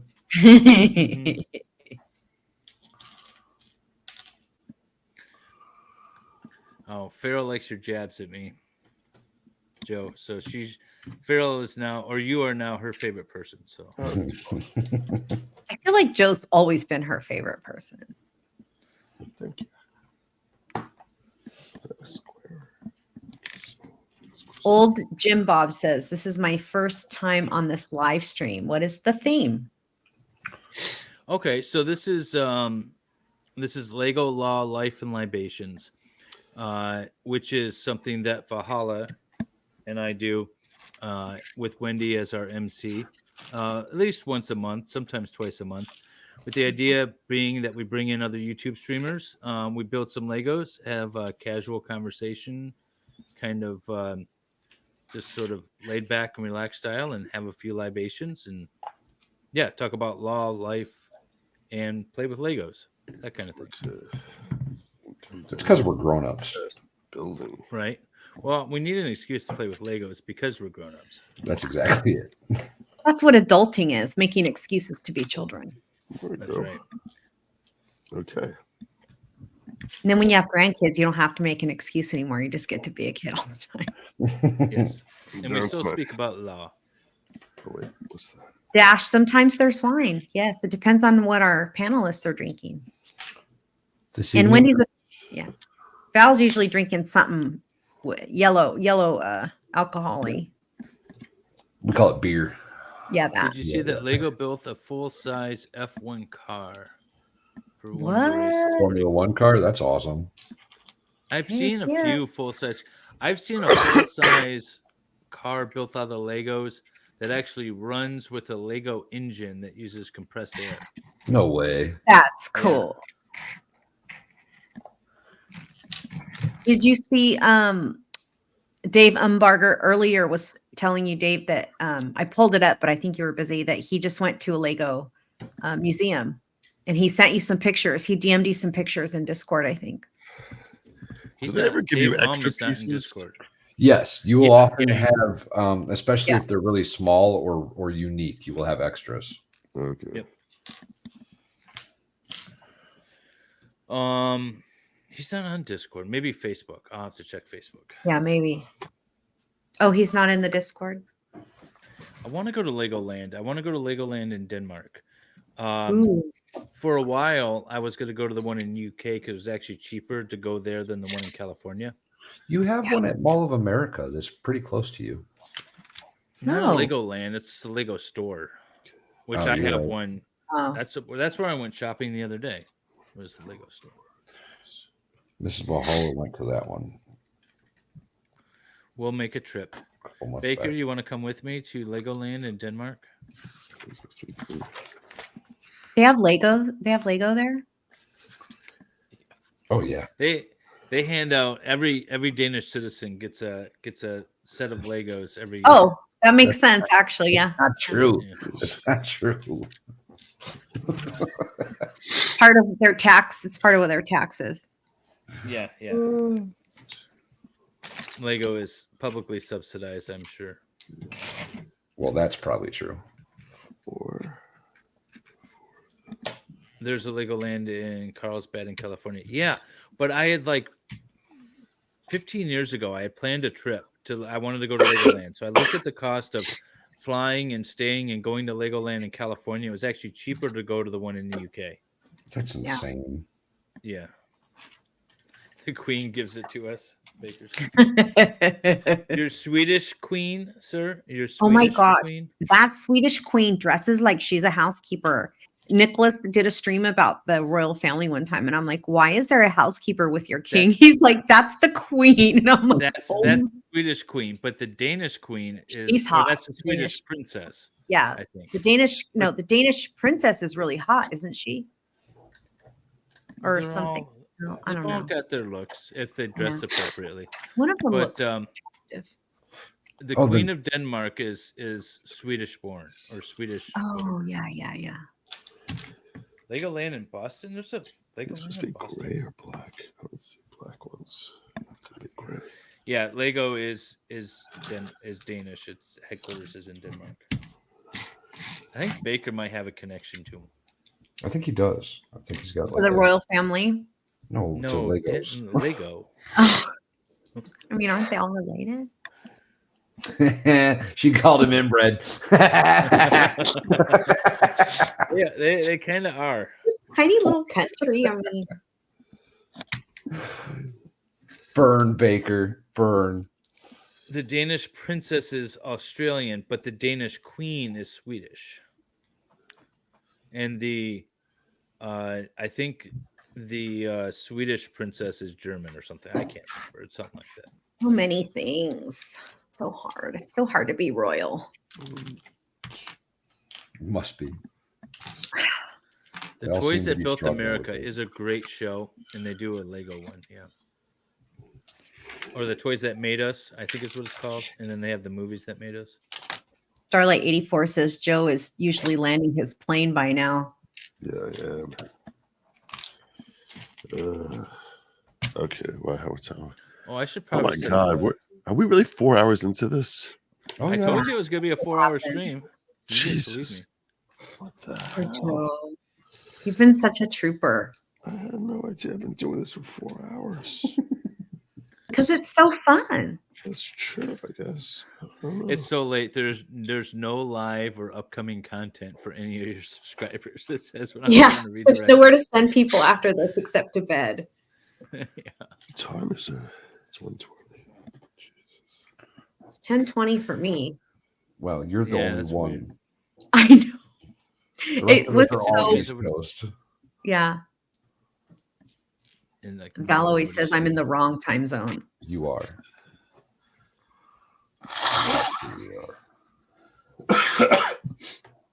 Oh look, I Valhalla's adjust live. really easily to time zones, though, so it doesn't matter where I am. I stay on the same schedule. Valhalla's what, Dave? You're streaming. Oh, I am. Yeah. I was just like, that's the only one that pops up for a redirect. It's not going to work, though. Oh, Nicholas is in the house. What's Swedish up, Nicholas? queen is Brazilian, German. Draw your own conclusions. Hi, There Nicholas. you go. You know what that means, don't you? Mm-hmm. That people stop by to say hi. Mhm. Sort of. No, Yeah. that means that her forebears were probably followers of a certain Austrian artist. Okay. Yep. Circa 1940s. This is supposed to Yeah.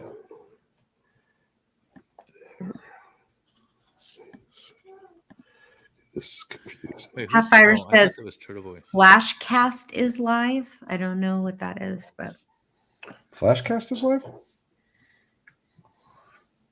Yellow Flash? I don't know. Like I said, I don't know who people are. Flash Class is live right now. Somebody said that.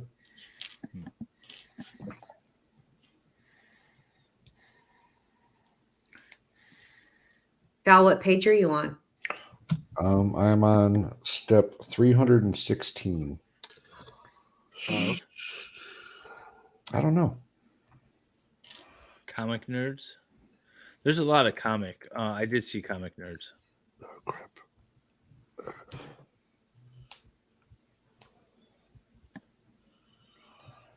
Little. We'll send you Fish. somewhere. Just tell them we said hi. Yeah. Oh, Lost Souls is streaming. She's talking about the Idaho 4. I'm not sure who that is. Crow Minion Lost asked, Souls?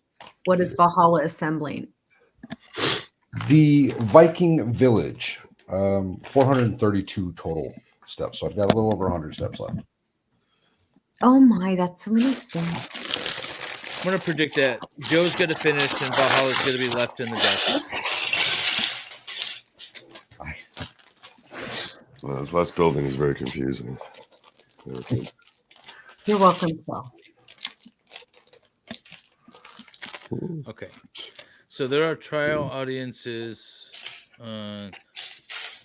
Get what? Into. Oh, is that into? There are trial audiences get into, but what makes you guys get into one? It's just like, for me, it's like a sporting event. There are some trials that shouldn't go to trial. Like, think Shabusiness. That shouldn't have been a trial. Sarah Boone probably shouldn't be a trial. I hope it is. Or though. there's other ones like Zachariah Anderson that shouldn't be a trial because there's clearly not enough evidence.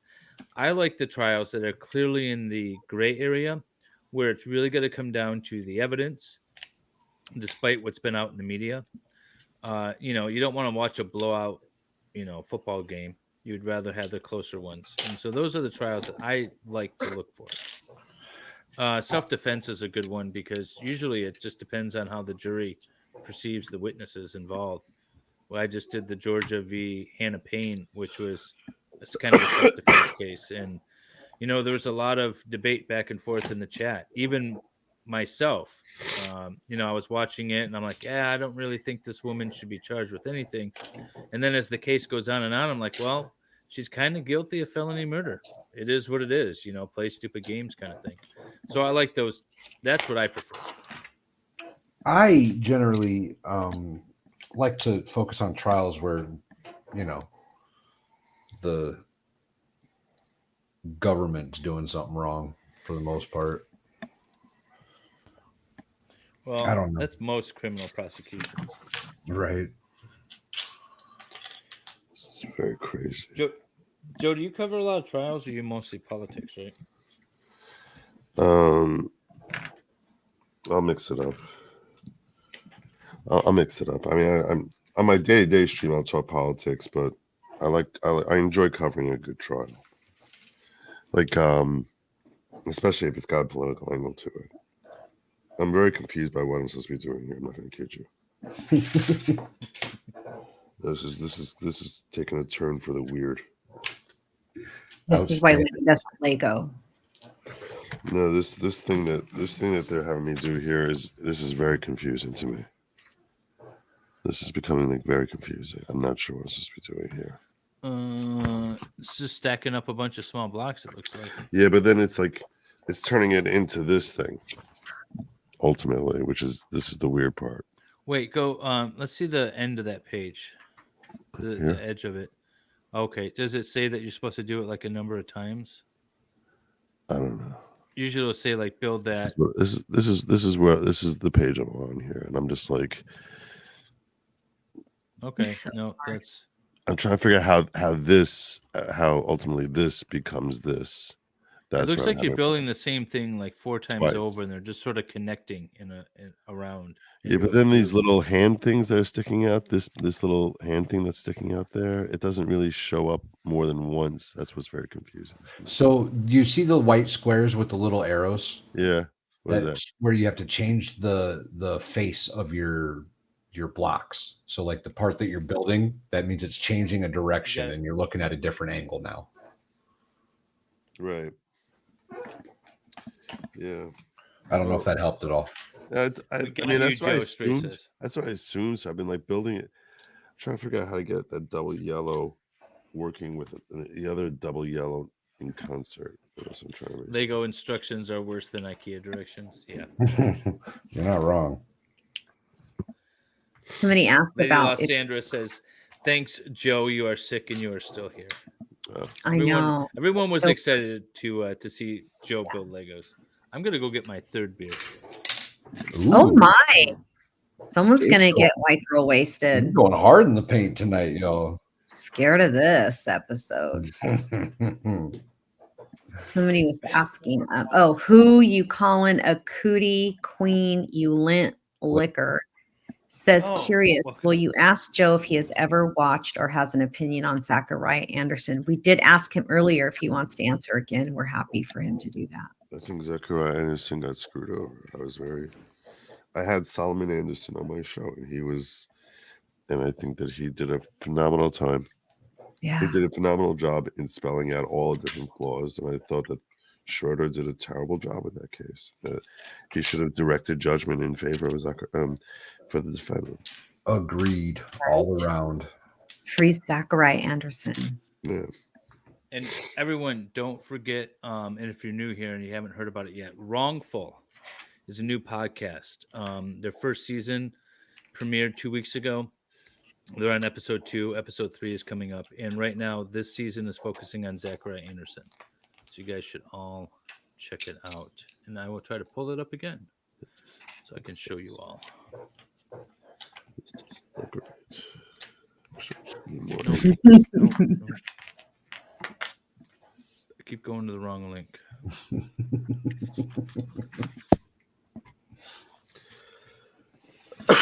Oh, there Jude Curio for $2 says, Joe, put the Lego down and come back to us. Thanks for the I think- super chat, I Jude. think I got All it. I think I So here's the understand new what Wrongful you're doing. podcast. And if someone could put the link, I'll put the link in the chat too. But yeah, that's the new Wrongful podcast, all about Zachariah Anderson. It's very good. It's very entertaining, and it also informs you about the case. So if you don't know anything about it, here's your opportunity. And it's one of ours. It's one of our own. It's Josie from the chat. It's Josie. Yeah, and her and a couple of other ladies that I'm gonna absolutely butcher their names. Let's see, there's Ashley and there's yeah, I'm gonna butcher all your names. Yeah, But anyways, 4 wonderful girls are putting this together. it's amazing.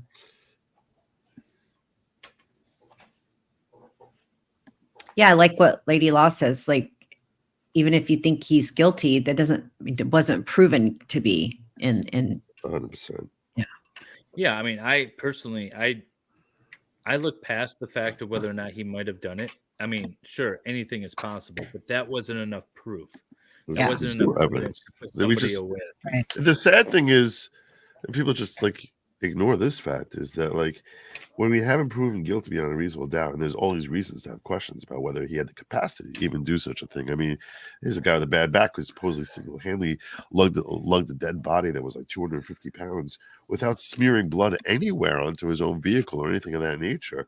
And you think that that makes sense, and that we should be worried that you're allowing some actual killers out there to go free? There's something that should be very bothersome to you about the fact that, like, what the hell is happening here? I mean, it's like it literally makes no sense at all that he did it. Correct. You're not worried that we're gonna let some actual killer go free? Freaks me out. Yeah, and it does. And if that's enough to convict anyone or to convict Zach, then any one of us can be convicted of anything at any time. That's the scary part. 100%. Freaks me Jude out. with a $5 super chat Thanks, Jude. says to Joe, "You were so happy. Just rub the blocks in your hand while you tell us a story." That's awesome.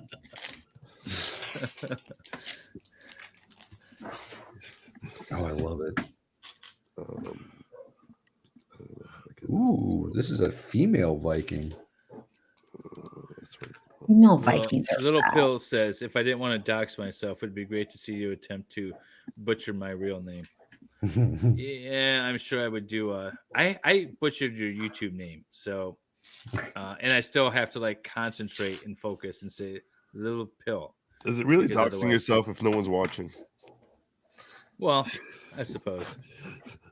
I There's feel like that was a 200 burn. watching. I think that was a burn. I think All the we just- people are watching. I think Everyone we just here is watching. roasted our show. G-Tech, if you want to see more of Wendy, Lego. then you if you join the MLS or the Valhalla streams, I'm in the chat. But no, I don't create content. But thank you for asking. Oh, that's funny. Joe, you have no idea how many rewatches this is going to get. So many, all of them, all the people rewatching it will rewatch it. Awesome. Oh. I think oh, for freak's sake, that can't be right. Well, they I'm usually not watch. putting this in the chat. They usually watch Joe, but you're just not very good at this. Let's be real. Oh shit! I'm still butchering it anyways. Yeah, I see a name or a word and I just run with it. That was crumbling on me. How do you say that name, David? Little Pill. Oh. Am I saying it wrong? I'm probably saying it wrong. Lil Pill. Lil Pill. Little. Lil I Pill. can't, but I can't do the Lil You have to because do You just Lil. did. I can't do the Lil. Or Joe. Joe What is going to happened, be Joe? like King Kong and destroy New York right now. Joe's gonna have a coronary. Oh goodness! I thought Steph the alternate was going to have a breakdown on stream. She didn't. I think Joe might be our first. Steph wanted to have a breakdown, I think. She did. She's so bad. She was about done with this right away. Steve Gosney is too nice to have a breakdown, but he was missing some pieces for a bit there. Yeah, he wasn't real happy about his Lego situation that night either, was he? No. I think the only one who really, really enjoyed it was the Dane. We don't want to advertise all the people that aren't having fun on our Lego stream. Well, that's the beauty of it, is they really all were having fun. Everybody Joe's all Yeah, this is why Ricada didn't come on. That might be actually. That's what I'm saying. Quit talking about it. You know what though? That's bull, because Ricada, when I was talking to him about it the last time, he pulled up a Lego set. He's got Optimus Prime sitting on the floor under his desk, ready to go. Oh, I might have to build that on the stream that he comes on. I've been waiting for that. I have who remembers Voltron? This is my favorite set ever. Did Voltron have Libby, Lego? I heard he's not going to stream for a while anymore. Yeah, I think he's trying to redirect some of his content and get it a little more focused, I believe, but don't quote me. Is that Lego? Ooh. Yeah, this is Lego. This is Lego Voltron. I've seen that before. You showed me that. That thing's cool. Awesome. And the cats all come apart. They're all little. But I like having it on the shelf. It's one of the Legos I get to display that's not in the Star Wars room.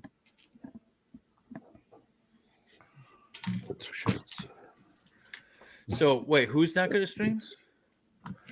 Didn't you say Gosney's going to take a break for a little bit? Yeah, he wants to figure out what he's doing. Yeah, I don't know if it's taking a break per se, but I think he's reassessing some things.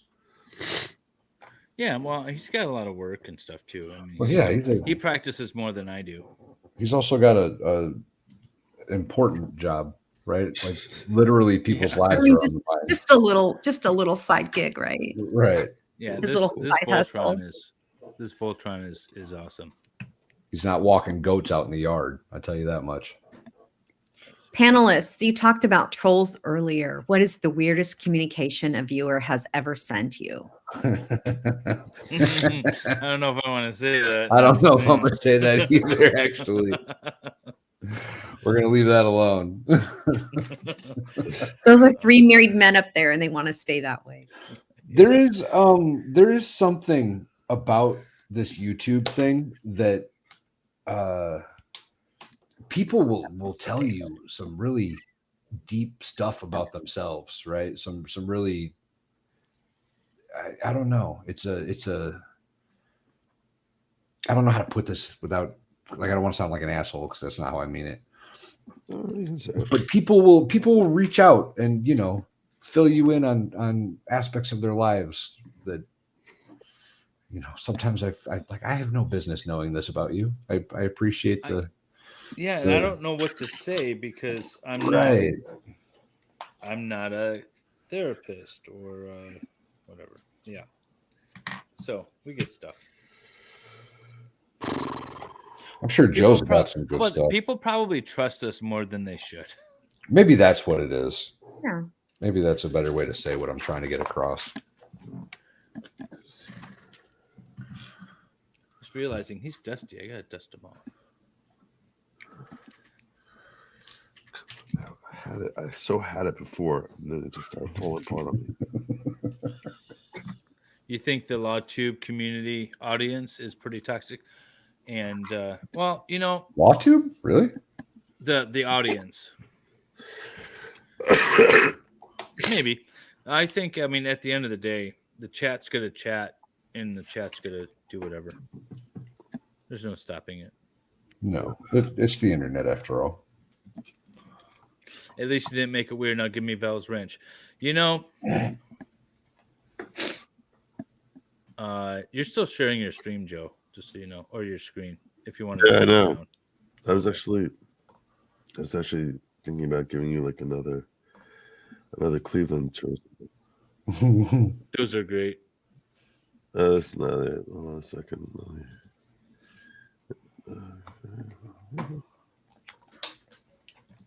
Don't dish your chat. I'm not dissing my chat. My chat's awesome. Everyone's chat's awesome. Yeah, there we go.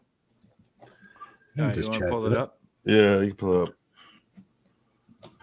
Here we are, folks. Beautiful Cleveland, Ohio. I am exclusively regional comedian Mike Polk Jr. A while back, I made a couple Exclusively of Cleveland regional? videos encouraging people to visit our fair city. Who's got that? This place has gotten even better since then. So pretty we thought good. it was time for an update. I hope you enjoy it. Welcome to Cleveland. Let's play ball. Fun times in Cleveland, some more. New Cleveland. Welcome to New Cleveland town, everyone. No river fires for over 50 years. Our hearts are swelling with pride and plus corned beef. We all wear t-shirts to prove we like living here. This building's no longer haunted by sadness. We win a title about every century. We now have more breweries than citizens. We put up signs to remind us where we live. We added bars and we legalized gambling. Now we're like Vegas, but cold 10 months a year. Welcome to Cleveland, you Major League All-Stars. Spend all your money and have fun while you're here. It could be worse. You could be in Detroit. Still not Detroit. What's with the... Still not Detroit. Yeah. Oh, that makes it so much better. Awesome. Makes it so much better. Yeah, how they bash in Detroit. Yeah. Yeah, you can send me weird messages to my email there. Lost in Law says, Joe, please show them the old 90s, 80s car commercial. That is funny. I don't know the 90s, 80s commercial. I don't know which one. I'm not sure what that is. Yeah, I don't know either. That's their motto. We just say God, what was the line? It's something like our buildings are no longer haunted by depression or something, or just Our major export is crippling depression.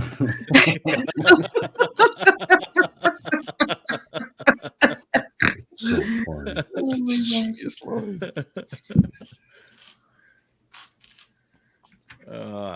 David, what was that That's video you played a long time ago? Like we've known each other for 20 years. A while back with the guy that was building a deck or something. What was the... Oh, that was play the Aussie. Shapers. The Aussie deck thing. Yeah. Yes. Yeah, the Aussie Dexter. Yeah, that was great.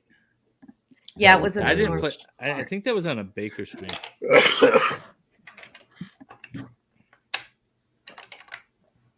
Hi, everybody. Ginger Welcome. Bang is not blonde. Where is it? Elifant says, I have a bedtime now, Valhalla. Time for bed. Have a good night. So confused. Night, Ellie. Appreciate you, Hi, babe. Ellie. I Thanks think for coming. Her husband makes her get off and go to bed. I love He's a smart that. man. He's a smart man. Right? Apparently, Joe, you got a Twitter DM with a link to a video. I did. I had a What is husband the who told me funniest to go to quotes bed that- once. That lawyers use. course. What's the funniest quotes? I'm like, you can't And tell like me. in general. I haven't seen this yet. If you're okay with me airing it on No, yeah, I don't care. It's All right. it's 1:42 in the morning. We're 4.5 hours in. All right. Do you want me to pull it up?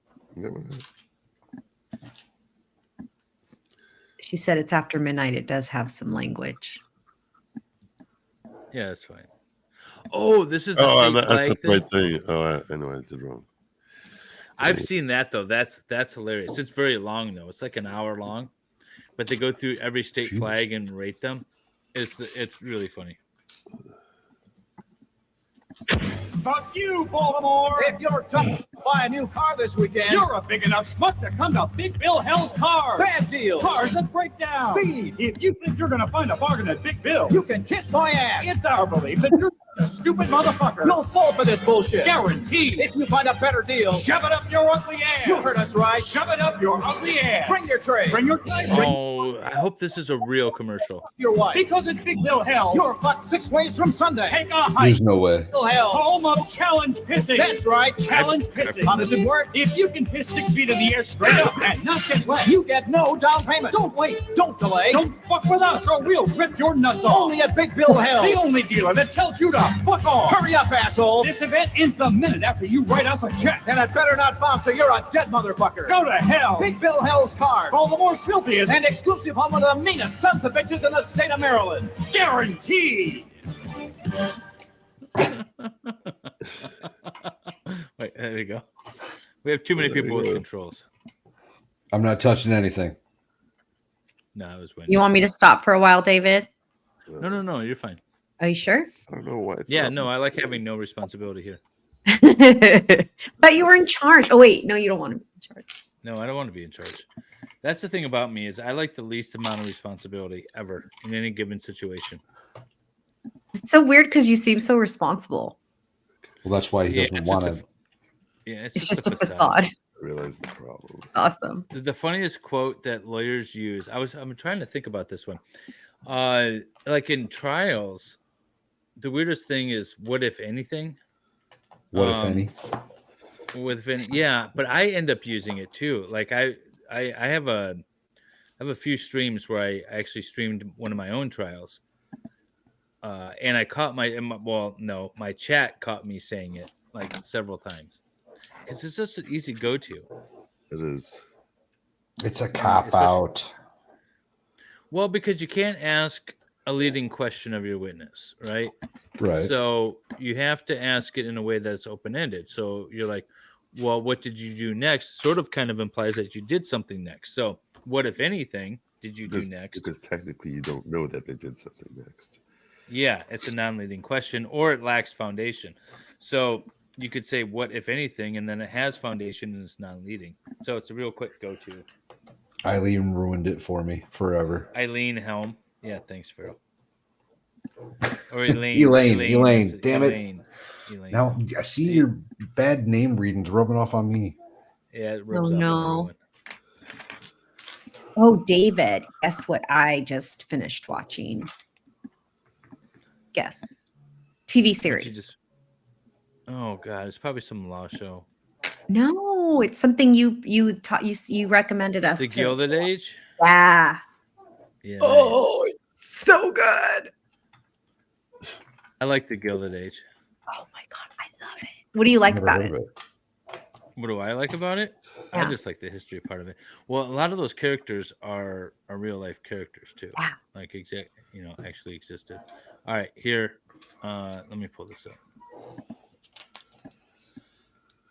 It's weird. If you're like me, you find it very hard to keep your dick dry. Schaefer's deck I sealant. left my dick unprotected and it was warped out of shape in no time. I could barely recognize my own dick. Imagine that.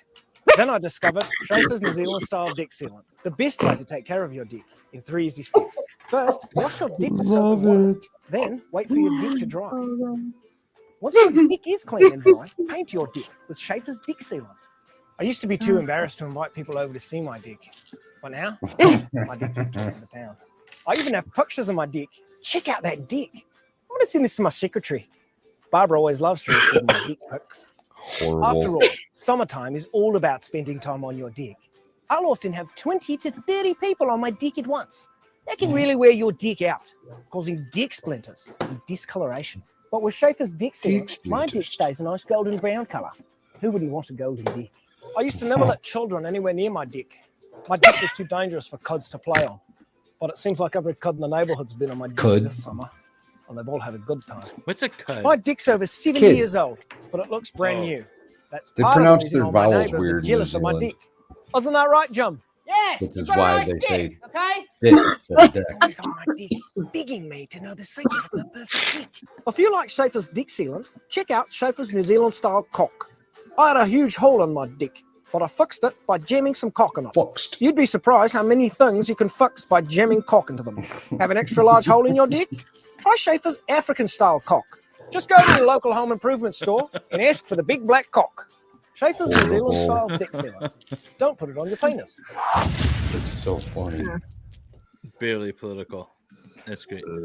He's got like a series of those. There's like 6 of He them or does. something. They're Yeah, great. yeah. There's so many of them. They're so funny. How we doing, Joe? Did you figure out your building base? I think I finally did.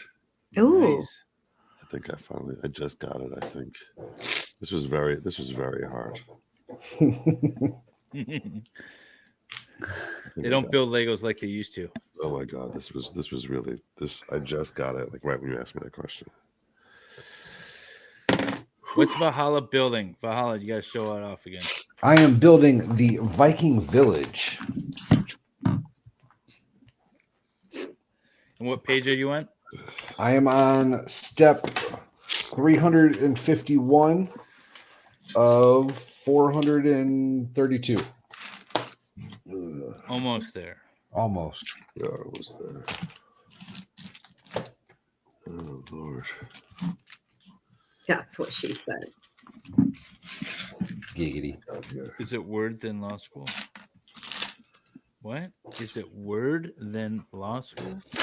Maybe worse. Worse? Maybe she means worse. Oh, maybe she's chatting with somebody else. I don't know. There it is. 600. Law school. Hey, Joe. So I always say that law school is as hard as I thought college was going to be when I was in high school. Does that make sense to you? Meaning it's Like when really you're not like that when you're hard. in high school. Well, no, like when you're in high school and you think about, oh, college is going to be so difficult, and then you get there and it's kind of easy. Okay. You know, like it's maybe not easy, but not as many hours or struggle as you thought it was going to be. And then you got to law school and you're like, okay, this is what I thought college was going to be like. Like the Oh, I number see of what you're hours saying. and stuff. Yeah. Okay. Is that how you that's not how bad. I perceive it. It's definitely harder than college. It's definitely harder than college, and it's also more competitive. It is, depending on the school you go to, I suppose. I didn't go to a super competitive school.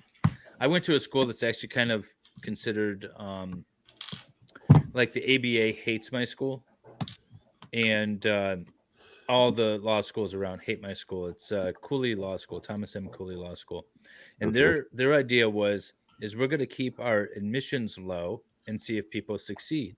So they had low. You didn't have to get really high on your LSATs or anything like that to get in, but you had to maintain actually good grades in the school. Otherwise, you could get kicked out. And it Okay. was sort of a new approach to law school, as opposed to like, you know, U of M or something where you had to get really high marks to get in, but once you were in, you were essentially going to graduate. It was just, Right. you know, What was and the so objective of that? the objective was to get people that weren't traditionally considered good candidates for law school and give them the ability to actually go. They also, the reason why I went there though is I was married and had kids and was working full time, and they offered weekend classes. Right. And so I would take all weekend classes. That's why I ended up going there. Okay. But like all of the law schools hate them. The ABA hates them because they feel like they're dumbing down the standards or something. But their pass rate of bar exams are low, but they're not horrible. And a lot of people will get in, and like there was one guy, the guy that always answers the questions that sits in the front row. Yeah. That guy, you know, I Yeah. went Yeah. through my first year with him, and then all of a sudden I never saw him again. And I didn't think anything of it until I So ran into him like in a so he parking lot flunked out. somewhere. Yeah, he burnt out, and he had to quit and drop. That's funny. Yeah. So, but it's hard. It's a lot of work. Yeah. It's just it's more than Especially college. first year. Especially Yeah, first yeah, year. your first year is rough. You don't know what you're doing, and you don't know how the tests are going to go. By the time your second year ends, you're comfortable. You know what to expect going forward. That's true. But yeah, first year is horrible. Yeah. The first year is pretty bad. A lot of reading, and it's all in advance, and you and don't you know also- what the questions are going to be. You don't. Yeah, you have. It's really a good idea to sort of look at some practice exams before you even go to day one of law school. I actually think that's probably not a bad way to approach law school. Is if you actually like look at what your exams are and get a feel for like, okay, so and a sample answer and like a good answer to the essay questions that they give you. So at least this way you sort of start training your brain to think about like, okay, how do they want me to be approaching this? And that way you spend the entire year just sort of fixating on developing your mind to think along that type of framework. So Yeah, it's not like someone said in the chat. Law school is not that hard. Like I said, it's not like it's hard. It's a lot of reading. It's a lot of work, and they're there to reshape your brain to think about things a different way than you have. So it's basically 3 years of retraining the way you see the whole world. Like there's movies that I used to watch, and I'm like, that's fun, you know, and then I watch them now, and I'm like, well, that seems sus and probably a lawsuit, and You know? I was rewatching 24, and I'm like there's in season 3 of 24, like Sherry Palmer. Did you watch 24? No, I never watched it. All right, well, the president's ex-wife, who's like helping him or whatever. So like some political enemy of his is that she goes to try, and he's having a heart attack, and she stops the guy's wife from giving him pills. So, and he dies. And they're basically spend the entire, rest of the season talking about how they committed murder. I was like, I don't think that's committed murder. I don't think that's really good. Like, and they're like, oh my gosh, you're gonna go to prison for murder. And it's like, not if we keep quiet about it. I'm like, all right. There's so much evidence she was there. It's really stupid for them to even try lying about it, which they do at a certain point. And I'm just like, also, like, I don't think that's murder. I don't think that just because he's having a heart attack, even if he's, unless you could prove he was trying to get the pills and you took the pills from him, I was just like, I don't think that's murder. I was like, this is just pretty weird. Yeah, there's no affirmative duty to do anything. And I can't watch law or law adjacent TV shows or movies at all anymore. They're all like I used to watch Boston Legal a lot before law school, and I can't touch it. Yeah. Or people love Suits. I hate that. It's so inaccurate. Yeah.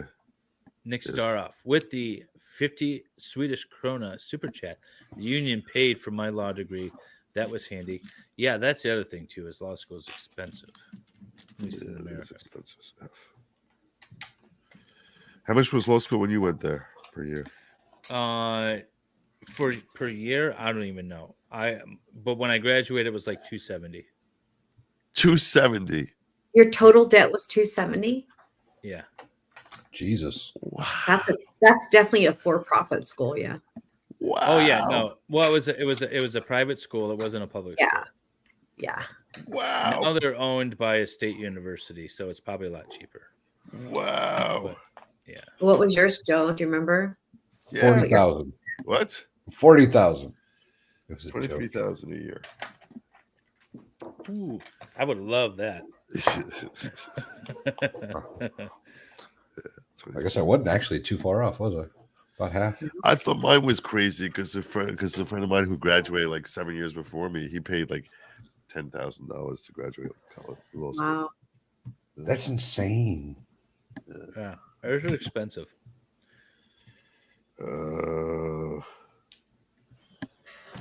Just warning you, Valhalla, I'm coming for you. This is my last building. Oh, looking good, Joe. Ugh. Valhalla, are you gonna lose to Joe today? Maybe. And a sick Joe at that. The man's barely making it, barely hanging in there. He's still gonna beat me. What this is? What the hell is that? I never enjoy law dramas, but enjoy law from this group. You know what? I will say, like, the one law-related thing that I can continuously watch because it's hilarious and it's extremely accurate is My Cousin Vinny. I love that movie. David loves that movie. You like that movie too, Val? Oh yeah. Plus Marissa Tomei's in it. She's can't go wrong. Beautiful. Can't go wrong. Right? She was a hottie. Yeah, sure. She still is. She's like 60 years old, still knocking it out of the park. Love it. Love it.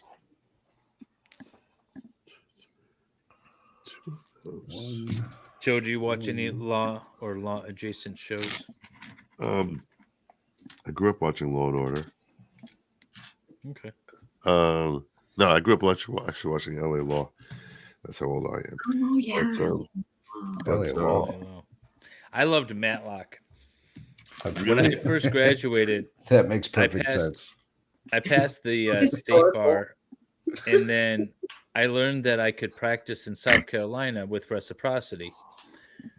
So I had a plan on moving to a little town called Georgetown, South Carolina, and it looked like Matlock Street. It had these like tree-lined streets. You could live and like walk down to the courthouse and stuff. And I wanted to be like Matlock, and then I decided not to move. So I'm still here in Michigan. Wow. But no, I love Matlock. What is this? This goes. I said when I'm a lawyer, I'll have a pinky ring. God. Better Call Saul. I did watch that because that was fairly accurate too. That's not bad, right? Better Call Saul. Yeah, yeah. I love the opening shot of the very first episode after you get past this little flash forward. When they're in the court and everyone's just sort of sitting and they're quiet and like the court reporters, sucking on the straw and just everyone's just, it's boring and there's nothing going on. I'm like, that's court. That's awesome. And I learned later that the producers went down to the court and sat in on a day of like district court cases and stuff, and so they wanted to be as accurate as possible. That is pretty cool. Michael, I don't know that one. Anyone remember Ironsides? Sounds familiar. What's that? No. Not Lawsuit ice. made it impossible to watch law shows. Good, we're winning. That's the idea. Is to change the. I loved that show, David Nelson. That's a problem that with like military movies for me. Yeah. I just can't get into it. Like, oh, that's so not even close to how that would. But isn't actually Jarheads look. really accurate? Shut your mouth. Jarheads is the worst piece of shit movie ever made. Is it really? Oh, it's so bad. It made if I was a Marine, I would have been upset. Made them look like a bunch of whiny bitches. I mean, dumb. Have you seen Three Kings, Valhalla? Which one's that? George Clooney, the first Gulf War. Yeah. I'm wondering how accurate that was. No, you're not gonna get out there and run things. Oh, with hey, three Val, men. It's just not gonna happen. Jarhead was boring. I don't remember making it through that movie, but I just remember was a horrible movie. like the first half of it. If you want like good war movies, Saving Private Ryan is my favorite. Bridge Too Far. Bridge Too Far. World War II movie. I don't know if I've seen that one. Well, it's supposed to be one of the most accurate World War II movies. Saving Private Ryan was really good. Obviously, We Were Soldiers is an amazing series. I do like We Were Soldiers. We Were Soldiers was a good movie. What was the Band of Brothers? That's what I'm thinking of. That Band of Brothers was great. Yeah. We Were Soldiers was a good movie too. Nicholas Starov just gifted 5 Goat Herder memberships. My man. Congratulations, DK Cripple, Old Line Red, Salty Dog 78, Bobby Bologna, and Wanda Stevens. Welcome, y'all. You get new emojis now. I love Val's emojis. What's with the tiger tank in Saving Private Ryan? Is that not accurate? Or did they not have tigers by then?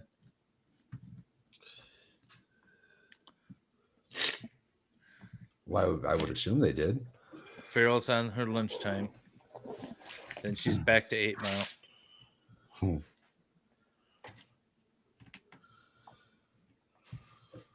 What the hell is happening here? Kelly's Heroes. Tired. I don't know this movie. Yeah, it's 5 a.m. Valhalla. Are you done yet? It's not 5 a.m. Stop it. It's literally tomorrow. Actually, it's still yesterday for me. Yeah. All right. Can't see what these pieces are.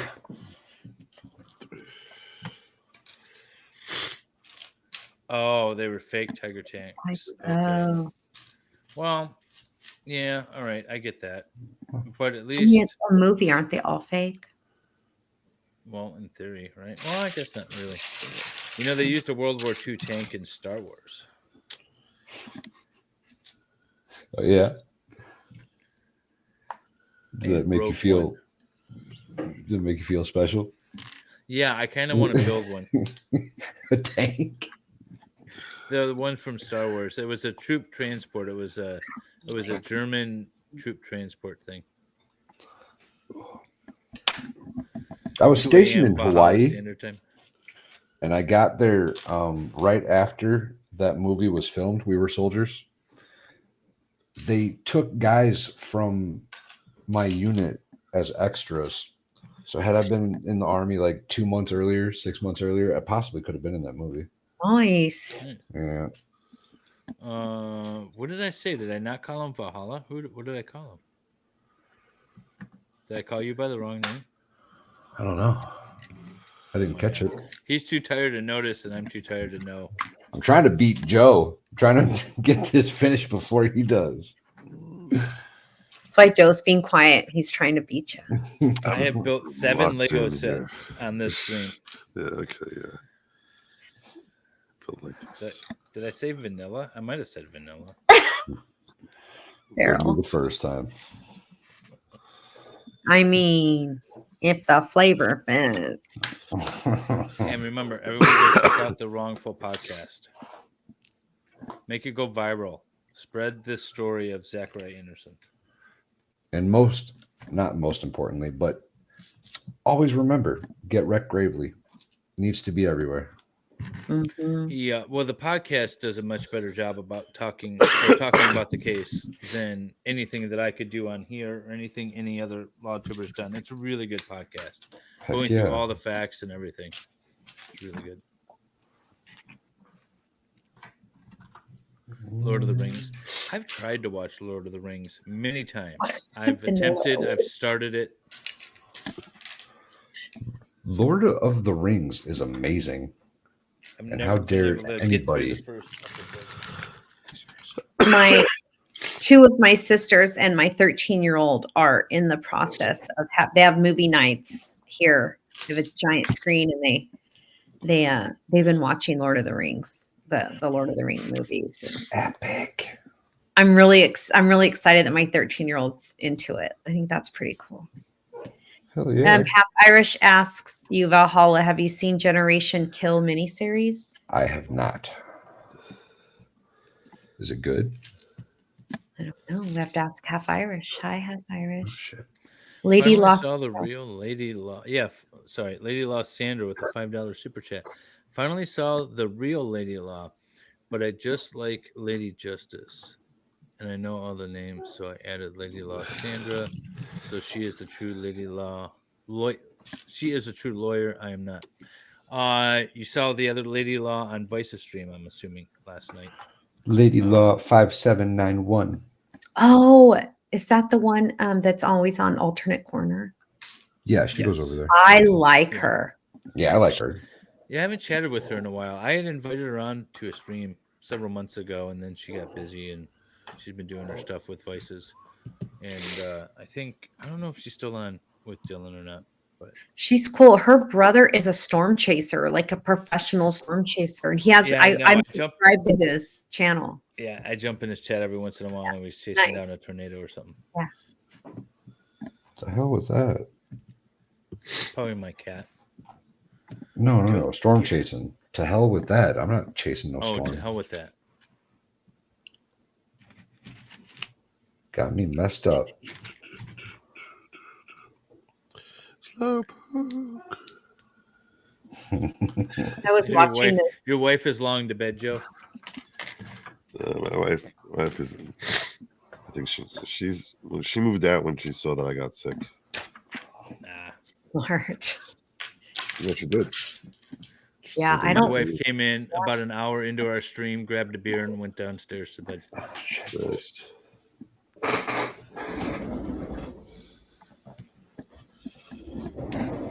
Nice.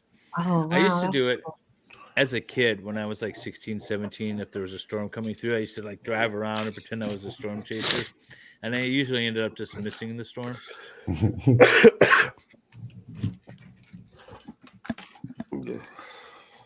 It's probably good considering your Camry wouldn't have made it.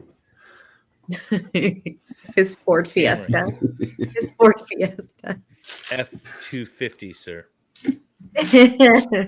Oh, that certainly wouldn't have made it. But it made it a lot longer than your little plastic toy truck. You said you have a Ram, right? Val? Yes, ma'am. Yes, he does. I rented a pickup a few weeks ago, and it was a Dodge Ram, and my daughter was so bummed when I had to return it. She goes, "This is what she says. I love driving that manly car. I felt so cool." That's what she said. She's 13. Outstanding. David Nielsen said MLS, Valhalla, and Joe all have hot wives. Yes. True story. We know how to pick them. Yeah. Well, they chose us. We're They just say lucky. men Or should at least marry I up. am. I've heard that. Men should always marry up, I've heard. I certainly did. Yeah.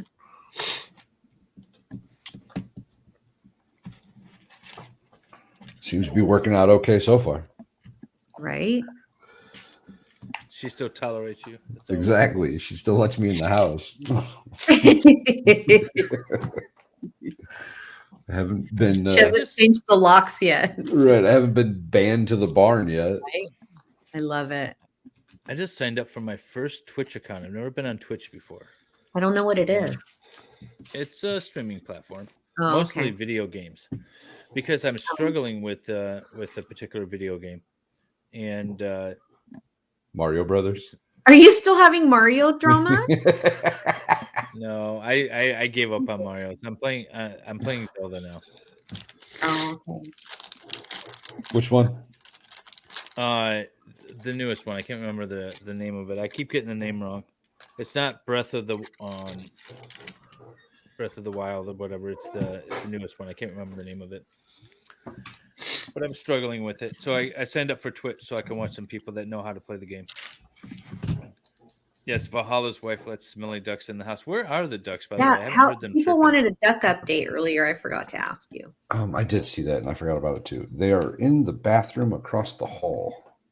Oh, nice. That's why we don't hear them today. Yeah, I had to evict them very quickly. That was out of control. They are all doing very well though. They're all doing good. Checked on them right before the stream started. They're doing awesome.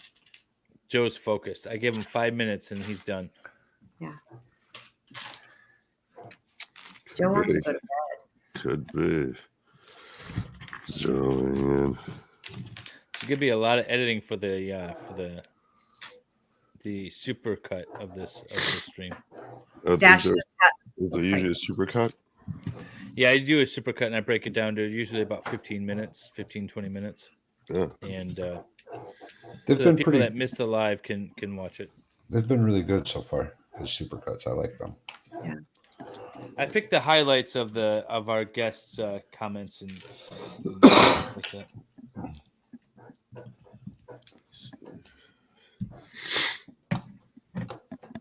Come on. In a month. See, another secret that you didn't share with me here is like when you have like a final cap piece that you just don't see anywhere, and it's like, step 7 out of like 23. You don't have to go looking for it right then and there. You'll come across it later. Move on to step 8. Exactly. But did you tell me that? No, this is a learning process. Didn't tell me that, did you? I like how Dave turns I'm his gonna have to- competitiveness into your learning process. Yeah, I know. It's my learning. Maybe I'll produce a guidebook for future guests based off of this. Any other notes would be helpful if you want to submit them. Don't they have the instructions though? Aren't those the guidebooks that people use? Well, that was my thought. But... I mean, in most of our guests' defense, you two have done this at least once a month for several months now. I mean, some of them it's their first Lego build as adults. Yeah. Yeah. Get Joe a. That's that other brand, isn't it? Yeah. Yeah, he was gonna buy one of those. We talked him out of it. Isn't the Duplo set the ones for like toddlers? Uh-huh. Yeah. Well, so Lego lost its U.S. patent because it's so old now. So now people can basically just duplicate it.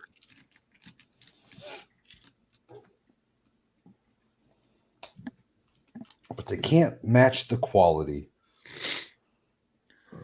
The key, David will make one hell of a thing. What? I think he's saying your key. I think he's saying your key will be one hell of a thing, like your Lego key or Lego guidebook, maybe. Oh. Okay. Yeah. Dash says, are the completion times the same for the number of pieces in a puzzle? Well, if you want to see a true competitive head-to-head, last month Valhalla and I went head-to-head, just him and I, with the exact same set. We started at the same time, and you can see a true head-to-head competition there. The first time Dave beat me since week 1 or month 1, stream 1, whatever you want to call it. But I had like 20,000 pieces in each set since. Some stupid number of pieces. 20,000. Get out of here with that. It's 20,000. I saw the box. There's no Lego set that they make that has 20,000 pieces. Yes, Melissa Jane, you did. Show your. But hang David, on. So Melissa Jane, I did the orchids, and then for a little Lego charity, I made a heart. 3D heart, no less. And then I made another heart. This is my second heart that I've made while these guys have been building theirs. Ask him how many pieces are in the orchids. 19. All of them are in there. 608. But I also used another couple of hundred for each heart. Yeah, and that's his second heart, by the way. That you free-handed. Yeah. I did freehand it. And then I went back and added more pieces to each one.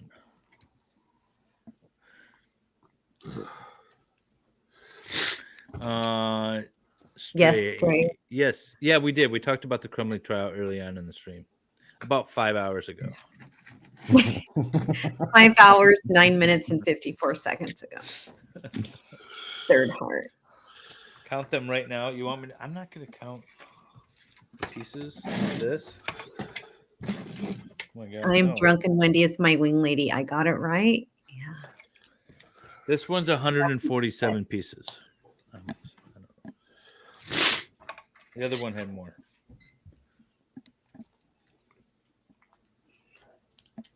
Call him BS. JC Adult 101.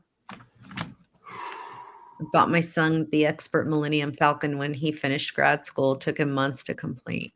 Hell yeah. That one is cool. I have the smaller version of the Millennium Falcon, but I want that big. It's like $800 though, or something stupid. I can't justify it in my soul to spend that money. No, that'd be one that chat would have to buy me over time. I couldn't. How much was Lego it? could sponsor like $800. It's like $800. Oh my God. Yeah, I can't justify that. My wife's like, you can get it if you want to. And I'm like, I would be mad at myself for getting that. Yeah. $700 on Black Friday. JC Adult 101 says. Yeah, at first I was going to do an anatomical heart instead of the. It is therapeutic. What? I'd still be building, I'm sure. $700 Black Friday deal. Jeez. Yeah. That's still, I don't know. I can't. No, I'd be mad at myself if I bought that. The big castle behind, well, you can't see it now, but that big castle that sits behind me, that was the most expensive Lego thing I've ever purchased. And it was like $400, and I was about to lose my mind over it. This, I can't remember, but I feel like this was the most expensive, the Voltron, the Lego Voltron. How much was that? Do you remember, David? It was like $250 or something like that. I can't remember. Really cool, though. Yeah, it is.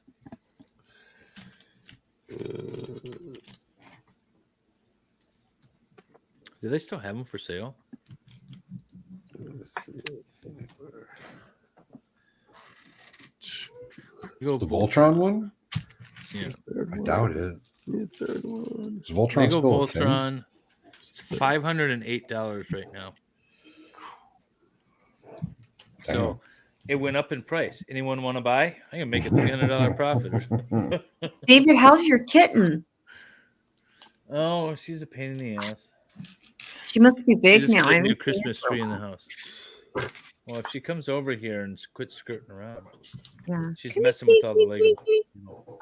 Voltron is now $500. It's discontinued, David says. Oh, it's now discontinued? Okay. Yeah, so now you have a collector's item. I do. Who knew Legos were an investment? I mean,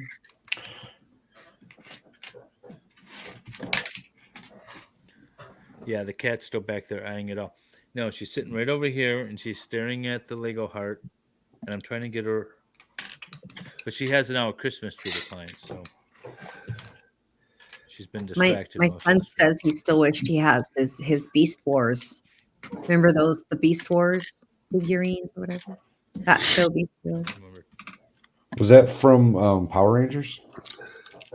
You know, it was during that era, but I don't recall if they were part of the Power. I just used to buy him the figurines things, and he's like, "You know how much those are worth now?" Kitty, kitty. Hi, kitty, kitty, kitty, kitty, kitty. So here's the littlest one. I thought you had a black one. I do. The black one's over there. Oh, okay. This is Hi, the this is the kitty. new. That's the baby, though. The kitten. Yeah. Yeah. This She's one I just big called the now. little cat. She's so big. She big girl. She cute. She cute. She's Yeah. 20, They're 21 weeks or Transformers. something. Thank you, David. Yeah, Beast Oh, Wars were Transformers. Yeah. Oh, okay. Farrell, yes, I will be at the office next week. It's a real problem. Real problem. What happened, Joe? Missing a thing. But you remember, you can just move on and come back to Yeah, it. but I'm like on my last stage.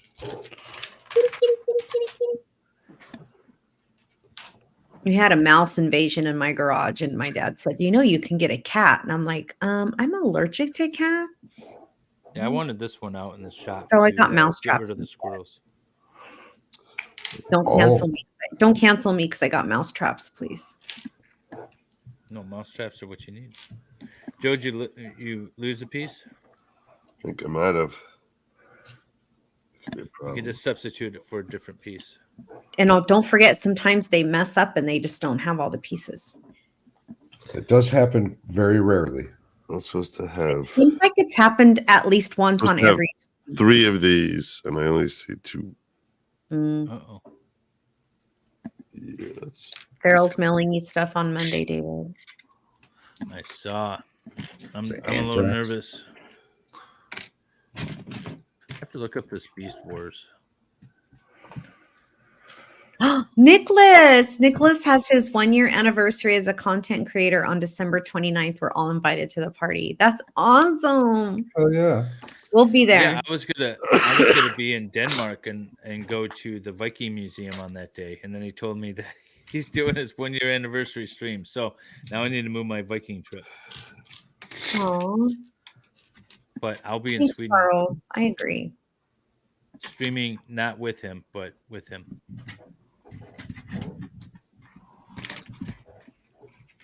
Yeah, I lost. Joe, you've been doing this for 4 years, you said? What? Streaming? On YouTube? No, 3 years. 3 years, okay. He Actually, just said he started during I COVID. started doing videos 3 years ago. I've been streaming for 2.5 years. Oh, okay. The red one, Power Rangers.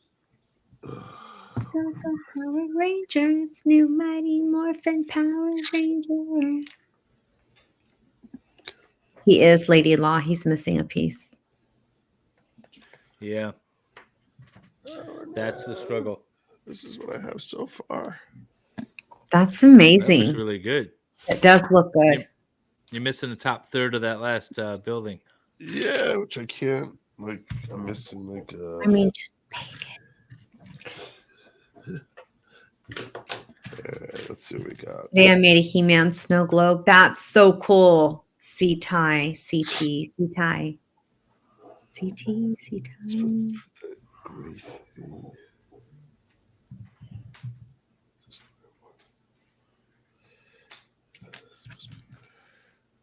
Ugh. Good morning, Mas. Europe's starting to wake up, huh?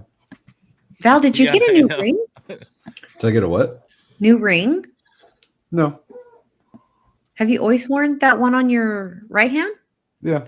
Yeah. Oh, that's beautiful. I don't think I. Thank you. I like it. Me gusto mucho. Yo también. Yo también. Oh, que bueno.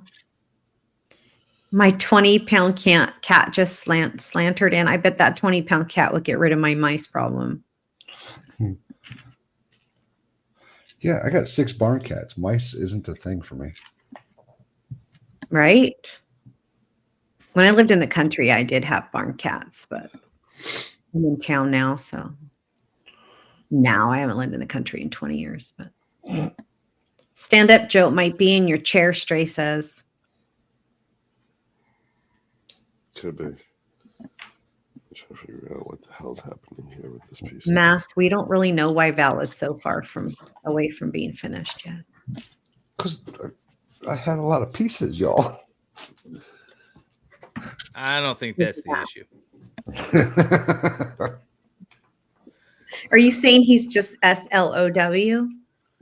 Yes, very. One of the cats tried to bring a mouse in the house today. No, ma'am. I mean, the mice are hecka Is Joe cute. crawling around the floor looking for the piece? Okay, there he is. Yeah, he's looking at his chair, I think. I was good. When Joe is less distracted, I have a Trump question. Yeah, go for it. Do you think any of Trump's trials are going to actually, or cases are actually going to go to trial? No. Well, that.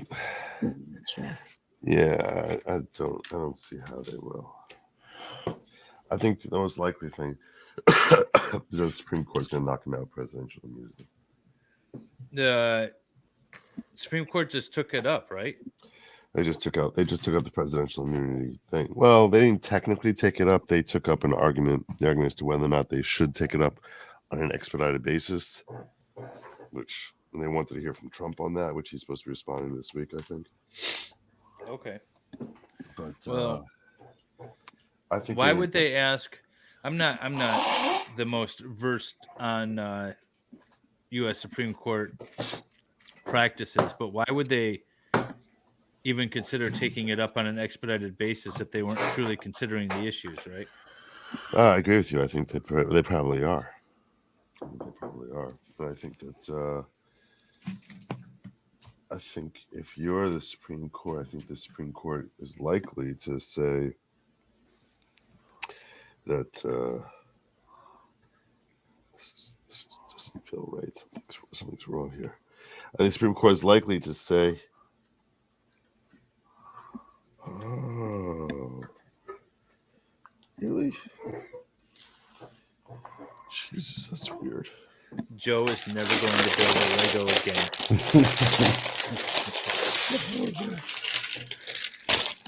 What bag is that, Valhalla? I don't understand this stupid thing. 14 of 15. Jesus. Close, so close. So close. I'm getting a sweater. Cold. See, this is the kind of trial I like when it's close. You don't know until the end which way. Joe's just been messing with me. He's got it all finished in front of him. Just doesn't want to say anything. Keep going. You got this. You got this. What the hell is that supposed to do? So yeah, I think that they're likely to say that. That chick down in Georgia is kind of nuts, right? Oh yeah. Like there's no chance there's no chance that that's actually going to work out for her, is it? Well, I think if presidential immunity could knock out everything. That's what I think is the most likely thing to happen. What the hell is happening here? Hi, Mrs. Kate Griff, dropping in to say hi Well, before except bed. for that. Did David cheat tonight? No. No, of course not. Never cheat.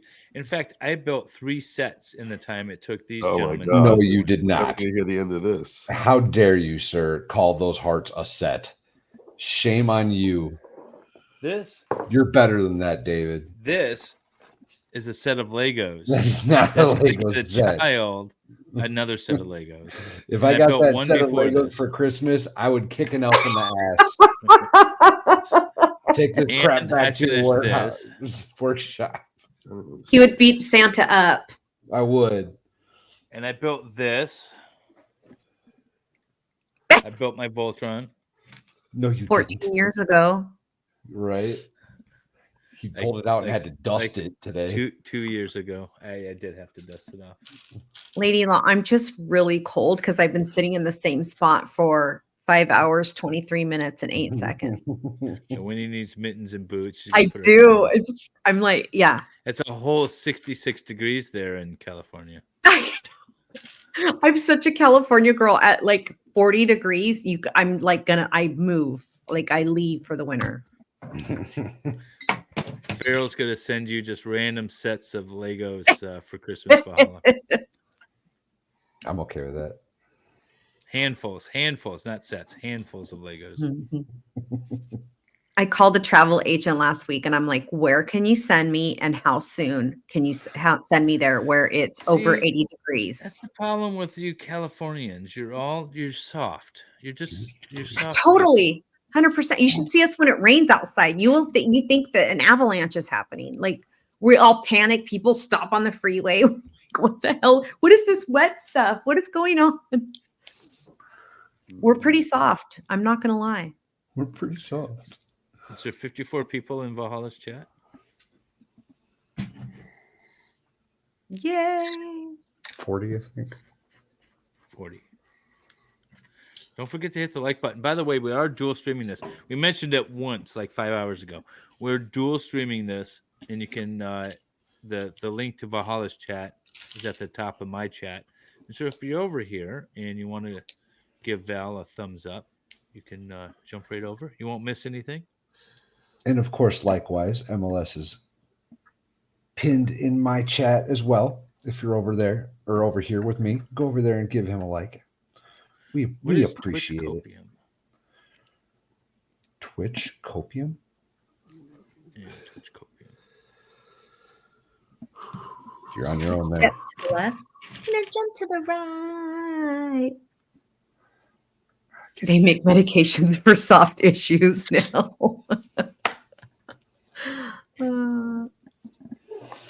Hi, Mimsy. She fell asleep earlier and woke up to David's win. Right. Yes. Did you hear that? My win. Oh, stop it. Starlight. You had the 84. option of getting a smaller set, sir. Well, listen, if I knew we were playing these dirty tactics, I'll start getting the 6-year-old little 40. He's all Wendy Wendy send one of those grandson. to Joe. I was gonna send him one of those like Fisher Price with the large blocks, and you have like 4 of them to Yeah. put together. Like my grandson's Jurassic If Park you didn't set. buy the New York skyline on the stream last week. Oh, that's funny. What the hell? You know, Miss K Grift, a winner should be pleased with himself. So. Griff, not grift. Griff. I I say what I say. I read what I read. Bless your heart. I am old enough for grandkids, Mrs. K. Griff. I'm an old lady now. Griff. Griff. It doesn't make sense, Griff. Probably her last name. Well, maybe. Yeah, Puerto Vallarta would be nice. I could go there. I've been to Puerto Vallarta once. You have? I've never been there. I went, I was home on leave. Yeah, where was I? I think I was in Iraq. And I came home on leave. And when you get like leave from Iraq. Yeah. Wait, how did you hear me? Because you're talking? Yeah, what do you mean? Because I have ear holes? Like these No, my things? mic was muted. No, babe. Oh, I've been on this mic all Yeah. night. But that sounds a little better, huh? You're quieter. Am I? A little bit. It's not bad. Should I go back to my Mass says, how long before we stop teasing Valhalla with almost losing to a Lego noob with a heavy cold?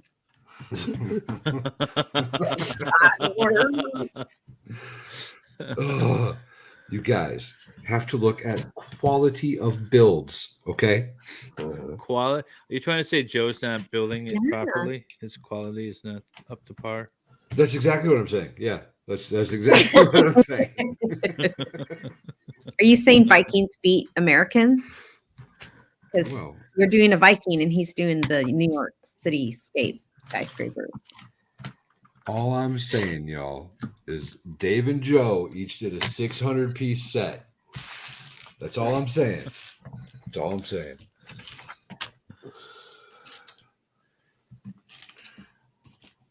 I did the man And set. Valhalla in was the group. confident enough to come in with a 2,000-piece set.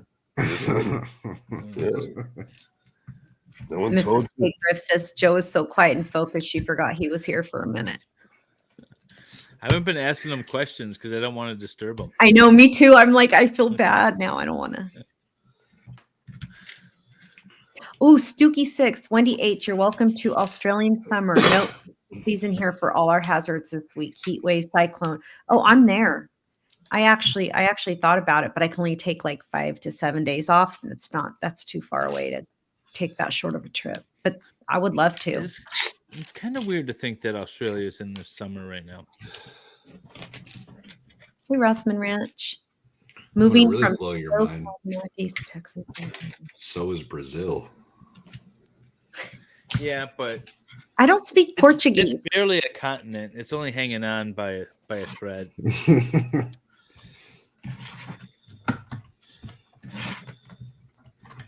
Kathy Trout. Hi, Kathy. Is Joe too sick for this? He's doing good. Yeah. Yes. Hey, Billy Night, Ayo. Miss K Grift. We don't get Val. We just get along with him. JK.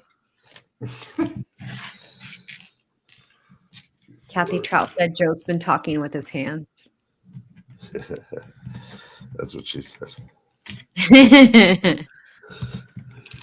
Dash might. Yeah, I was thinking about going to one of the islands. St. Croix would be good. Also, Aruba, maybe. I don't know. Melissa, what time is it there where Ooh. you are? Because I Where feel you like are? it wasn't that long Where ago you I was watching her at a car show. Mm. She was streaming from a car show. And it was like coffee and cars, so I feel like it was morning.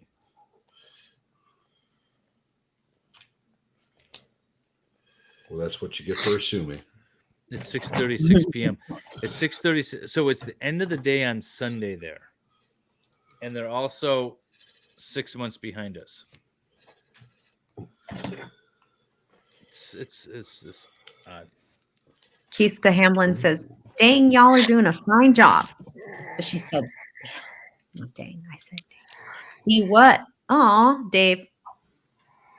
With a 1999 super chat, I love cats. Well, thank you. I have 2 of them, and the littlest one's just been crawling around me because she's apparently bored of the Christmas tree now. Well, thank you very much for the 1999 super chat. Coffee and Cars was around 7 a.m. Was that long ago? It's like 12 hours ago. Yeah, that checks out. Was it 12 hours?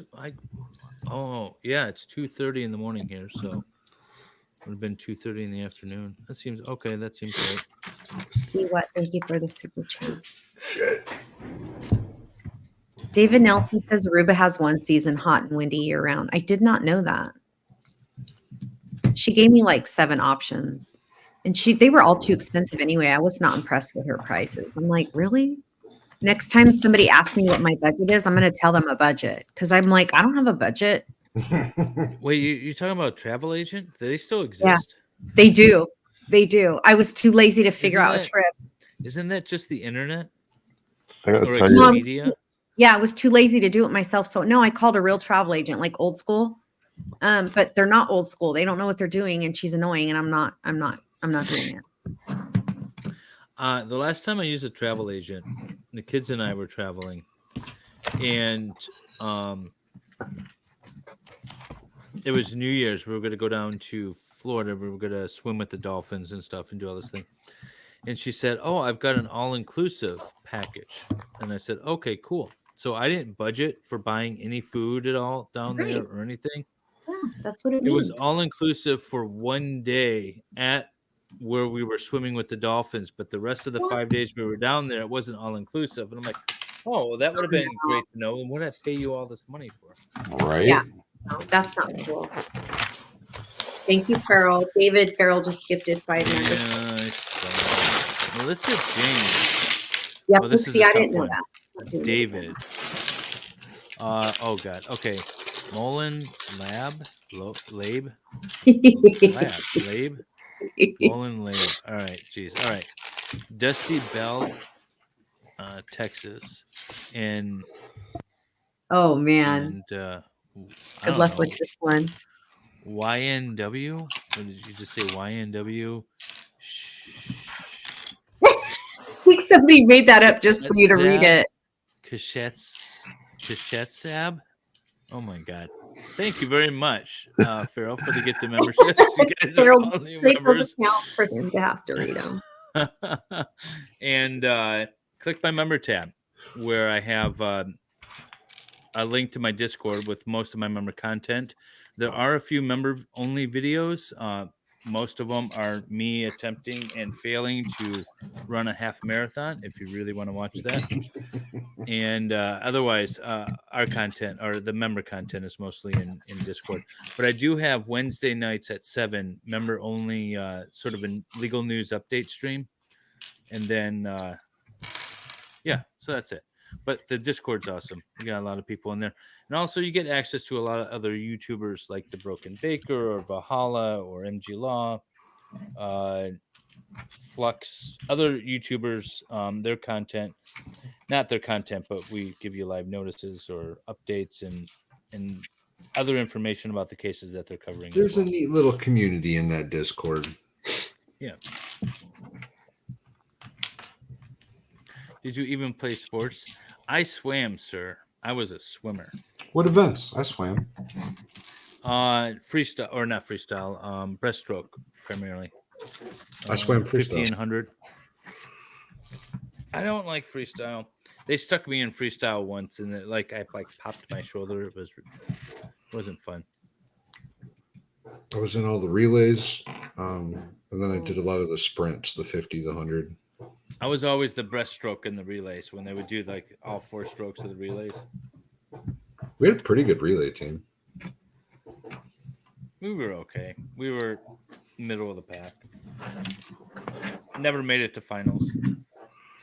I think my 50 freestyle time was, by the time, like the best I ever did, I think I was like a second away from qualifying for state.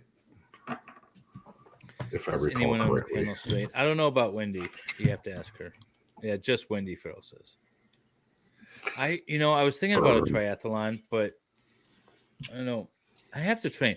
So my half marathon that I ran, I didn't train at all. I've run them before, and I would train and do all that. I literally ran 1 mile in Galveston, Texas, in preparation for this half marathon since the last half marathon I ran, which was 2 years ago. So it was a struggle. That sounds like a horrible game plan. It was really bad. I think the kitten is going to win. The kitten is definitely going to knock down Voltron.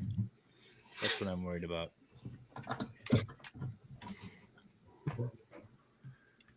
Sound is not cute.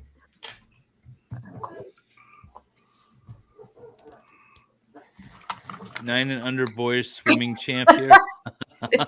Cute. Brandon. Oh, that's funny. Ooh, Joe. Nice. Are you winner, chicken dinner? Yay. Nice. Very nice, Joe. Good. Excellent. I like the little Statue of Liberty and everything. That's a good set. That's a beautiful set. Hercules. Hell yeah. Was that like a marathon for you, Joe? What? Was that like a marathon for you? It was kind of like a marathon, yeah. 5.5 hours doing stupid wagon. I will say. But what else were you gonna do? Recover. What's funny is that I actually I told my audience that like I told them I wasn't going to stream tonight. I usually do a late night stream. I was like, no, I'm too weak to stream tonight.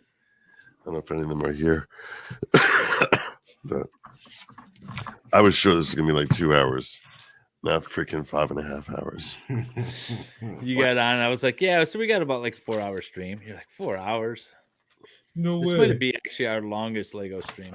Mm, The first one Possibly. went actually kind of late. The first one went like you and so We had to Valhalla and do the another- experts streamed for like 8 hours building their Lego set the first go around. I got screwed on that one because it was a 3-in-1 box. So Oh yeah, I was building the one of the sets that didn't have, basically all my pieces were scattered throughout the entire thing. So I had to open every Mimsy. bag and dig through Yeah, it. Mimsy, you've had a lot of chat, Joe, in your chat has been here. tons. Oh, Supporting have I? you all the way. Yeah. Yeah. Oh, that's nice. Yeah. Hey, guys. Like 10 people were like, Lindsay. here, here, here. Oh, that's so sweet. Thanks. Yeah. You guys are awesome. So Joe, what do you have coming up on your show? Just your normal shows, or you got anything special coming up? See, that's what I don't want to limit myself by saying this is what I'm going to be covering. No, Especially since I don't usually know what I'm covering tomorrow. I know I'm going to be covering stuff related to Trump. I cover like a lot of, I find myself going down the rabbit hole on philosophical things. A couple of weeks ago, I was like very into like the whole, like, what is free speech and free speech on campuses and things like, and should that be something that they, we should not, even if they're saying, calling for genocide, like, what's to stop them? What makes that different from like marches of Skokie? Why is that? Is it different? And if so, what makes it different? And like, I get into the whole philosophical underpinnings of things, which I think is like, and I was like, and that's why I got into like the whole issue. I think I was discussing with you of your right, your freedom of speech versus your freedom to hear, and like what those freedoms are. This past week, I got into the whole thing about religion, and I'm with the whole Satan in Iowa, and like, what is freedom? Is that a religion? Like, what makes something guaranteed freedom of religion? And analyzing, like, okay, so fine, I know that most of us see like an idol to Satan and we're like repulsed by it, but like, if you're gonna say that it doesn't apply, you need to have a logical basis to say that that's not freedom of religion, and that you need to understand what that, the ramifications of that. And then the first thing I pointed out, I was like, what makes us different from Mormonism? Because today everyone would say Mormonism is valid religion. Michael Knowles was saying that in order for it to be religion, it has to be something that is firmly established in the time of the founders. Well, really? I don't know, because Smith didn't show up till 50 years after the founders. So, that was Michael Knowles' take? Yeah. That's ridiculous. I was like, that's ridiculous. I said that's ridiculous. That's absolutely ridiculous. Yeah, but I don't. What he's using is that Second Amendment case. I can't remember the name of it, to try to establish the whole religion thing. I get his logical connections there. What was, the historical look back sort of thing. But religion is different than, say, your freedom of speech or your right to own a firearm, because those things are fairly rooted, right? Religion isn't rooted in anything. It doesn't have to be. That's the point. The point is that you can't tell me what I can or can't believe in. That's the whole point. Yeah, but then there's a group of people that are going to be like, well, those psychotropic mushrooms, we're going to develop a religion around that. And why not? Well, but is it a truly... Is capitalism a religion? Is the Church of Woke a religion? Can they say we were entitled to religious protection now because we believe that being woke is Yeah, define a religion. That's kind of a hard thing to do, isn't it? If you're gonna just attach the term religion to anything, and that's why like I was like, so that's why you sort of have to define what religion is. You see, Valhalla? Otherwise you can label anything religion. So Yeah, so you have to. Yeah, you would have to. I mean, I know there's people that like go to the gym like it's their religion. Yeah, You know. yeah. well, I would argue It's that the workout religion. I would argue that woke culture almost is a religion, whether or not that means they're entitled to tax breaks and all that other good stuff. Sure, but then what does it mean? What does religion mean then? In So I gave the you Constitution. I came up with the definition where I said if you look at the way the preamble is written, where it's that our basic civil liberties, they recognize the human's right to basic civil liberties because they are endowed to us by a creator, and that is the genesis from which we have our recognition of our civil liberties that the government cannot trample on. Well, in that case, it makes sense to say that religion is worship of God, no matter how you're literally worship of a higher entity, God, who's the creator. And that's basically what religion has to be. And once you start with that, well, Satanism, which is the overthrow of God, is not a religion, because you're basically saying this that's not. You're basically, the whole point is religion by their definition seems like it's a worship of God, however you recognize God to be. Now that would, I was like coming through all different. I was like, what about Greek mythology? Let's say someone said, I had Zeus. I believe in Greek mythology. They want to have Zeus. You would have a much harder time knocking that out, like polytheism. Even though I think that's gross and I think that's disturbing. But polytheism, you have a much harder time than Satanism, because I think you can basically say that religion has to be worship of God. Because otherwise, you're right. Capitalism, woke science has become a religion to some. Well, there is no God in Buddhism, as Matt says Right. right here. Buddhism is not a religion, as I understand it. It's a philosophy. Yes, people Precisely. follow the teachings of Buddha. It's not a creator God. Precisely. So maybe Buddhism is not a religion. I don't Maybe think it's not. I don't even think they identify even know- themselves as Yeah, a I was going religion. to say, do they identify themselves as a religion? No, I don't. My understanding from college is that they identify as a philosophy, not a religion. I think the government still identifies them as a religion, right? Well, I don't know. Do they have They might be for 501? tax write-off purposes. Yeah, I but don't think they have. Yeah. Anyway, so I find myself going down these rabbit holes based on events of the day, and and in between, I'll basically scream at people on Twitter. I'll scream at idiots. Every once in a while, I'll just like erupt against ginos or something of that nature. That's what I do. Oh, shit. Valhalla, where are you on your build? I am so close to being done. Are you? Yeah. That's what he said. I'm so close. I'm so close. I'm on 429 of like 451 or something. I'm on the last few pieces of it. I'm not going to kid you. There was a point I did not think I was going to finish this thing. Oh, I had faith in you, Joe. We had faith because we know everyone goes through that. That's been my experience anyway, just watching. I had that last month, or like 2 weeks ago, whenever we did it.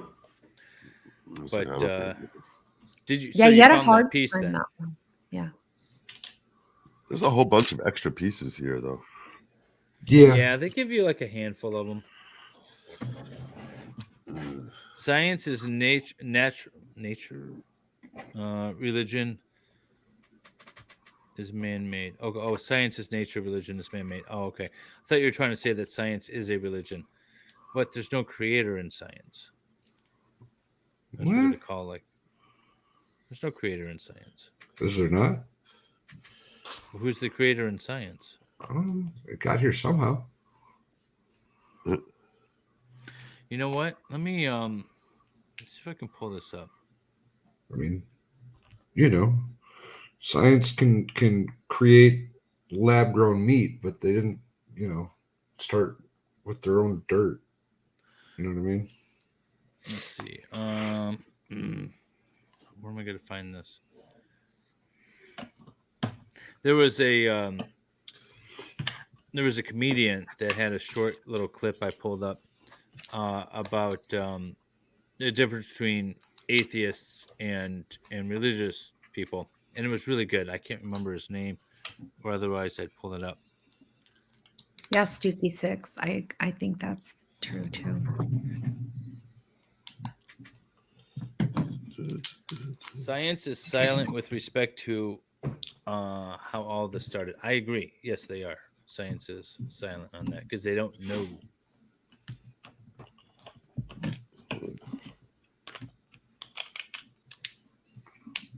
When did you have that? When did you talk about religion? What show was that? I think it was definitely last week. I think it was on Thursday. I think Wednesday. It was Wednesday or Thursday. I can find it for you. 1 second. I just realized I put something wrong here. Let's go. That is Cosmo Kramer from the TV show Seinfeld. It's in there because Jung wanted a way to announce her presence when she arrives. So Kramer Dash asked, is there a separation of religion and law? Yes. I mean, Separation yeah. of religion, of church and state. Well, they Separation of church- specifically church and said state. religion and law. Well, separation of church and state is not something that actually is anywhere in. It's not anywhere in the Constitution. Mm-hmm.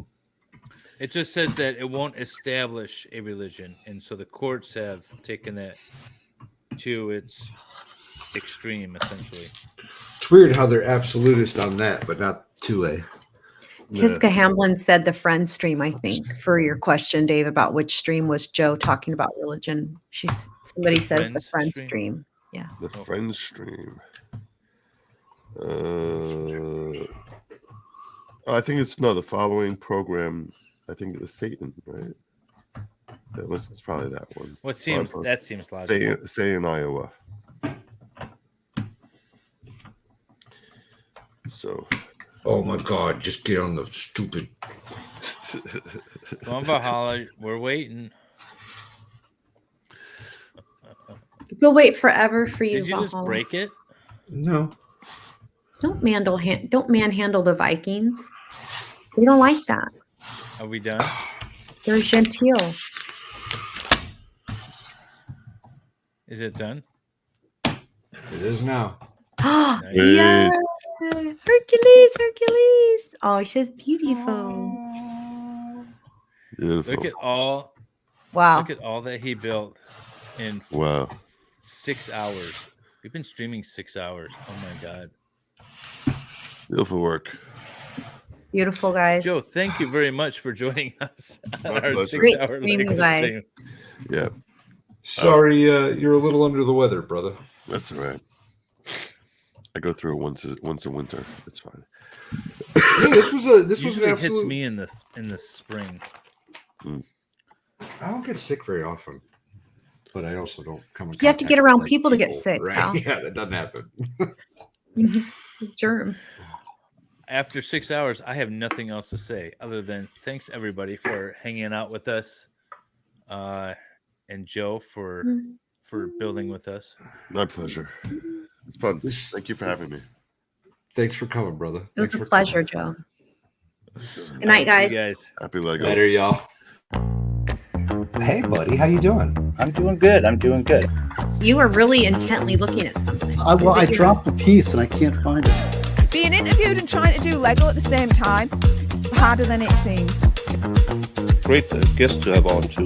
In the beginning, he was kind of like, as we all were in the beginning, how should we act and stuff like that. Now he's such a fun guy to be around. And then he said something about like a tramp stamp or something, and the girls were like, "Hey, where is that? What's this all about? I'll show you mine if you show me yours." And I'm like,